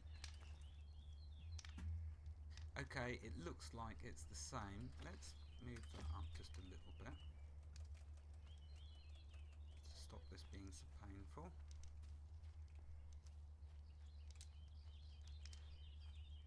Okay, so I believe it's the same as if I left click and examine, which is what I was speaking about last time. Yeah, so you can either right click the campfire, left click examine, or double left click the campfire and it will give you the description down here. First of all, it tells us a nice and easy campfire. It is made from willow, it cannot be improved, quality level 1.0. As you improve with every item in this game, as you improve its quality level, this will burn. I'm going to go out on a limb here and say this will burn for longer and possibly give a bit more heat off. Although you can't obviously beat having a furnace, a forge, or an oven. An oven, oh, I'm not going to stray. I was tempted, but I'm not going to do it. I'm going to try and control myself from now on. Okay, so there's our campfire. There's it telling us that the fire burns steadily and will still burn for a long time, which it will, because I put a full 20 into that campfire fuel-wise. There is lots of different fuels you can use. I'm using logs, you can use peat, and you can use other materials. For now, let's just focus on what I'm trying to do, so I'll keep drifting away. There's so much content in this game. You are just going to love it. I mean, I couldn't possibly cover it all, but I'm going to try my damnedest. And this, I'm probably going to be here in the year 2050 still going, with episode 1 million and I don't know whatever. But anyway, I'm straying. So we've got our campfire. Next, what we've got to do is cook up old Bertie the fish. Okay, and we're going to put him in with 1 pumpkin and a potato, and we're going to use our pottery bowl, which we was given at the very beginning of the game. Okay, so let's grab the pottery bowl, close that. Okay, here's our pottery bowl. So we left click and drag the pike into the bowl. Notice the plus mark. Okay, so there's the pike. We left click, drag the pumpkin in, and we left click and drag the potato in. Okay, so we got Bertie, pumpkin and potato all having fun together. Right, now let's right click the campfire, left click open, that brings up a new window. We'll drop the pottery bowl into the campfire, expand that. Now if we right click on the pottery bowl and left click examine, it will tell us down here, a clay bowl hardened by fire. It will then tell us it can be improved. And then last of all, which is the interesting bit we was looking for, the difficulty of this casserole is 28. So that's saying that my optimum skill gain will be up until 28. If we go to skills and if we find cooking, okay, that cooking is on 1.64, and hot food cooking, which is what I'm doing, hence the heat and the campfire. And so we'll see when this cooks, my skills will go up. How lovely is that? See, I mean, instant gratification. Am I not only getting food, but I'm seeing my skills getting up. And if I right click on hot food cooking and go to Wormpedia, okay, up here in here it'll tell us, just while we're waiting for that food to cook, because it doesn't cook instantly, it is very accurate, it'll take a little time. So here it says skills, hot food cooking. Hot food cooking involves the creation of food. Sorry, I know that's not very clear to read here. Hot food cooking involves the creation of food by putting ingredients in a container and putting the container in the fire. Stone ovens and campfires are common ways, yes. And down here it shows you, as you get to different levels, which is why I brought this up to show you, you get not only new titles, okay, you'll get titles, but also the improvements, your quality level of your food will go up, and so it will feed you better, it will put your nutrition rate higher. Oh, it all works wonderfully, it really does. So we're looking at this now. If do you see the little I'm not sure if you can actually see this, but there's a tiny little dot above each of the 3 bits of food, and a tiny little dot above the pottery bowl. Oh, there we are, the food is cooked, so I'm going to quickly take out the pottery bowl, because otherwise the food gets too hot to eat, and then we'd have to wait a while. But yeah, so there's a tiny little icon above them, that's telling you the heat. It changes colour depending on how hot it is. When it goes to very hot, then it turns reddish. And also you'll see hovering over it, it says it is hot, just like it does for the pottery bowl. So there's 2 indications. One, it tells you in text and one there's a little icon above the item. Okay, so there's our food. Let's eat some. It's only 2.13, but then we only used 1 pumpkin and 1 fish, a pint. Now pumpkins, the reason I used a pumpkin, sorry, I was going to explain that, wasn't I? The reason I use a pumpkin is a pumpkin's weight is much higher than most of the other vegetables that you can cook with. The potato, for example, was a fraction of the weight. I believe the potato was 0.05, where the pumpkin was 0.20. It was much more substantial. I will. Yeah, she's jacking off that spider pretty good. That when we get onto farming. Venom sac, spider essence, spider silk, the spider leg. So there we go. That is why we use a pumpkin. We use a pumpkin because we need to use less of them, and because when we use them for creating meals, well, that pure and simple, we can use them for creating meals in a frying pan when I get to that, and I'll do a cooking episode with an oven and different types of foods and different types of utensils, because we're only using a basic pottery bowl. We'll go over some of the different types of cooking utensils you can use and the different effects that they can give, the different types of foods. For a casserole, the thing with casseroles is they aren't as good quality as meals. Meals feed you better, okay? You will see on a meal, we'll do a proper cooking episode. For now, it was just a quick one. Okay, let's move on. So before we do that, let's quickly eat. Notice up here, as I'm eating, on the bottom right here, you can see eating progress up here now. As I eat, you'll see my food level is going up and my nutrition. If you eat food while it is still hot or warm, it will give you more nutrition than if it is cold. If you eat it cold, you will eat the food quicker and it will not give you as much nutrition. So pro tip there, always eat your food while it is hot or warm. Get more nutrition. Now as you can see though, I'm going through all of this casserole. I mean look, it's down to 0.90878. This won't launch.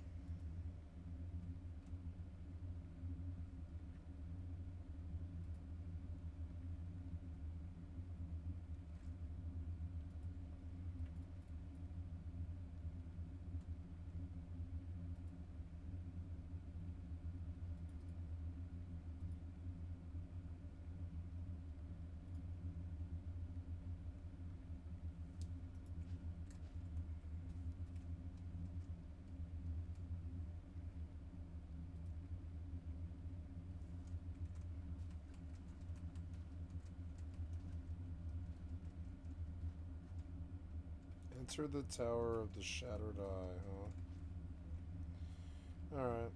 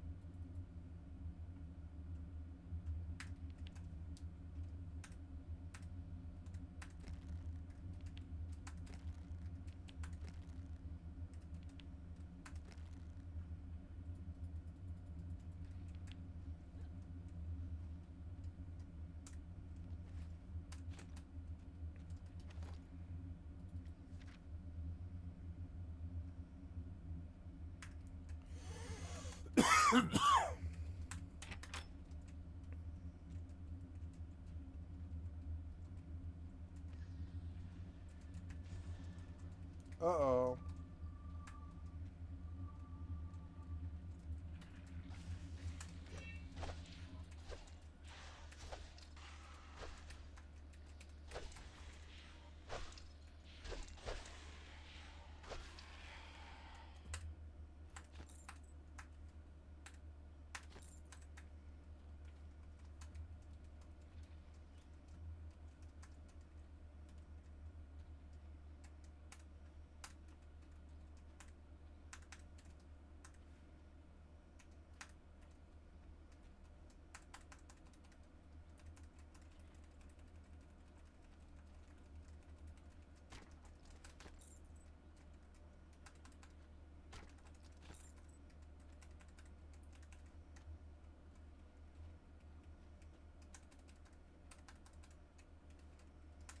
There's a lot of tech here that a lot of modern companies ripped off. Like Baldur's Gate 3. There's a bunch of this was like done in Larry, and I think they kind of stole it for DOS 2. They played this in 2014 and they were like, oh man, the way they did items is really good though, we gotta do that. Everybody just takes their little chunk of their creative idea of what they like about what you did, and they jack you. It's funny.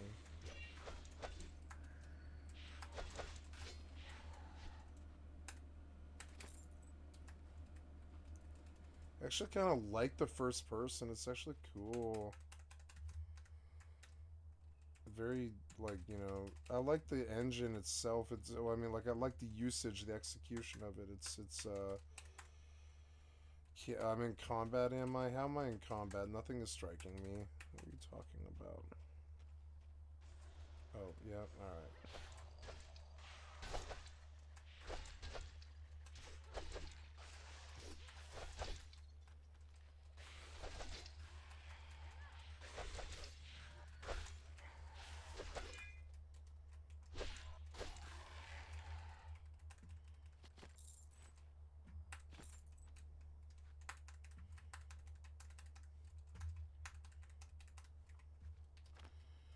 All of black powder. Oops, I'm trying to charge my headphones. I should go to bed. How long have I been at this? It's been 10 hours of recording. Yeah. I wanted to do a 14-hour session. I'm kind of tired, but it's 9:30. I'm trying to flip my schedule as much as I possibly can. Fresh zombie olfactory gland. That rusty sword +2. I kind of skipped a lot of that because I didn't. Well, I don't know. Like, I need to buy a spear. How am I in combat? There's nothing here. It's like, yeah, like the books. You can't take them. It's kind of odd. You can only read them, and there's many of them. It's odd. I think it's AI generating stories.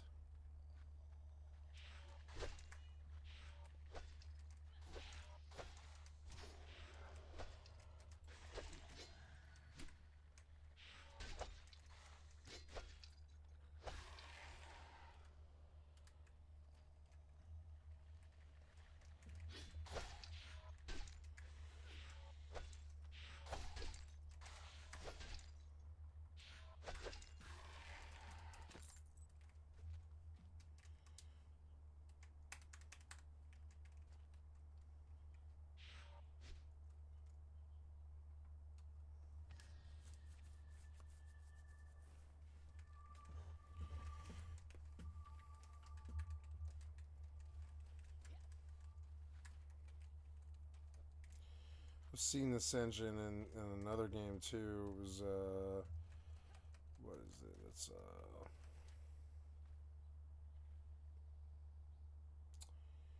Project Gorgon.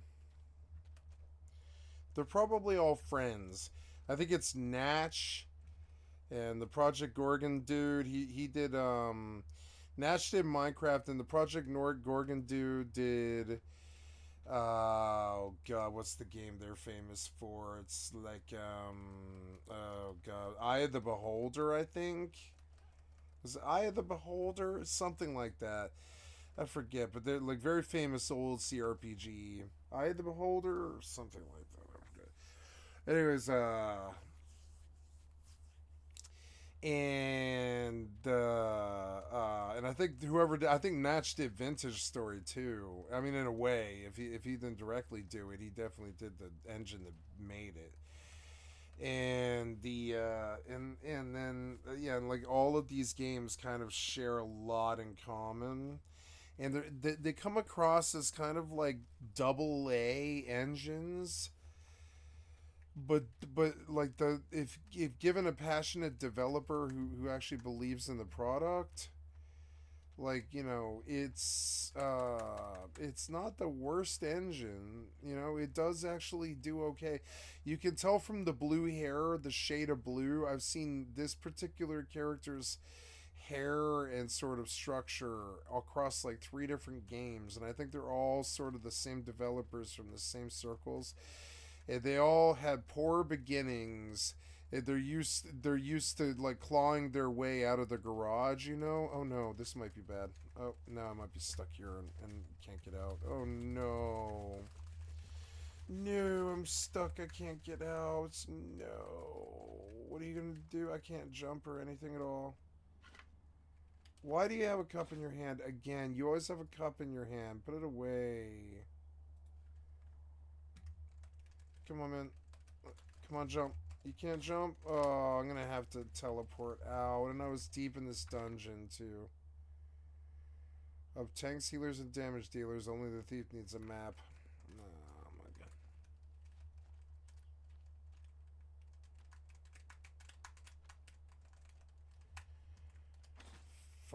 Fuck. Well, let's use the damn scroll and get out of here. I might have put it away. Oh, no. Oh no, did I put it away? I put the scroll home away. I am stuck. I am stuck. Is there an unstuck? Oh no. Let's see if there's a slash unstuck. I don't want to say it to universe. Mostly unstuck. Is there an unstuck? No. It's not doing it.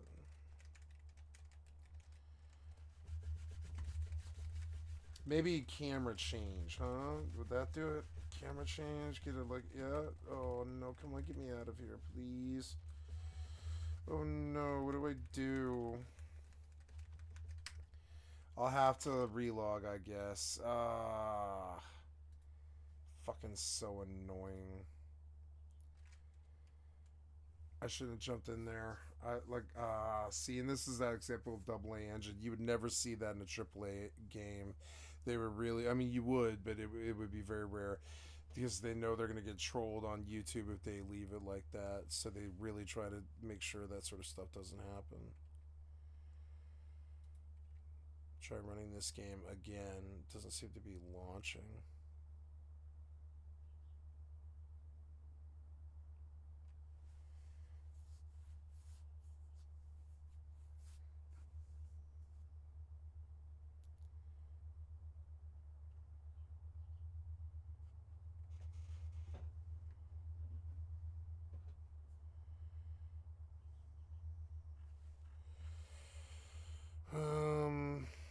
This is like what the hell, manage or whatever, I don't know. Properties, I want you to install files, I want you to verify the integrity. What the hell?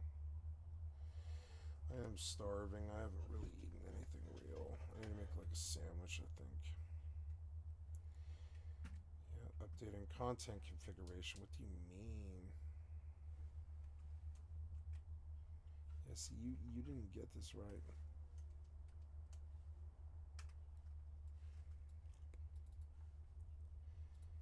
See, it looks, when you're not moving, the game actually looks pretty good. Because it's not a very good quality, it's a low quality level meal, low quality level casserole. If it was a high quality level casserole, it would be feeding me better. But of course, if we had a meal, that would be even better. But we'll get into all of that a bit better later on. For now, though, you can see I've got my nutrition. The Henrik is, I think, part of their crew. I don't know if they all know each other, but they're all influenced by Gothic and some of these older developers, and they're all, like Ultima Online. I'm influenced by all these people too, all of them. Now up to 28% and my food to 9%. And so this is one of the big ones, Worm, and I've never gotten around to it, but I might have the wherewithal now. I never liked the idea of Worm before. I was like, oh god, it's so fucking dirt molasses slow. So, that's good enough. There we go, I've eaten all the food. Greedy guts, mate. Yeah, did you verify or whatever? Camera, yeah, okay, well. Now let's move on. So I wanted to do that, and next we're going to take a look at binding the keys. Now, with binding the keys, it will make the game, the game's fantastic. The game is so much fun, but it's all about, making the little self-improvements in a game to suit your style. And one of the best things you can do, if you don't like right-clicking, some people do, you see, like you notice I don't mind right-clicking half the time and then left-clicking sub-menus, but a lot of people out there prefer to be able to just press a key and it does the action. Hence key bindings. Now they have under settings added a key binding. I can't get this game to launch. But first I'm going to show you the old I'm gonna go see if it's got a hung executable in the list. I'll go over showing you that, and I'm going to go over the commands, the common actions that I've used, and let's get started. So what we're doing is we're going to do something like, for example, the first one we will do is digging. So where is my, there we go, I'd hidden it. Okay, so there is my we're going to have some fun with leather working, because I tell you what, we are definitely going to sort this tool belt out to get a much better one that stretches over here. I don't want to be too optimistic, but I'm hoping to Oh, there's a launcher? Oh, it's a launcher. Anyway, let's not drift. Okay, so we're going to do dig. So first of all, okay, let's find a spot to demonstrate this. So where did the launcher go? I'm going to make Rainstorm so angry probably by digging up perfectly flattened lands, but hey, that's the risk that I've prepared to take. I'm sure she'll forgive me in the end. Okay, so let's go just here. Worm Unlimited is not, or Worm Online is not load. It's not loading the launcher correctly. Is what's going on. It's like loading a launcher, but it's not doing it right.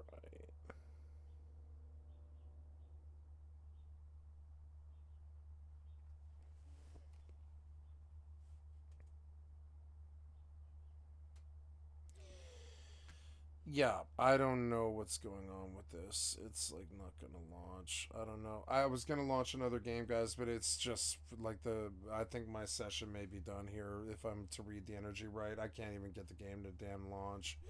So now I'm going to go to bed. This is about as far into the day as I can make it. Thank you so much for your time. You've been watching Skycat Live. This was a wonderful session. Got a lot done. Played some Fortnite. Got a win. Got a lot of money on EVE Online, got a lot of faction war, got in a fight and only lost one of my 2 ships. Got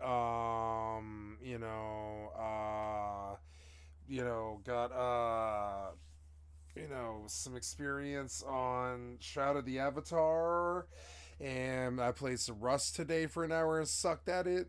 I don't know. I just, I really played a lot of games today, and I really did well and had a lot of fun and had a lot of, had a good time and stuff.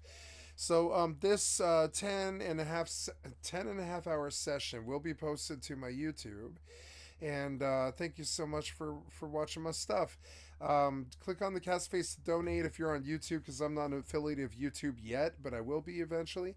And I am an affiliate of Twitch if you'd like to sub to me there or give me a follow. And thank you so much. Give me a like, sub, or a follow if you like what you saw here. And thank you so much for your time, guys. I'll see you later tonight. You have a wonderful Saturday midday. I'm going to bed. So on that note, see you later. Love you, bye.